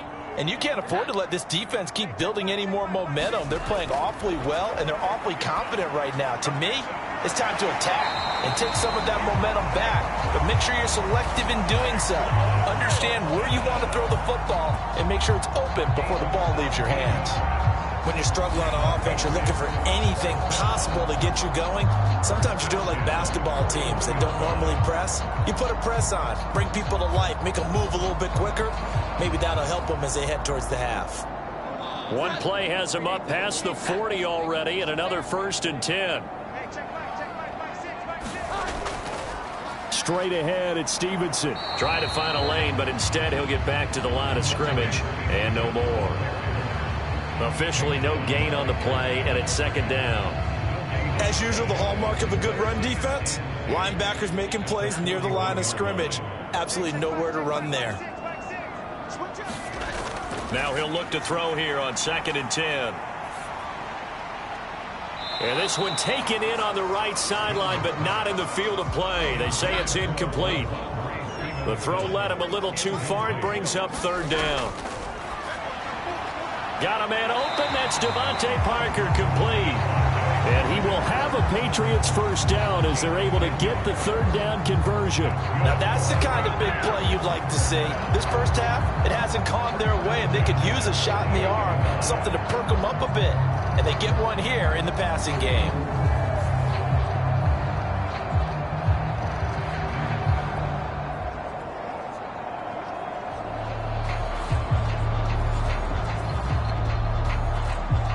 This offense finding its legs now. Here's another 1st and 10. Operating from the gun. Jones. Oh, he dropped it. And that's pretty indicative of the way this one's gone. So another incompletion there. He's hitting on fewer than half his pass attempts in this one, and that is not a winning formula. Yeah, so let's make sure we give a little bit of credit to the defense here. They've given him a lot to think about, a lot of different looks, and he seems a little bit confused trying to complete passes. And this offense on third down today, they've hit 2 for 4 thus far. This is 3rd and 8. Back to throw. Jones. Well, had his hands on it, couldn't bring it in. Pretty symptomatic of how this game's been going. So a couple of first downs on this drive, but it's looking like another empty possession. And those empty possessions are certainly starting to pile up. So the adjustments that teams talk about all the time have to be taking place. They've got to analyze what's breaking down and figure a way to fix it. Here's Bryce Behringer on now to punt. His first punt, 45 yards. This looks good as well. And this will be out of bounds, and they spotted it at the 15-yard line. Not too bad. The offense heading back out as we take a closer look at Austin Eckler. He's over 40 yards here in the second quarter. Been nice and effective for them, hasn't he? He has definitely been dependable, and really shouldn't underestimate what he's getting done here, because anytime you're on a pace that's going to approach 100 yards, you've really done some damage in an NFL game. And now he's looking just to add to his totals. And he's taken down, but not before he gets this across the 25-yard line. 10 yards there to start the drive, and just enough by about the length of the football for a first down. Let's just call it what it is. This has been a flat-out struggle for this defense all game long. They've really had a hard time slowing them down.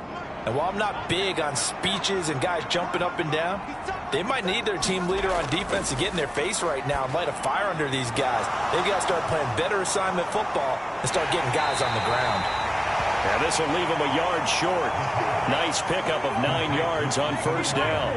Maybe a good spot to take a shot. Here's 2nd and a yard from the 34. Out of the gun, Eckler running it. And able to get this one across the 45 before he's brought down. 54 yards rushing for him now with a couple of touchdown runs to boot. I'm not sure how much more evidence they need, partner, than to understand that if they don't start to slow him down, it's going to be a long afternoon here at the stadium, because he is just shredding them at this point. And let's face it, coming into the game, they knew he would be the focal point of their attack. This is going to take an 11-man unit on the defensive side to start making plays.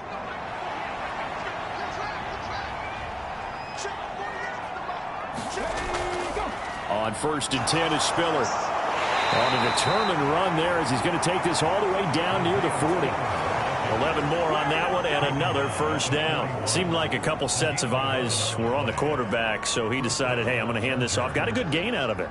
And you know you need good blocking up front in order to gain yardage, but every one of these RPOs, if you do it right and they look the same, whether it's handed off inside or the quarterback keeps it, that allows you to fool the defense so often. And in this case, fooled them with the inside run. So into Pat's territory now. Here's 1st and 10 at the 41.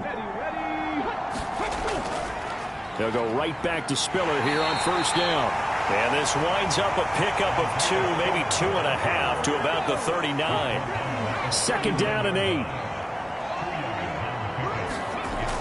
On 2nd down, Spiller looking for space. On a nice burst there as he'll take this inside the 30 to the 28-yard line. A gain there of 12 yards and a first down L.A. We both know it's difficult, but they've made it look effortless out there. Through the air, on the ground, they've moved the ball with relative ease.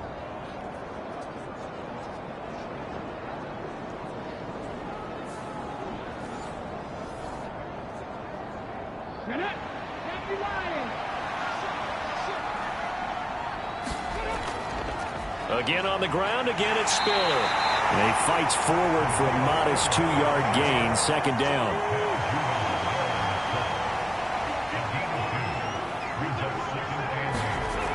Now they'll switch it up here and look to throw. Drops it underneath to Spiller. And he'll be a couple yards shy of the red zone here at the 22-yard line. 2 minutes remaining in this first half of football. A reminder that coming up in 2 minutes' time, we'll check in with Jonathan Coachman from Orlando. He'll have highlights and analysis of this first half of play. Oh, it's intercepted. A drive killer there. Picked up by Jonathan Jones. And the Pats are going to take over once again at their own 37-yard line. They've got a pretty comfortable lead right now, but maybe a little too careless with the football that time for the rookie. I think the key word there is comfortable. And there's two schools of thought on it. With that type of a lead, maybe you can take a few more chances because you have a cushion. Others will tell you, don't eat up the cushion with careless play. He'll learn to ride that line as he moves on in his career. Very good starting position for the Patriot offense as they come up 1st and 10 at their own 37. Meanwhile, Jones' throw here taken in by Parker. And he'll be taken down, but not before he works it past the 50. And complete to the former Charger, Hunter Henry. And he'll go down, but not before getting this inside the 30. A good pickup there of 20 yards. And I don't think there's any question that this offense is going to need to hit on a few more plays like this. It's been a difficult first half for them, to say the least. And I do believe if they want to get back in this game, they need to start right now. It's kind of like making adjustments. If you try and wait until the half, it's probably too late. They need to get going right here. Back-to-back good plays have them on the move on first down. Setting up a screen for Stevenson. He'll get it inside the 20, and he is out of bounds right around the 10-yard line. Another big gainer that time. This one goes for 19 yards. And when you're throwing the ball downfield really well like they have been on this drive, it's really a nice time to work one of the screen plays in. One of my favorite play callers in the game has always told me he starts every game with 10 to 12 screens because if he starts feeling the pressure from the defense, he uses their aggressiveness against them. This is 1st and goal and a golden chance to get a score back here before halftime. Back to throw again. Open man right side is Smith-Schuster, complete. Now the Patriots going to use one of their timeouts as they'll stop it with just over a minute to go before halftime. The 6-yard line, the line of scrimmage on 2nd and goal. They'll look to throw again.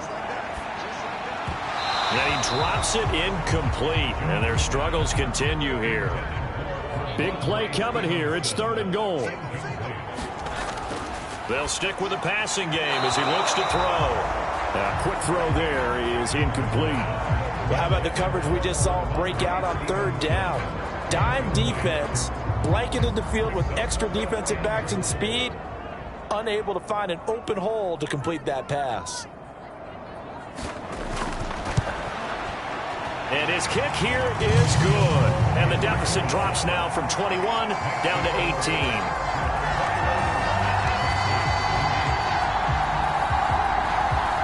Well, still some climbing left to do to get back to even, but forcing a turnover and getting the field goal there, that's a small step toward erasing the early deficit. Absolutely. That interception field goal, that's the beginning of what they hope will be several steps towards erasing that deficit and building a lead of their own by the time this game is over. The Chargers going to take over now late in this first half. And just inside of a minute left, Charles, they got a pretty long field ahead of them. I'm curious to see how they play this, but you would think definitely enough time to at least try to get 3 out of this. Yeah, you want to move with a nice sense of pace. You want to up the tempo a little bit, but you have to do it with some poise as well. You don't want to go so fast that you hurry yourself into mistakes. There's enough time to put points on the board if they do it right. And even though they have the lead, you know that they would love to extend this lead before heading to the locker room. He's got his big wide receiver complete. Now the Chargers will use the second of their timeouts as they'll stop it with just over 40 seconds to go in the first half. 3rd and 3. Back to throw. And that is incomplete. That might be the third down stop that they needed because they've had a lot of trouble slowing down this offense in the first half. This might be their opportunity to get off the field.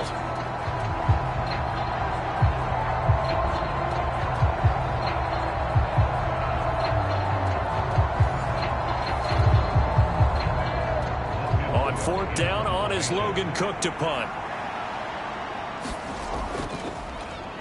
He punted 4 times in the loss last week as he gets this one away here. It'll be 37 yards there on the punt, and the Patriots take over. The Patriots with the football here late in this first half. And with a 3-score deficit staring them in the face, they might have to press the issue here and try to get points out of this drive. 1st and 10 here. You know, if they could just get 3 out of this, there's something about narrowing it to a 2-score game at half that makes it feel like much less of an obstacle. Now the Patriots will use the second of their timeouts as they'll stop the clock with 26 seconds to go until halftime. Throwing again on 2nd down. Jones. He'll go underneath here to Stevenson. The Patriots will take their 3rd and final timeout. And with halftime on the horizon, they'll be out of timeouts from here forward. Here's Jones on 1st and 10. And the Chargers rush is going to get there. Down he goes. Rashawn Gary make that now 8 sacks for him on the season.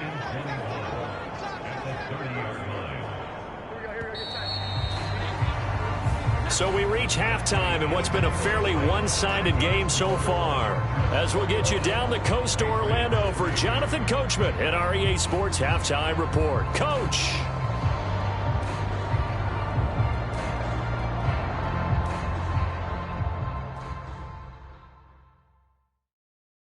All right, Brandon, thanks very much. Things definitely getting interesting around the NFL as we begin the month of December. So let's get right to it. We'll get started over at the Superdome in New Orleans. And it's the Lions who hold on to the lead in that one. 2 touchdown passes there for Jared Goff. Next, we'll take the trip north to the Steel City to check on the Steelers at home in Pittsburgh. And they've got the lead over the visiting Arizona Cardinals. George Pickens, a touchdown reception. Finally, let's get to the country music capital of the world and see what's happening with the Titans at home in Nashville. And you can see there it's the visiting Colts who have the lead in that one. 2 touchdowns there for Jonathan Taylor. It was Austin Eckler who was the star of that first half. He had a nose for the end zone as he wound up with 2 touchdowns on the ground in those first 2 quarters. All right, Coach, thanks very much. Fine work as always as we welcome you back for quarter number 3. So the Chargers will start the second half with the lead and the football as we're underway in the 3rd quarter. And he takes this near the 25, just a little pass there, call it the 26. The Chargers getting ready to go here to start this 3rd quarter. And they've got the lead, CD. What do you expect from them in this second half? Well, I like what they were able to do on the ground in the first half because they had a lot of success running the ball, and I certainly think we'll see more of that. But I'd keep an eye on that defense, and I think their coaches up in the box will do the exact same thing. If they start to see 1 or 2 guys start to creep towards the line of scrimmage, that'll be license to take some shots downfield. They still need about the length of the football here, maybe a little less as they come up on 2nd and inches. Right back to Spiller on 2nd down. And he'll be brought down shy of the 40 at the 38-yard line. So here's a 1st and 10 at the 38. He'll drop to throw. He's got it. It's Spiller. And he'll be taken down, but not before he gets into enemy territory. So into Pat's territory now. Here's 1st and 10 at the 49-yard line. Straight ahead, it's Spiller. And they go backwards here, losing yardage back at the 48-yard line. Call it a full 3 yards in the wrong direction there. Brings up 2nd down. And plays like that are exactly what this defense needs here early in the second half to give it a little spark. I think their halftime adjustments, what they talked about, maybe it's just a little inspirational speech. Who knows? But looks like they're ready to go. After the loss, they'll come up 2nd and 13.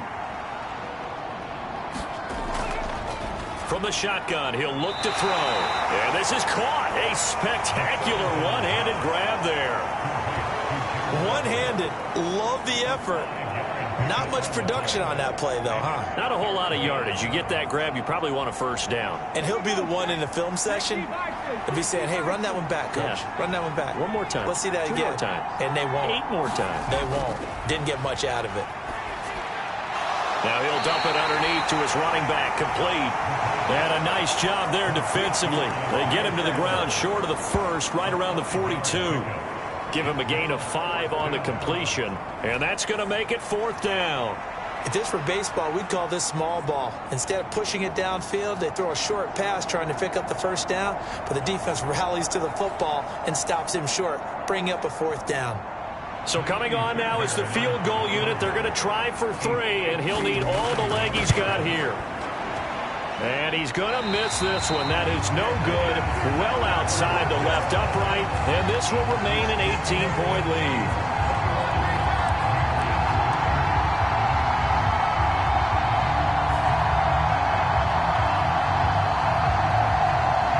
So here are the Patriots now. They get ready for their first possession of half number 2.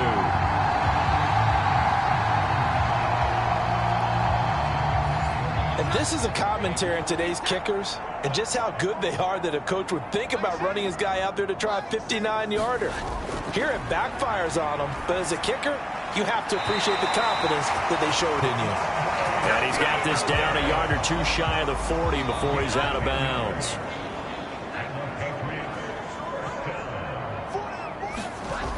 Jones now throwing on 1st down. They set up the screen for Stevenson. Past the 20. And they do get him down, but not before he's able to slip it inside the 5-yard line. That one good for 37 yards. They're still looking for their first touchdown of the game, and for a second, I thought they had it right there. Looking on the sideline, it's finally good to see nods of approval. It's a welcome sign of life that this offense needed. 1st and goal, and they got to be thinking a chance to get right back into this football game. Stevenson. He is going nowhere in a hurry as he is going to lose yardage here in a big way. It's a loss of 4 on the 1st down play. This defense is just flat getting after it. They have not given up much of anything in the run game. Case in point right there.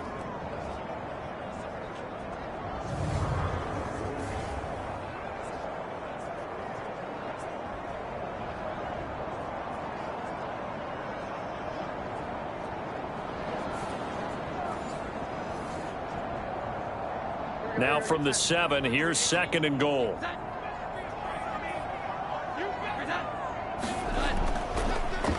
On 2nd down, a run with Strong. And that'll move him a little closer as he takes it from the 7 down to the 4-yard line. They've been denied touchdowns in the red zone twice already. Here comes 3rd and goal. Operating from the gun. Jones. Touchdown, Patriots. Hunter Henry from 4 yards out. And the Patriots are able to cut into that deficit. That's a score you felt they had to have here in the 3rd quarter to get back in this game. And you know that there was an emphasis on their side. Hey, we know this. We know where we are. But sometimes that binds you up so much that you try too hard, you don't get the score. A perfect combination of urgency, yet relaxed enough to get it done. Chad Ryland now to add the PAT.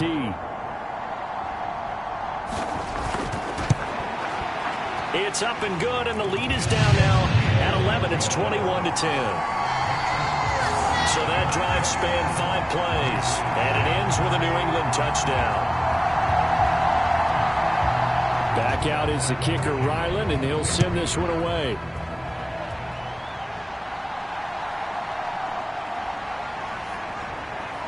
And a nice return sets him up pretty good here right at the 30-yard line.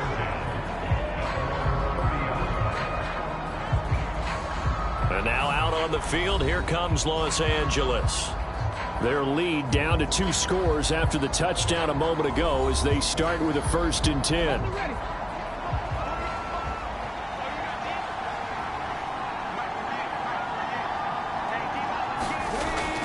They'll come out throwing here to start the drive. He gets this out to Spiller. So the completion good for 6 yards, and it'll be 2nd down. Now they'll throw here out of the gun. A little short pass. This is Everett.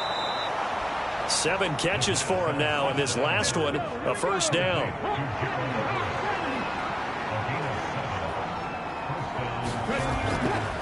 They'll try the left side with Spiller. And he'll take it across the 50 and into New England territory. Just need a yard here. 2nd and 1. Looking to throw. Throwing middle, and it's complete.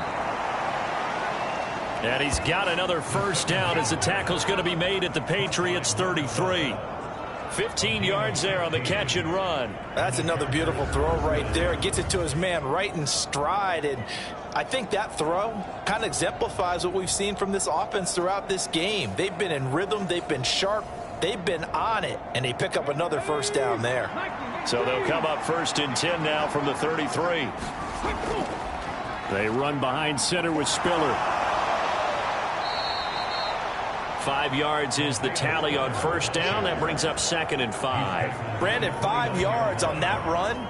Let's get back to the huddle and make sure if you're back, you spend time with your offensive line and give them credit. Hard to move those 300-plus pounders at the line of scrimmage, and they did for a significant chunk of yardage. And he's going to take this down close to the 1st as he's brought down at the Patriots' 24. They'll try and run for it with Kelly. And a strong run there as he'll maneuver his way down inside the 15. They picked up 5 yards last time. Now they double it and get 10 here. A lot to praise on this drive, obviously. I know you're seeing what I'm seeing. Those guys up front, they're getting it done. Doesn't matter what play is called. They are handling their business at the line of scrimmage and dominating right now on this drive.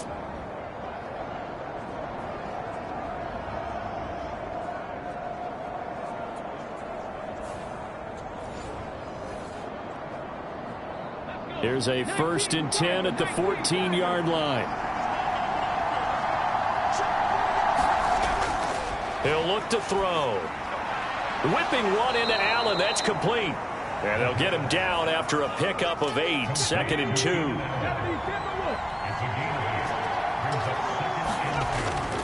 Here's a handoff to Spiller. And he'll be brought down here at the 3-yard line.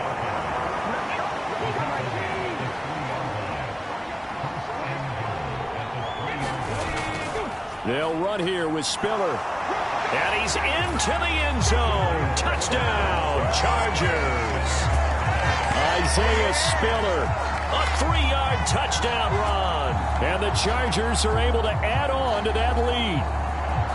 Well, he'd been the workhorse on this drive, and it would have been unfair to bring someone else in to finish the job. So they go back to him again, and he delivers with a touchdown run.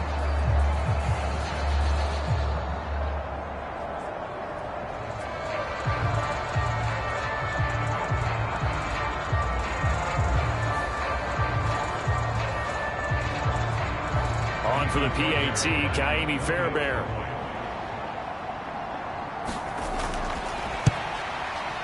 And the lead is up to 18 now.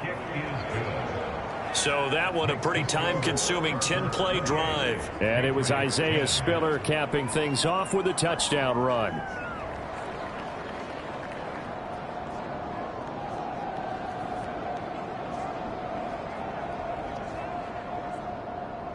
After the touchdown, Cook now to kick this one away.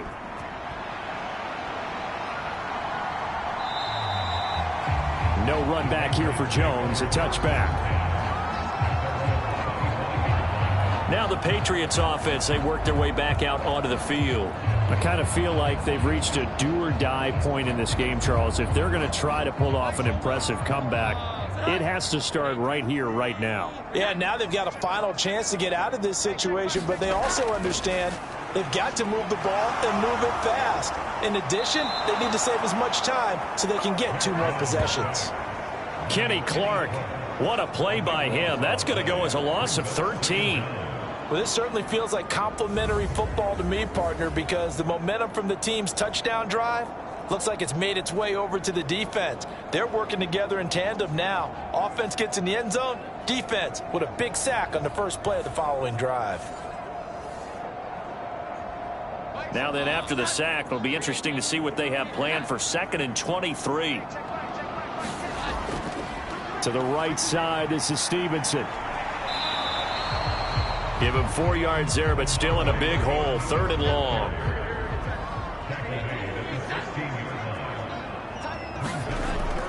Looking to throw. Jones. Open man, completes it to Smith-Schuster. And able to get this across the 20 before going out of bounds. That'll go for a gain of 7. And that'll bring up 4th down.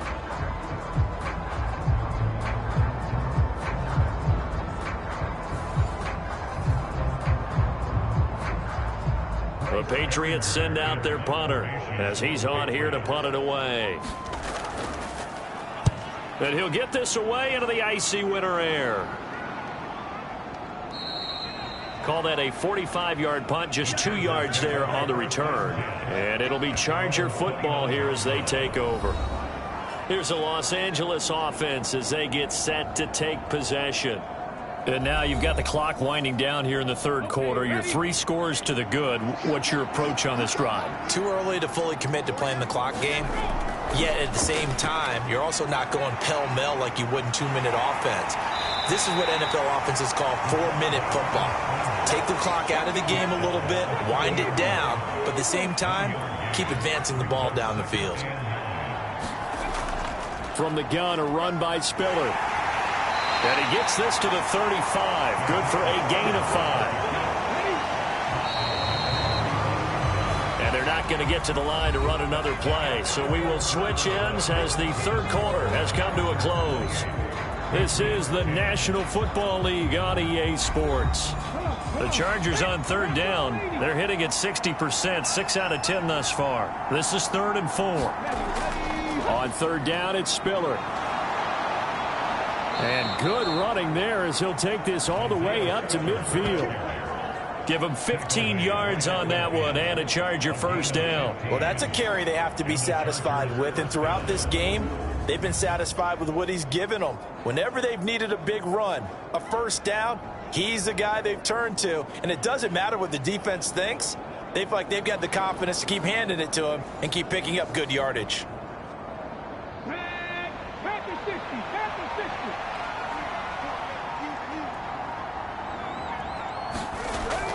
They keep it on the ground with Spiller. And he's going to take this ahead for right around 3 yards, but no more than that. 2nd down.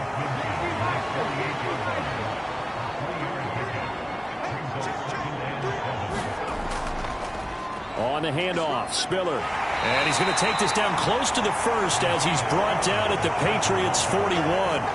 97 yards rushing for him now in the ball game. Well, partner, Marvin, our #1 stats guy, just handed me a little card that says he has 97 yards on the ground today. You think he's going to get the ball again? I think so. 3 away from that century mark. Got to have it. Yeah, and I think what they're going to call is one of his favorite runs, whatever he feels comfortable with, and what the offensive line has executed well today to try and get him over 100 yards.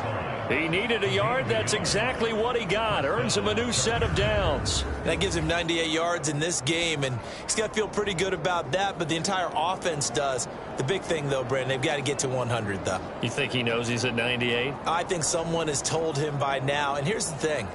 Getting to 100 or more is tangible evidence that you've had a nice day running the football, and that's what his offensive line wants for him and for themselves. Out of the gun, a give to Spiller. And he maneuvers up the middle for 3. And it's second down. This a 2nd and 7 from the 37.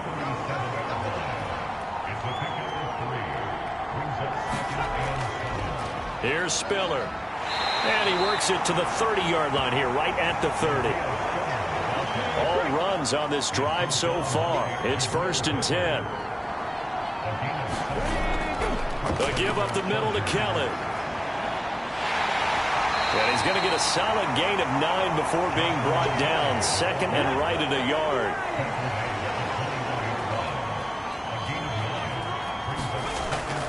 They'll run here with Spiller. Shifts by him. And they're knocking on the door now. As a good run there, going to take this to about the 10-yard line. 11 yards there, 1st down. How about this offensive line? They're really starting to establish themselves, take over this game. And before the series began, I know exactly what was said in the defensive huddle. Guys, we got to get no less than a 3-and-out. Let's get off the field. Instead, they can't find any traction towards doing that. Right now, they're just getting muscled all over the field and getting pushed down it.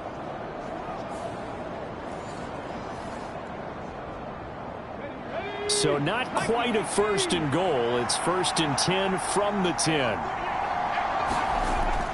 On 1st and 10 is Spiller. And he'll find his way down inside the 10 to the 9-yard line. Ball at the 9 on 2nd and 8. They run up the gut with Kelly. And finding room to work, he's down to the 2-yard line. 7 yards on the play, and they're going to have a 3rd down. They're in a pretty good spot right now with a convincing lead. I think this is where they put on the boxing gloves, start to try and pound them into submission. And the offensive line, they've controlled this game. I don't see why that trend would change now. But he's going to be a yard short. Needed 2, but only got 1. 4th down.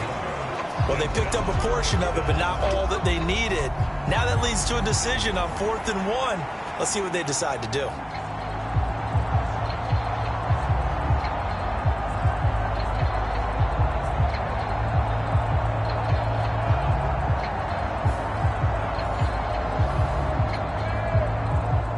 Now Kaimi Fairbairn for the field goal try. From the left hash, he'll have to cut this at a tight angle. Fairbairn able to put this one through, and that will extend their lead even further.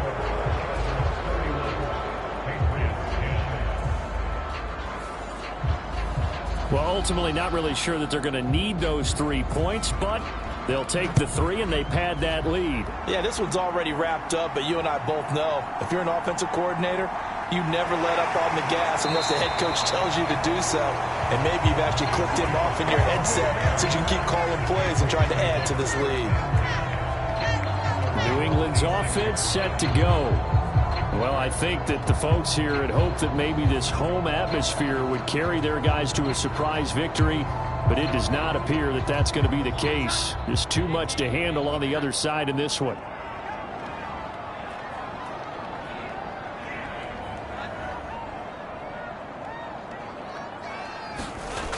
Now Jones on 1st down. Short pass caught by Henry. Call it a gain of a yard, and it's 2nd down.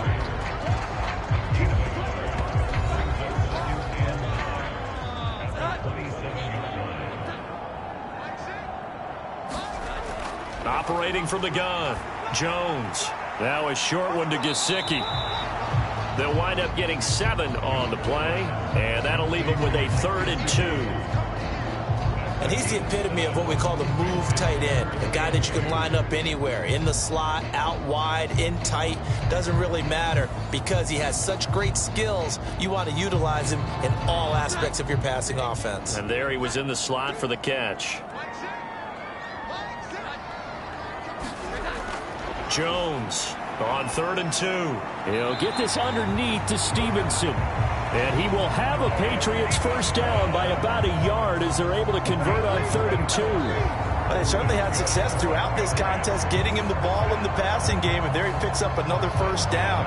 Whatever they saw going into this one, they've been able to capitalize on it, and no adjustment has been made to take it away.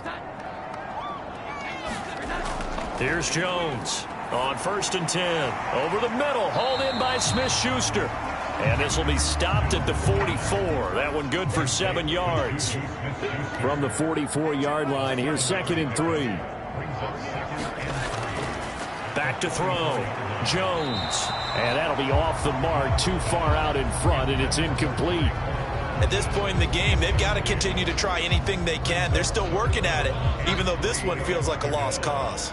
So the incomplete pass on the last play, and that leads us to a 3rd and 3. Looking to throw. Jones. He shakes him off. And he's going to get this all the way down inside the 35. Well, they were in search of a short gain on 3rd down, and they wind up nabbing over 20 yards. Well, I can put my defensive cap on right now, and I know they're saying don't give up any big plays now. They've controlled this game throughout, and all they want to do is see it through to the end. I think they let their guard down a little bit with that last completion. Sometimes when you're trying not to give up bigger plays, you don't react as fast as you should on other throws.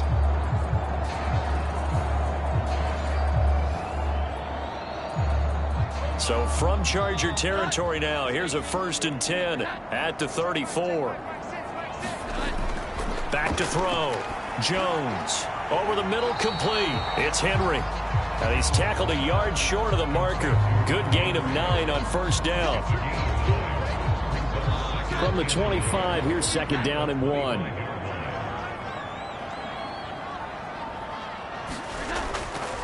Looking to throw. Jones. Under pressure, and down he goes. They sack him back at the 36. Multiple defenders getting home there for a loss of 11.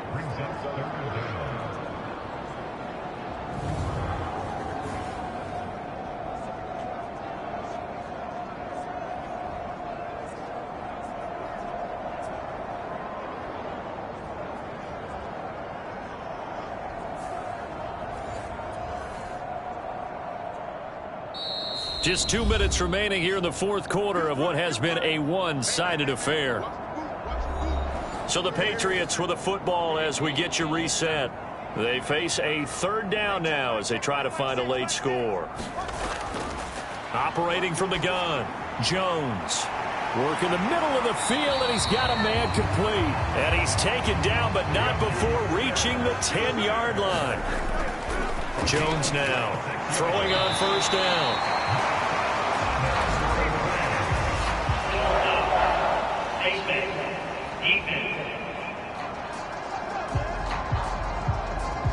So give them the yardage on the pass and half the distance to the goal line. Because they're inside the 30, so now you don't march off the full 15, right? You have half the distance to the goal. In any event, that's precious real estate given up. So now after the face mask penalty, here's 1st and goal.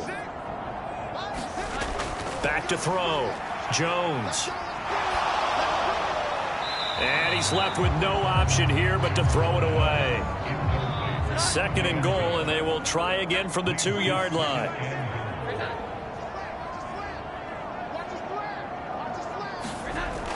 Operating from the gun, Jones. And he's going to go down. Sacked back at the 13-yard line. Now this likely a must-have. 3rd and goal. Now here's a look for the end zone, but that one's going to wind up incomplete. The field goal doesn't help. They're going to go for the 6 here on 4th and goal. Desperation time now. Here's Jones. And it's incomplete. They cannot convert, and they turn it over.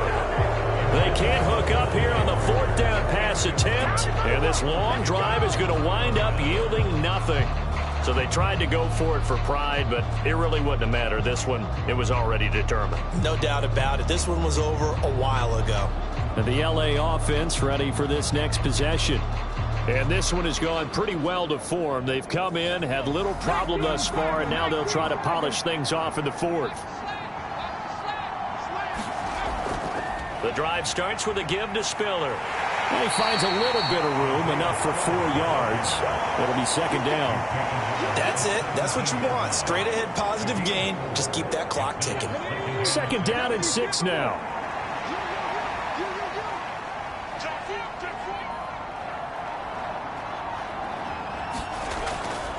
Right back to Spiller on 2nd down. And he goes across the 20 to the 22. It's a 5-yard gain, but they'll still be a yard short here with third down now looming.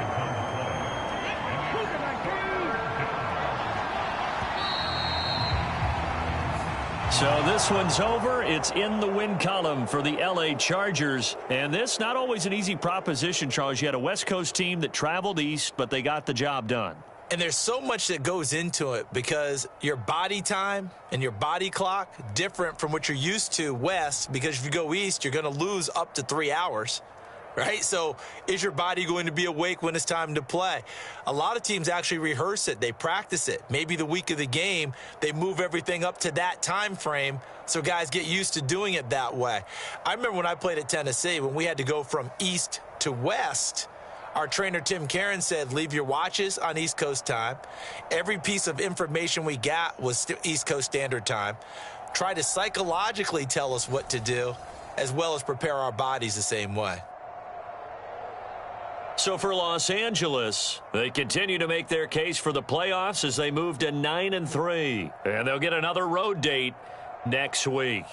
Meanwhile, for New England, this season is beyond salvage now as they fall to 2-10. And they'll be on the road next week as they travel to Pittsburgh to take on the Steelers.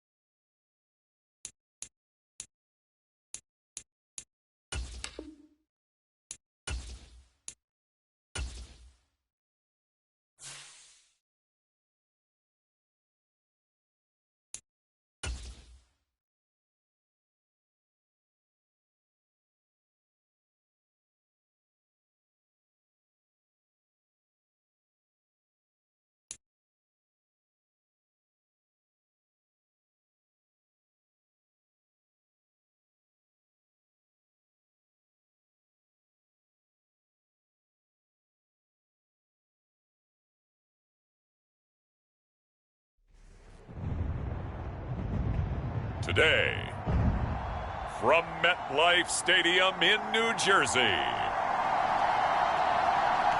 it's Week 13 of the NFL on EA Sports.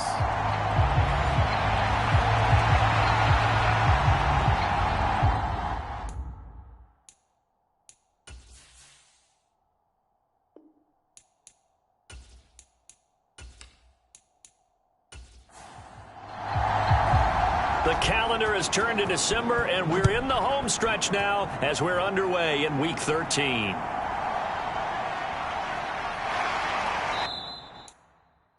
And able to get this out to the 25.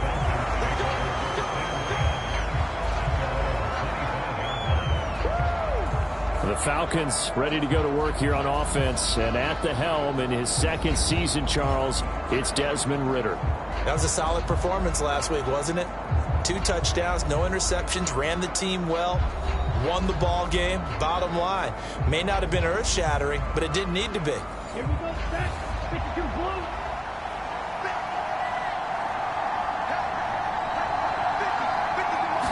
Throwing first play is Ridder. The Jets pressure too much as down he goes. Devin White defeating the offensive line and getting to the quarterback. Well, we knew coming in it was going to be a long afternoon if they weren't able to hold up against this pass rush, huh? What we didn't know was that protection was going to spring a leak on the first play from scrimmage. Got after him right out of the gate.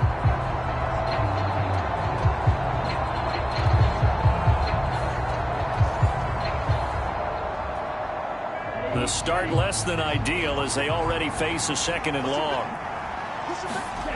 Ridder from the gun. Got an open man. It's Michael Gallup. It's a pickup of 12, and that'll set up a 3rd down. A tough spot here on their opening drive. This is 3rd and 7.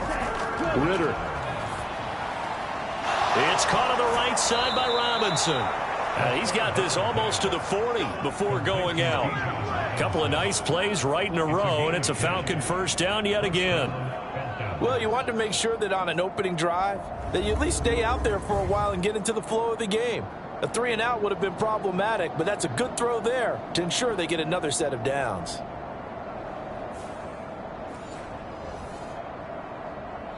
So from the 39 now, they'll come up on a 1st and 10. A run for the first time with Bijan Robinson. And they're going to stop him right at the line of scrimmage. Just no cutback lane to be found whatsoever. 2nd and 10. Back to throw, Ridder. He's going to find Gallup here complete. And that's going to be another 1st down as the tackle made at the Jets' 43. He goes for 18 there as the drive will continue. Their first possession of the game, and they're already going after double coverage. That's a nice completion that can set the tone for things to come if they're able to keep finding ways to beat what the defense is throwing at them. They look like they're confident that they can get it done. So in Jet territory now. Here's 1st and 10 at the 43. Now Ridder back to throw. He'll get this to his tight end. It's Jonnu Smith. And they're able to get this one past the 30 to the 25-yard line. Another 18-yard gain. They had 18 on the previous snap as well. Good job there to locate his tight end, Charles, in the middle of the field. Yeah, he has good pass-catching abilities, and if they're able to continue to find him here in the early going, I think it'll help out his teammates out on the perimeter. You can take the big shots later if he occupies their attention.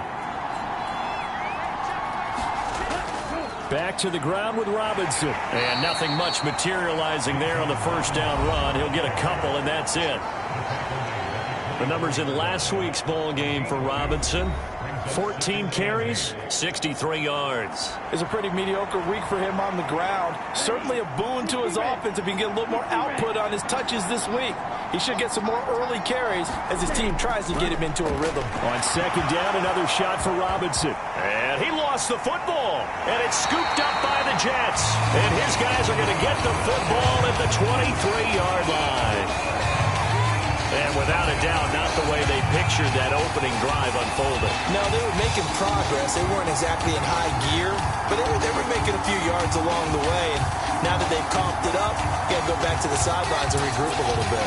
So now here comes the Jet offense as they get ready to take over.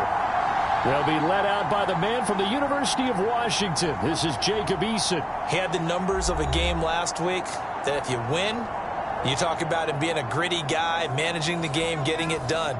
But they lost. So obviously 2 interceptions, 1 touchdown pass, that's not going to be good enough. Got to get that changed around. Eason's throw complete to McBride. And he'll be corralled right around the 34. First and 10, Eason. Being chased out left. Give him a couple on the scramble in second down.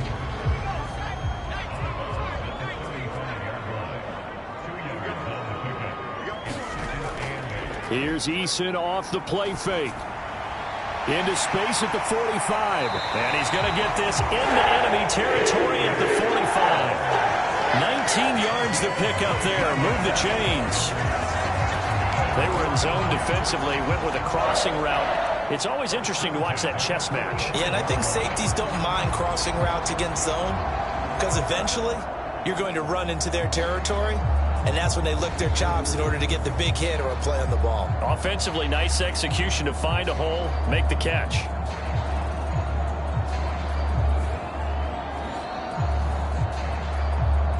From Falcon territory now, here's first and 10 at the 45-yard line. From the gun is Eason. He'll buy some time right. And he's going to have to eat this one as down he goes. And that's Grady Jarrett who forced his way through to register the sack. In a play like that, with how far he had to go to make that sack, shows how athletic defensive ends have become in the NFL. And not just athletic. This is coached in a big way. Run to the football at all times. How about him never giving up on it and pursuing all the way across the field?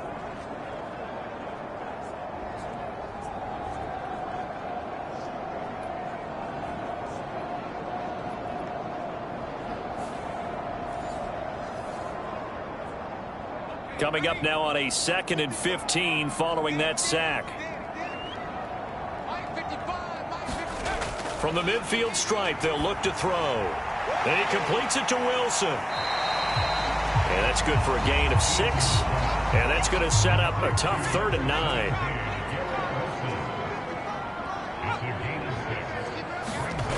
Now Eason.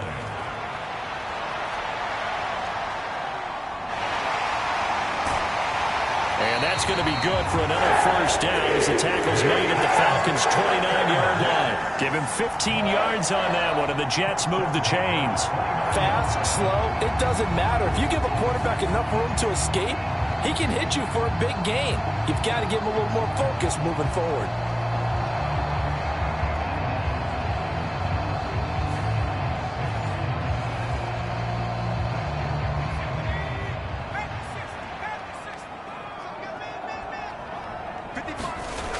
On first down, Jacob Eason. A short one here, caught by McBride. And this will leave him a yard short. Nice pickup of 9 yards on first down. They'll run for the first time with Breece Hall. 7 yards there and a first down.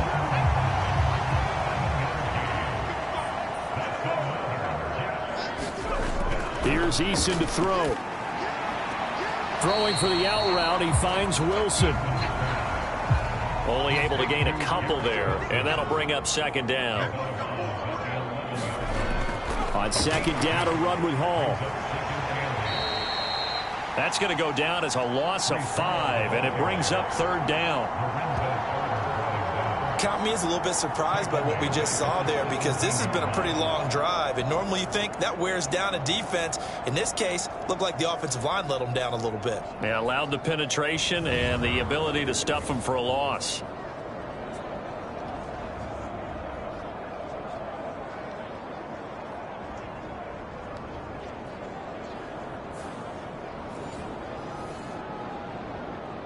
Third down and 13.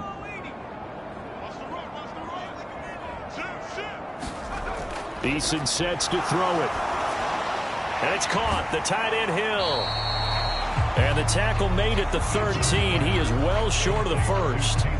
It'll go as a gain of 4. And that's going to bring up a 4th down. Excellent job there defensively. Gave up the underneath to the tight end on 3rd down, and they made sure that they did their job. Got him on the ground and prevented him picking up a 1st down.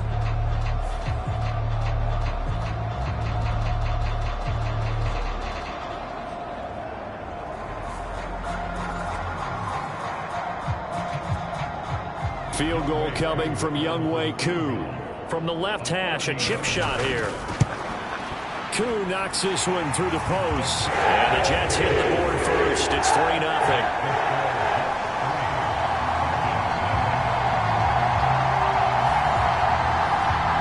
So pretty good opening drive. That'll make the home fans somewhat happy. They wanted 6, but they got 3 in the early lead. And they should be happy. The guys look good getting down the field. That's got to give them a little bit of hope that good things are in store here today for him. And able to get this across the 20, but not much further as he's dropped at the 23-yard line. Bijan Robinson and the Falcons back onto the field. And Charles, he's a rookie. He's put it on the ground once, maybe defensively. Now they're saying, okay, we can get this young buck to cough it up 2, 3 times. He's got to be careful here. Yeah, they do tend to zero in on the young runners because once one comes out, as you noted, you think there's an opportunity for more. This is where you have to get with that guy and say, all right, they're going to come after you, but we believe in your talents. Take care of the football, and let's go. 2nd and a couple. Looking to throw it here. Ritter. And that'll be incomplete. Took a pretty good shot as he tried to pull that one in. Couldn't hang on. 3rd down. Here's Ritter. That is caught. And he'll be taken down, but he does have 1st down yardage. It's a pickup of 6 and good enough to move the chains. So he turned to a trusted, familiar face in that 3rd down situation. It paid off. Yeah, you go to your veteran receiver in that spot, so you can't underestimate him when he's on the field. Defensively, make sure you know where he is because he understands how to get open in key situations. Line of scrimmage, the 37 on 1st and 10.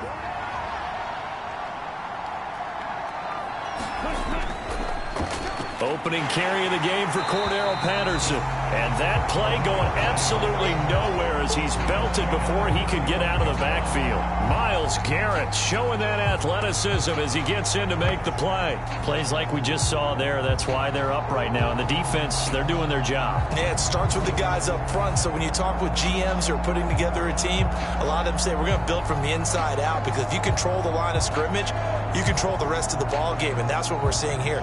They're actually playing in the offense's backfield, not necessarily just playing at the line of scrimmage. So their task a little bit more difficult now. 2nd and 13 that they're walking up on. Ritter will set up to throw it. Oh, into a sea of defenders and intercepted.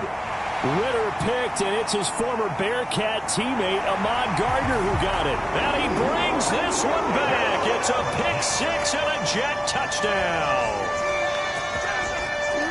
What you just saw there, 1st-round talent, 2nd year, even more success. A pick-6 for a touchdown. A great play. And it's tough for these guys, you've told me before, to adjust in the secondary as a first-year guy. So that sophomore season is big for them. They really start to expand the playbook for them even more. Sometimes they dumb it down a little bit to make them comfortable year 1. By year 2, they should have all the nuances, and now they've adjusted to the speed of NFL play as well. Showed right there. Now the try here for the extra point.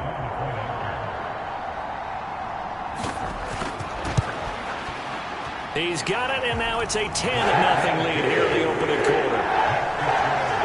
So the defense creating some points, not only getting the interception, but then returning it to the end zone for the pick-6. So an early 10-0 lead for them now as they kick it away.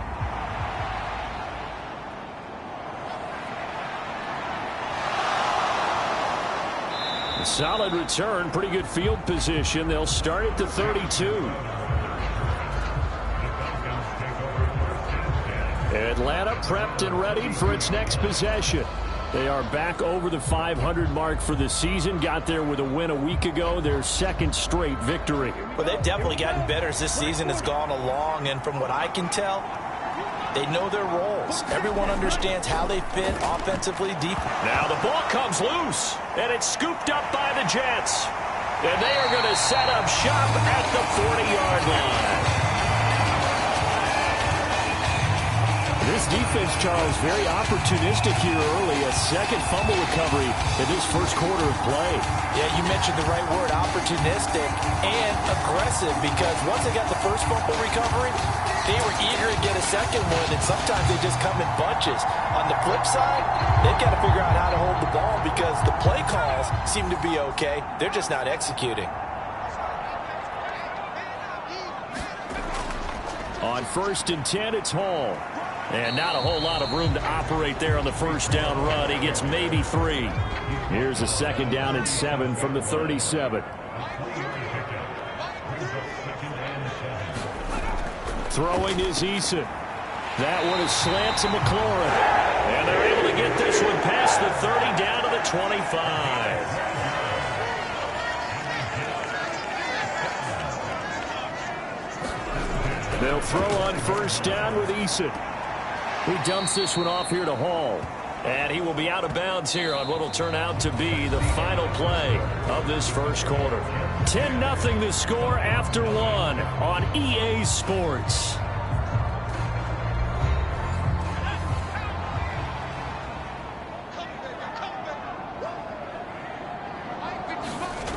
Eason. A short one here, caught by McBride. Call it a gain of 6 on the play. 3rd and 7 now. Eason going to throw it out of the shotgun. He's got his target. That's complete. And he is out of bounds right around the 10-yard line. They're able to convert on 3rd down, and that sets up a 1st and goal. Everything's going right here in this first half, and they've got a good lead. And part of that can be attributed to their success on 3rd downs. This is another conversion here, and they can look to really open things up now with this 1st and goal.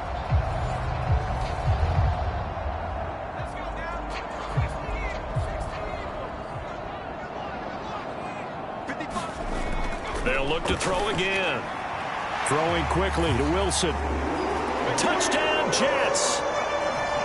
Garrett Wilson, his 4th touchdown on the year. And the Jets add 6 to their lead. Well executed there offensively. Defense looked a little confused, but he found his receiver, and that one good for 6 points. And the payoff we just saw there tells us how many times they ran this play in practice over the past few weeks, because they executed that flawlessly right here on game day when the situation arose. Koo now for the point after.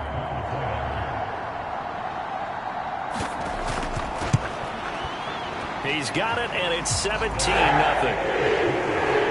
So the drive there took 6 plays. And Garrett Wilson capped things off with a touchdown grab.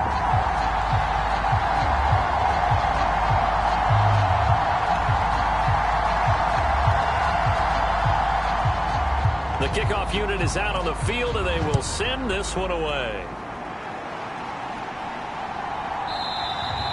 And no thought to bring this one out. He'll just go down to a knee, and they'll take over at the 25. Atlanta regains possession of the football.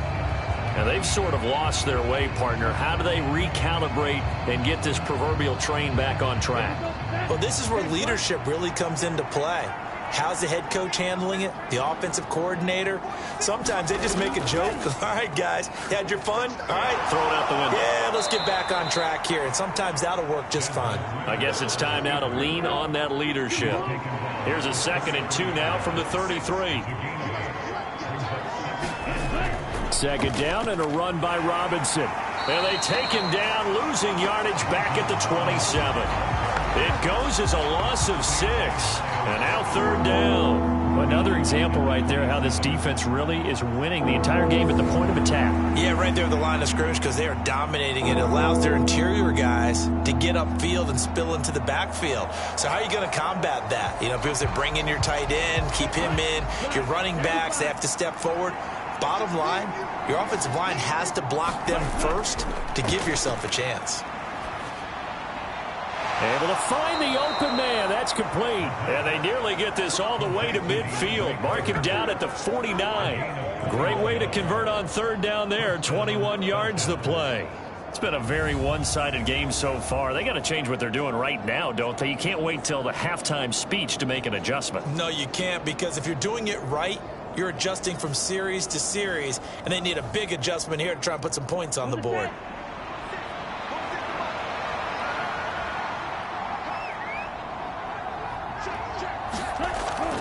On 1st and 10, it's Robinson. And he'll take it across midfield down into Jet territory.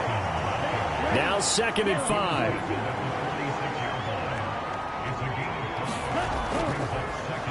On 2nd, here's Algier. And great blocking downfield as he's got this almost to the 35-yard line. It's a gain of 11, and the Falcons pick up the first. Interior of that line blocked really well on that run, but also the 2 tight ends, they blocked well too. Not only have they scouted the line of scrimmage, with their agility, they can get upfield and hit moving targets like linebackers, defensive backs. They do a really good job helping out in the running game. This offense finding its legs now. Here's another 1st and 10. Ritter to throw it. Over the middle to Smith. And he's going to get this inside the 30. 10 more there and another 1st down. And this offense has been a little slow to get going, but some signs of life here in this 2nd quarter. They're moving it pretty good. And that helps the cause as well. Good yardage and another 1st down. Ready up.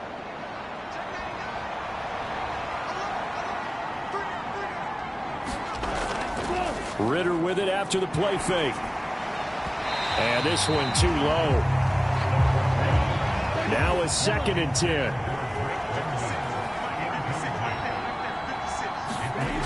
Working from the gun, Ritter. And he comes back with one complete. And he'll go out of bounds in the red zone just inside the 20.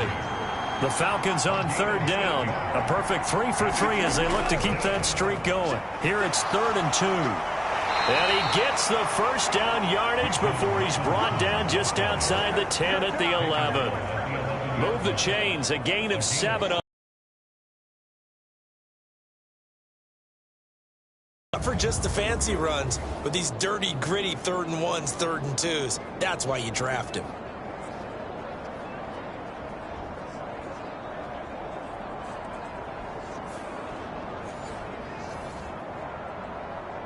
Ready? Now a 1st and 10 at the 11.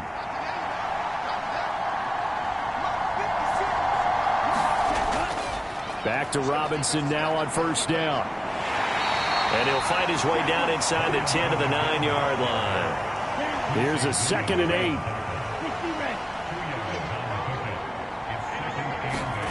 8. Ritter now. And he's not able to get away. Sacked back at the 22. Carl Lawson able to record his 5th sack of the season. 3 scores down, not even a halftime yet. They're not getting much generated offensively. They've got to figure it out. It's tough because this defense just seems to be playing with so much confidence right now. They really are. They are on their toes, and they're getting at them. Ritter and the Falcons need an answer, and a big play here on 3rd and long following the sack. Complete. Smith has it. So the completion good for 7 there. And it'll be 4th down. Well, the coverage was tight that time. They allowed the pass underneath to him, but they rallied to him pretty fast too. Converged on him and got him down. That'll bring up 4th down.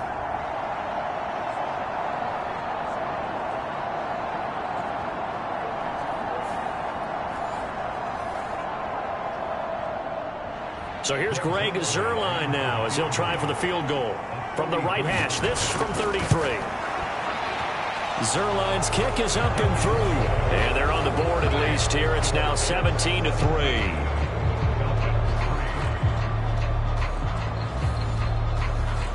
So that stems the tide just a little, but this still a 2-touchdown game. And I think that maybe that was a bit of a calming drive for this offense, and that's exactly what they needed. They were able to move the ball. They did some good things. It's still the second quarter. Plenty of time to go. And he'll go down as this drive will start at the 25-yard line. Time to see Jacob Eason and company go back to work. 5 for 5 that last drive. Touchdown pass as well. He was clicking. Receivers, I don't want to be cliche, but running really solid routes too. And what I love about it is when you look across any team, all right, the body types of the receivers are usually different. The way that they get open, different as well. Some of them use power to get open. Some of them use those head fakes and subtle moves. Some of them just use pure speed. And the really good ones, when they're established, they know how to push off at the end of a route, too. Not a big window to throw. Coverage wasn't too bad there. Yeah, they had him under wraps pretty well, but somehow able to muscle his way open and catch the ball. 2nd and 6, just inside the 30. They'll give to Hall. Oh, fighting off the defender. And he'll take this up near the 35, maybe the 34. It's a 5-yard gain, but they'll still be a yard short here with 3rd down now looming. He had to fight for every yard on that run. Shook himself free of a tackle and kept fighting, even with the rest of the defense closing in on him. That's the kind of effort you'll take every single time. They'll run with Hall.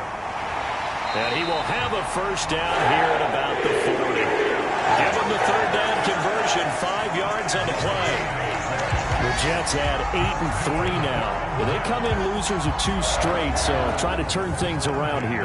And you just mentioned 2 straight, and when you're talking about 2 games, that's nothing to panic about. They feel like they've been a little bit unlucky in the last couple. This is a club that's more than capable of turning things around, and I expect them to play really well here.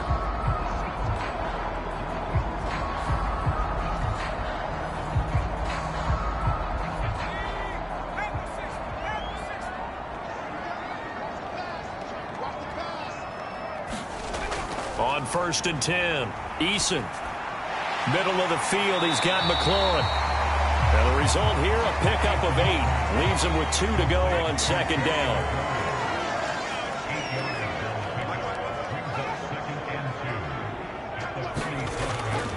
Now a shotgun snap as they'll look to throw. With that, he matches his receiving yards from a week ago. We still have more than a half a football to play. It's a first down.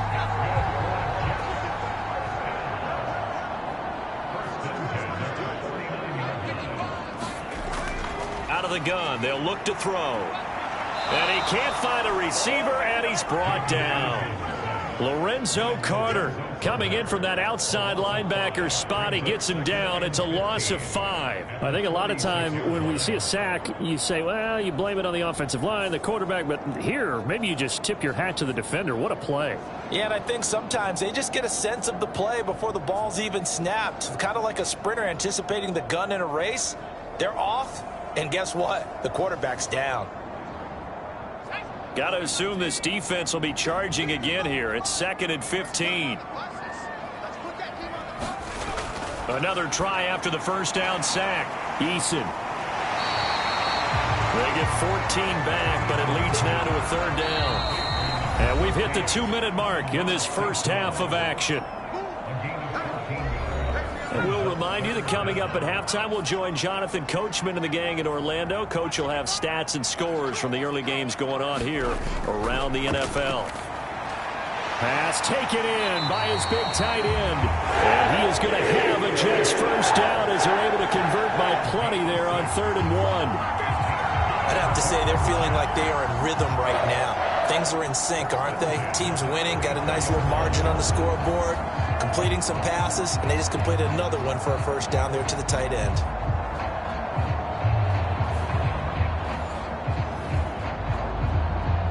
From the 34 now, here's 1st and 10.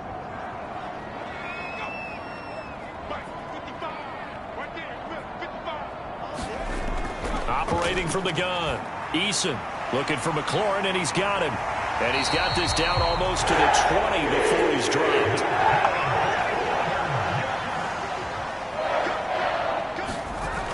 They'll stick with the passing game as he looks to throw. And down inside the 15, shy of the 10.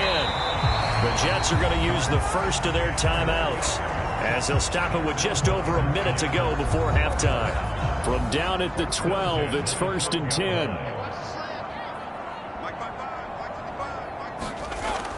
Back to throw again. Goes right back to McBride. And able to break one tackle, but then quickly brought down. But a nice little gain. Now the Jets going to use the second of their 3 timeouts, as the clock will stop with 55 seconds to go until halftime. 2nd down. Here's Eason. And he just chucked that one out of bounds, out of everyone's reach. Maybe a wise call not to take a sack in this part of the field. It brings up 3rd down. Again, he'll drop to throw. And he's going to take it in for a Jets touchdown. Jacob Eason. A 5-yard touchdown run. And the Jets will extend their lead in the final minute of the half. Nothing like understanding where your escape hatches are as a quarterback. Here he's looking, but he knows he doesn't want to force anything. So when nothing avails itself, he slips past the rushers, takes it right up the middle, and takes it into the end zone.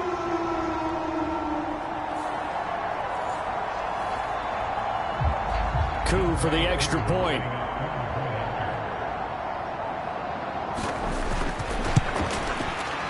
And the lead now to 3 touchdowns at 21 points. So that drive spans 13 plays, and it's finished off with a 5-yard touchdown run. The Jets kick team out now to boot this one away.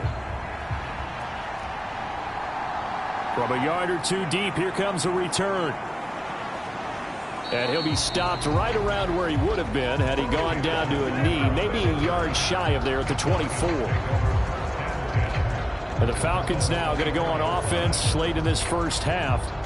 I don't think they need to be reminded of the situation here. I mean, the clock is dwindling. 3-score deficit waiting for them at halftime unless they can get something on the board here before intermission. First down. Here's Ritter. And complete to Drake London. And he's taken down but able to slip across the 35. Now the Falcons going to use one of their timeouts, as the clock will stop with 37 seconds to play in this first half. Got a man. It's Patterson, complete. The Falcons going to use the second of their timeouts. So that means they're down to 1 remaining here as we head toward halftime. Ritter. Throw right side, complete to Carter. And that's going to be another first down as the tackle made at the Jets' 43. Falcons going to use their 3rd and final timeout. And with halftime on the horizon, they'll be out of timeouts from here forward. Now Ritter to throw on first down. Short throw to Smith. Oh, he's brought down. And remember here, no timeouts left. They got to get to the line quick. So we've hit halftime here at MetLife Stadium with the home team, the Jets, leading this one. As we'll send you down the coast now to Orlando, that's where we find Jonathan Coachman, ready with our EA Sports Halftime Report. Coach. All right, Brandon, thanks very much. Things definitely getting interesting around the NFL as we begin the month of December. So let's get right to it. We'll get started over at the Caesars Superdome in New Orleans. And it's the Lions who hold on to the lead in that one. 2 touchdown passes there for Jared Goff. Next, we'll take the trip north to the Steel City to check on the Steelers at home in Pittsburgh. And they've got the lead over the visiting Arizona Cardinals. George Pickens, a touchdown reception. Finally, let's get to the country music capital of the world and see what's happening with the Titans at home in Nashville. And you can see there it's the visiting Colts who have the lead in that one. 2 touchdowns there for Jonathan Taylor.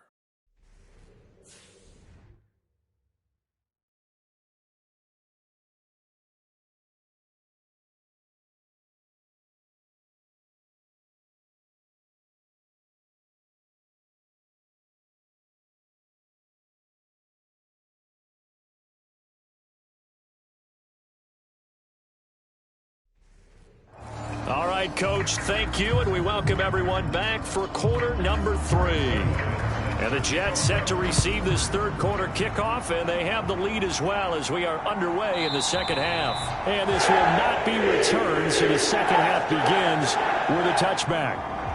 Now the Jets going to take over on offense to begin this third quarter. Now they have to be pleased with the way that they've moved the football thus far. And why wouldn't they be? 2 touchdowns on a field goal in their first 3 possessions. They're playing so well right now, the field goal probably feels like a disappointment. Second half starts with a run by Hall.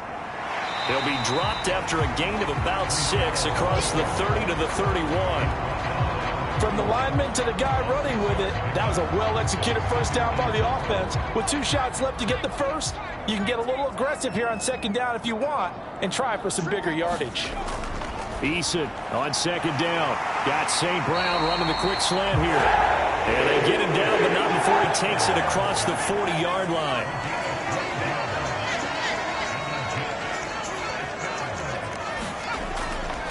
Out of the gun, they run it with Hall.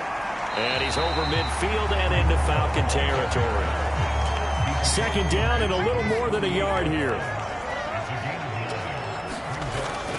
Looking to throw. Eason. Short one here, caught by McBride. 7 catches for him now, and this last one, a first down. When this offense can get their tight ends involved, they can move the football. Here, a nice route, able to look it in, and picks up the first down. Throwing on first down. Eason. And this turns into a nice gain with a slide at the end. 23 yards on the tuck and run. I am willing to bet that he got a monster grin on his face when he saw what was happening. Man coverage was so committed to denying a big throw that it pulled attention away from him, and he had an easy lane to hit, and hit it he did. So 1st and 10, and if they score on this drive, might have to start digging in our second half blowout material. Back to throw. Eason. They'll set up the screen for Hall. The first down screen pass, good for 5. Boy, that was certainly well-read defensively, and the key to any screen play is space to work, and there was none to be found there, and they tackle it for just a short gain. To throw again on second down. Eason. This a quick slant, and he's got Terry McLaurin. And the Jets are going to have a first and goal as he'll be taken down at the 7-yard line.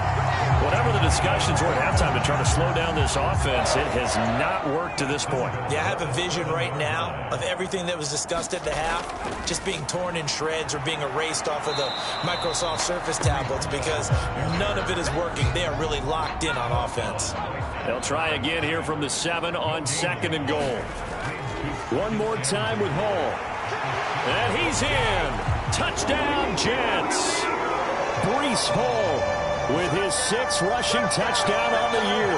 And the Jets take the opening kickoff of the third quarter and drive right down the field to extend their lead. Sometimes you get a first and goal and you're back near the 7, 8, 9-yard line and you start thinking, maybe we'll run it here on first down to get half of what we need, so maybe we can have 2 or 3 shots at going for it from closer range. So this is a bonus right here. What a great run to work his way into the end zone.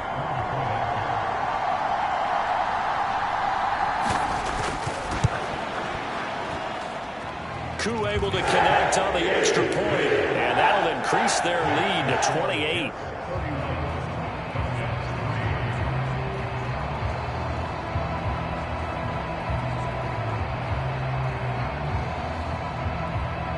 Set now to kick this one away, and off it goes.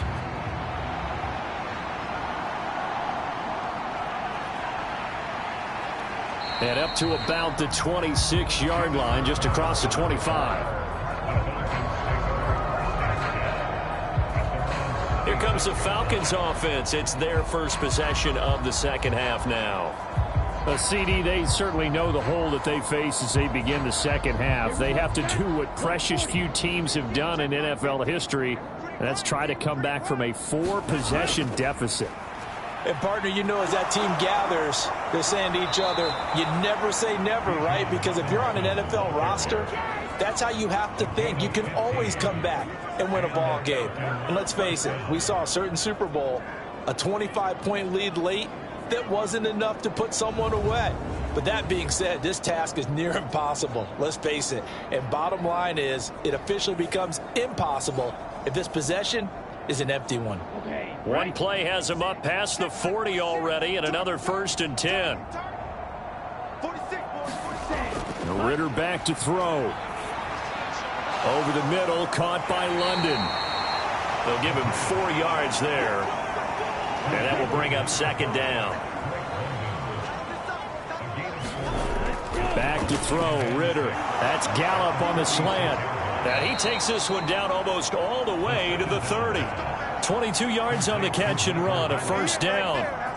Well, maybe this offense has learned something from watching their counterparts work. I'm wondering if their coaching staff said, let's do what they've been doing the entire game, because that's worked well. This offense, they have not looked particularly good all game long. But a nice throw there for a good gain and a 1st down.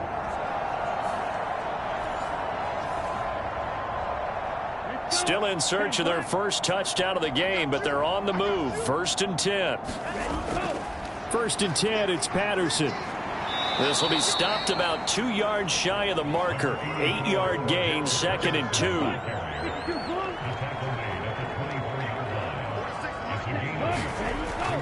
They'll look to throw here. Nowhere to turn here, and he's going to go down. Back at about the 37-yard line. Carl Lawson able to get in there for his 2nd sack of the afternoon. That's his 2nd sack of the game. With the best defensive ends, they do their homework as much as offensive guys do. They know how to beat the offensive lineman across from them, what moves they need to do to set them up. This guy's been pretty good at it all game long.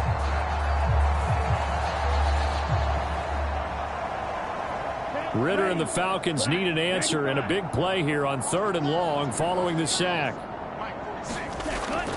They're going to look to throw. Oh, had his hands on it, couldn't bring it in. Pretty symptomatic of how this game's been going.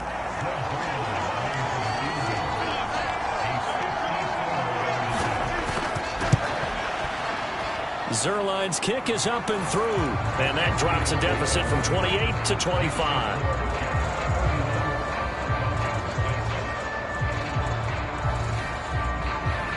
Kind of surprised by that they kicked the field goal. I guess you get some points, but this deficit 3rd quarter, I don't know. Yeah, I don't either. Yeah, I'm with you on that one. When you're down that much, kicking a field goal, does it feel a little bit maybe waving the white flag and just want to get out of here? Yeah, I think you got to go ahead and try and get some bigger points on the board. New York set to take the field. Well, this offense, this team, they are rolling right now, Charles. They've scored on 3 straight possessions. You look at the scoreboard, and they pretty much right now got this thing on cruise control. Yeah, and this is that time of game where you and I have to be prepared, right? Isn't this kind of like that empty the bucket time where you have to go into your blowout material and make sure you have some different things? That's what we're staring at right now, the way this one is going. Nothing open downfield. He keeps it himself for 11 and a 1st down. That's multiple times now he's tagged him with a big gain with his legs. Really showing off some nice awareness and the ability to correctly realize when he's got a chance to tuck it and go himself. So from the 36 now, 1st and 10. Now Eason. And oh, that nearly their first pick of the game, but it falls down to the ground incomplete. To give you an idea of how accurate he's been throwing the football, we're in the 2nd half. That's just his 2nd incompletion. Well, if he's that locked in, that means everyone's locked in, because to me it's like throwing a no-hitter in baseball. The pitcher may get the credit. A lot of people making plays behind him in the field. And he'll be taken down at the 46-yard line. Here comes 3rd and the length of the football. And now whistles here and a flag down. Looked like someone got going a little early. Well, this O-line's been great. They've got the big lead, so give them a pass there, I guess. Yeah, I would think so, because if we were grading them on their performance in this game, a lot of pluses in their boxes so far. Here's Eason to throw, and that is incomplete. Here's A.J. Cole now. And the way this offense has moved the ball, he hasn't been needed till here in the 3rd. He punted 3 times in the loss last week as he sends this one away. And for an offense that is struggling, this is not where you want to start from. Great punt. Fantastic punt. And for all those who wonder, what do punters do during the course of practice each and every day? The best ones do what we just saw there. Work on positioning the football and helping their team. Yellow, 22. Big series right here. We got to step it up. Now Patterson to start the drive. Showed some solid running, strong running, and then he's corralled just beyond the 10. And they'll come up 2nd and 7.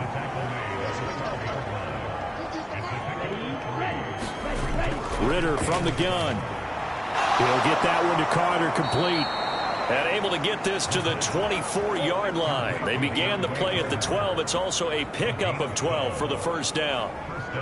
Well, the margin on that scoreboard, obviously, for them, it looks daunting. But I don't know, Charles. They're probably not focused on that right now. Maybe just chaining together a positive drive with plays like we just saw, giving themselves something to build on. Yeah, I think you're right about that. And what they have to be careful of is getting glued to that scoreboard, trying to do too much. Because if you do that, you're all but... This time for Smith, and it's intercepted. And he brings this one back. It's a pick six and a Jet touchdown. And, Charles, for this offense, those interception woes they kind of had in the first half have now followed them into the second half. And for this defense, they take advantage, turn that into a pick six. And that defense is in a spot now where they're thinking about ways to close this game out. And as confidently as they've been playing, I expect them to do exactly that.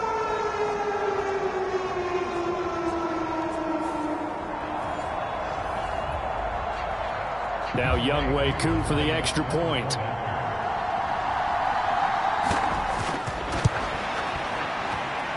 And he's been a busy man, 5 for 5 now as he knocks another one through to extend the lead. A heck of a play there defensively, getting the interception, navigating his way into the end zone for the touchdown. So they'll get another shot on offense following that pick six, and now the kick is away.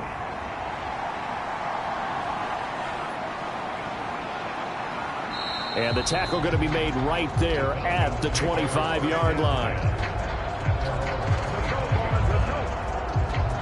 Now the Falcons offense gets ready to head back onto the field. Well, we haven't exactly been treated to a nail-biter in this one, CD, and if they cannot score here, this one's pretty much all but over. Are you saying that you feel like people are starting to think about getting out of here and maybe beating the traffic in order to get home or to their final destination? Yeah, I don't think there's a whole lot of reason to hang around, especially if they can't score here. Yeah, you're right about that because it has been pretty clear who the better team has been in this one. And in a league that we talk about every game being a one-score game as we go into it, watching this blowout, let's just say it's been unusual.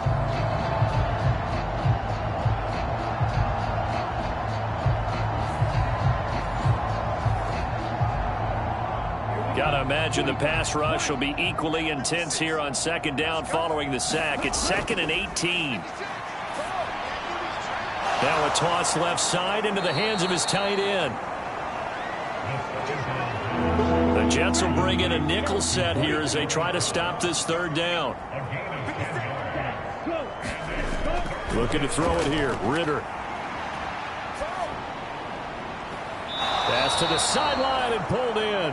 And he'll be out of bounds, but able to get it up past the 45.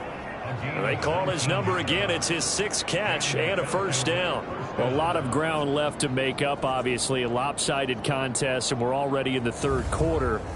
Now, they won't get it all back in one play or one drive. That's cliche, but it's true, Charles. If they can just maybe get plays like that and get a little momentum built, they can get the scoreboard a little closer. And can you add some blinders to the cliche, meaning keep these guys from looking at the scoreboard because that doesn't help them at all right now. Their focus needs to be on finishing every drive with points and playing mistake-free football from here on out. He'll get it up near midfield to the 49 before being taken down. On second down, another shot for Robinson. And he'll take it across midfield down into Jet territory. Here's 3rd and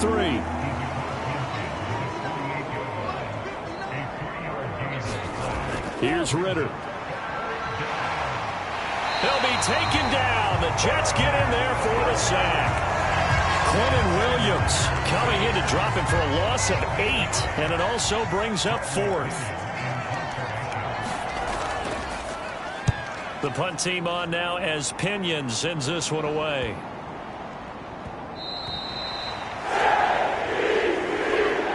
And that is going to do it for this third quarter of action. We'll return with more after this. This is the NFL, and it's on EA Sports. The New York offense taking over for their next possession. We find ourselves here in the midst of a one-sided affair. A lot of fill time down the stretch, Mr. Davis. So we could talk about food because that is something that you and I enjoy. We share that. We enjoy our time at the table. So maybe the best steakhouses in the city, but in all seriousness, the performances that we've seen this year, we've seen a bunch of great ones, and it's going to be hard to parse who's going to win the MVP. Yeah, it really is. Is it going to be a runner? Is it going to be a thrower? Can a defender finally win it this season? Those are the things that we could probably discuss. And collectively, this is about as dominant of a performance as you could have hoped for on both sides of the football. Might have to put it #1 for what we've seen this season. Eason's throw into the hands of McLaurin. He'll be dropped at the 25 after a gain of 6. The offense on third down, they've been very good, 5 for 7 thus far. This will be 3rd and 5. Eason sets to throw it. And that's going to be incomplete. The coverage too good there. The contact popped the ball free, and it's 4th down. A CD, they're up big, but they're still passing it. I mean, this is an offense that's had a lot of success in this game, and it seems like they're just having fun out there. And it does feel like there's been a shift out there, doesn't it, partner? Listen, if you're up, you can continue to do what you want to do. It's up to the other team to make you change how you do things. They'll continue to throw it around until stopped. It'll go as a 50-yard punt, 6 yards on the return. And it will be Falcon football. Here comes the Atlanta offense now ready to take over here. Their mini 2-game win streak appears it might be going by the wayside unless they can pull a rabbit out of their hat. Ritter looking to throw on 1st and 10. And he's going to be brought down here in the backfield.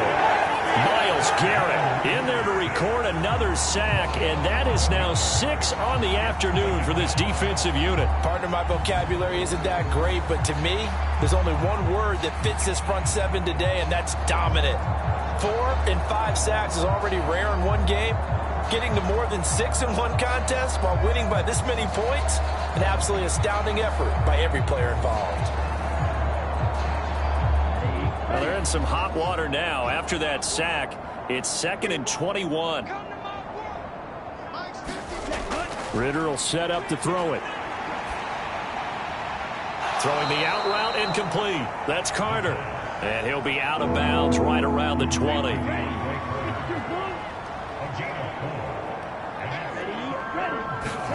Now on 3rd and long, they'll look to throw.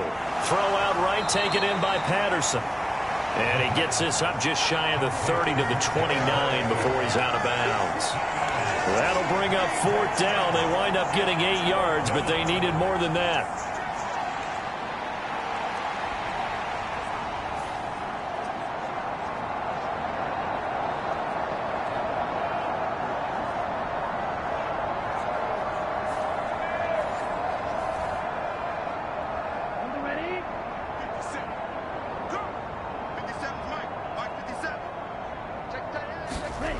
Fourth down, big play. Here's Ritter. Working the middle of the field, and he's got a man complete. And they get him down, but not before he takes it across the 40-yard line. Looking to throw once more. Here's Ritter. And he'll complete this one to Patterson. So give him 2 yards there on the completion, and it'll be 2nd down. They'll look to throw again. Well, that'll be incomplete. Well, he took a shot as he let that go. And it's going to bring up a 3rd down. 7th play of the drive, forthcoming on 3rd and 8. Ritter to throw it. He's got his target. That's complete. And he is going to have a Falcons 1st down as they're able to get the 3rd down conversion.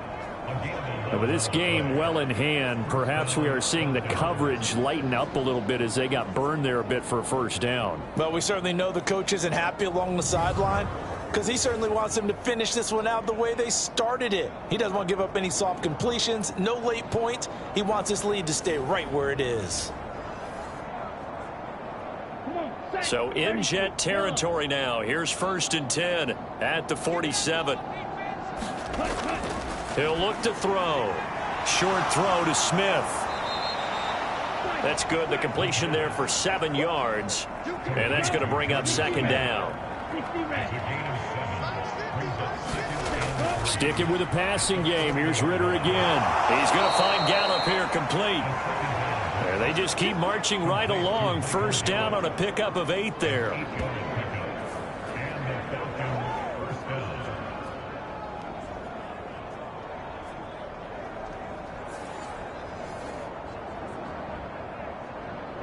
Ready. 45. One. Watch your slant. Watch your slant. Watch your slant. Ritter now. He finds his man complete. It's Patterson. And he is out of bounds inside the 30. Ball on the 28-yard line. Here's 2nd and 6. Now they'll throw here out of the gun. Well, this is intercepted. They get Ritter for the 3rd time. Picked off by the linebacker, C.J. Mosley. And a great return as he gets this all the way down close to the 30-yard line. But with this advantage, this defense knew that passes were coming, and they stayed in position, Charles, and picked one off here in the 4th quarter. Yeah, what a way to cap things off, huh? Because I think this is part of the game within the game. They see the scoreboard, they see what they can accomplish, and they went for it. New York's offense back out there and set to go. And after the interception, they are sitting in an even better spot with the ball and a comfortable 4th quarter lead. Hall ought to give up the middle. And he can only manage to get a couple. 2nd and 8 coming up. Brandon, I've got to think this offensive line has got some smiles on its faces. And I know it sounds crazy, but they practiced for this back in training camp. They knew they'd be in situations where it'd be extra defenders in the box coming after them, trying to keep them from locking down a game. Right now, they want to show the world they're up to the challenge. And he'll be a couple yards shy of the red zone here at the 22-yard line.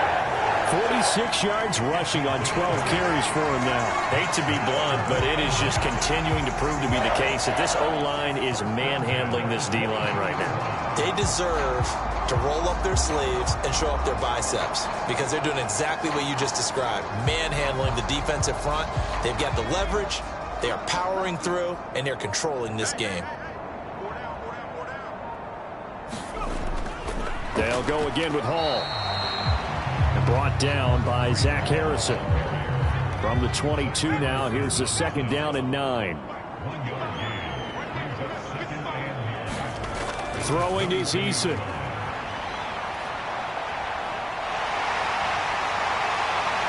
And so close, he gets it to the 1. Out of bounds right there.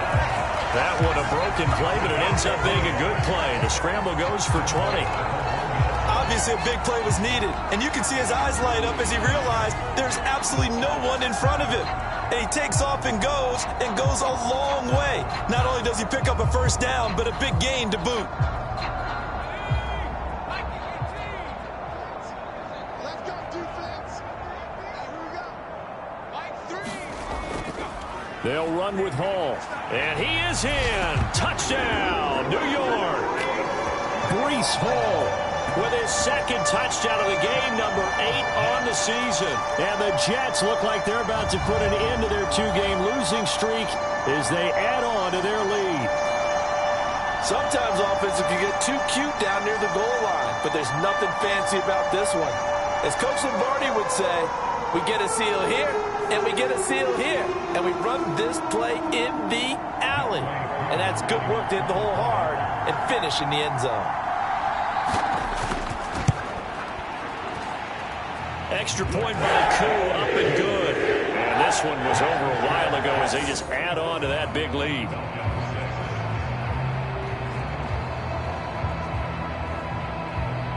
Out is the kickoff unit as they run up and send this one away. The return man down to a knee, and this will come out to the 25-yard line. Atlanta now coming out on the field. Where we stand right now in the fourth quarter, this one pretty much out of reach. And, Charles, I know they're going to be disappointed about several things with this ball game, but the self-inflicted wounds, they've had several turnovers. You would have to think that's going to be something they're going to discuss heavily in the film session in the coming days. You're absolutely right about that, partner, because they're going to have to sit in that film room and watch every error that they made and figure out how to not do it in the future. And mentally, I think a lot of the guys are already starting to think about, okay, how do we put this behind us and get better for the next time out? This, they'll use as motivation for the rest of the time that they play to hopefully never be in this type of situation again. The Falcons on third down. They're hitting at 60%, 6 out of 10 thus far. This is 3rd and 4. And that is incomplete. Oh, he had a defender right there with him to force that to the ground. And 4th down now coming up. And on 4th down, on is the punt team sending this one away. Fielded just inside the 30. They'll score that a 36-yard punt. And the Jets will take over 1st and 10. Now the Jets offense gets ready to head back on the field. This has really just been a lopsided affair. What a performance they put on, and now they get the football back here with a big lead in the fourth quarter. You know, in the past, we might be discussing dinner plans, talking about steak and sushi, whatever the case is, CD.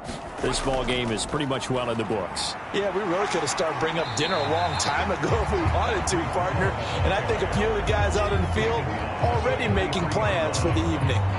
54 yards rushing for him now to this point. Line of scrimmage, the 43 on 2nd and 4. Mike, 55. Check, 55. Mike. Let's go.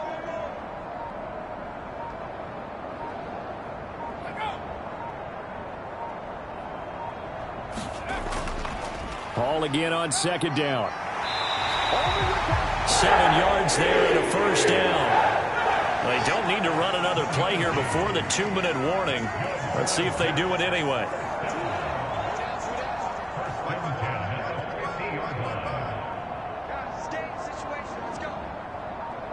Just 2 minutes remaining here in the fourth quarter of what has been a one-sided affair.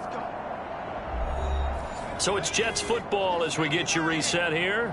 And they have just about put this one on ice as they've got it here, 1st and 10.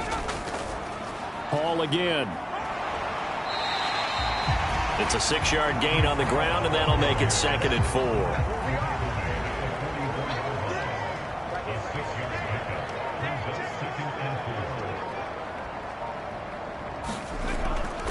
Straight ahead is Hall. And this carry not as productive. He's swallowed up at the line of scrimmage.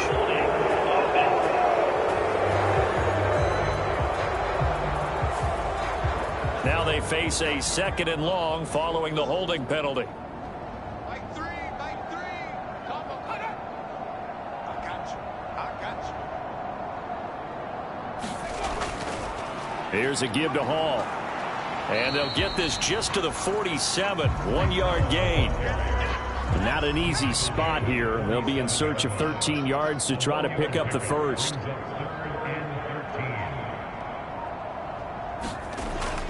On 3rd down, here's Hall. And they will get this across midfield, but still well short of the first as he's dropped at the 46. 7 yards on the carry there, but now they're staring at 4th down. Here's A.J. Cole now as he's on to punt for New York. Averaging over 50 yards a punt so far as this one's away. As this defense walks off the field, they can do so with their heads held high. What a performance. Well, by the offense, too. I mean, really, Charles, just complete domination on both sides of the football here in this one. Certainly was, and I think both sides compete against each other all the time. You go to each other in practice, obviously your training camps, your off-season. But on game day, you both want to show your best. And I think that's what we saw from both the offense and the defense, a complete team victory. So for the Jets, they continue to make their case for the playoffs as they move to 9-3. And they'll get to stay home again next week. Meanwhile, for Atlanta, they fall to 6-6 now on the campaign. And they'll get a chance to redeem themselves at home next week. That'll do it for us. For Charles Davis and all our hardworking crew, I'm Brandon Gaudin. You've been watching the NFL on EA Sports. For more, find us on Twitter at EA Madden NFL. It's a win for the Jets as we say so long from MetLife Stadium.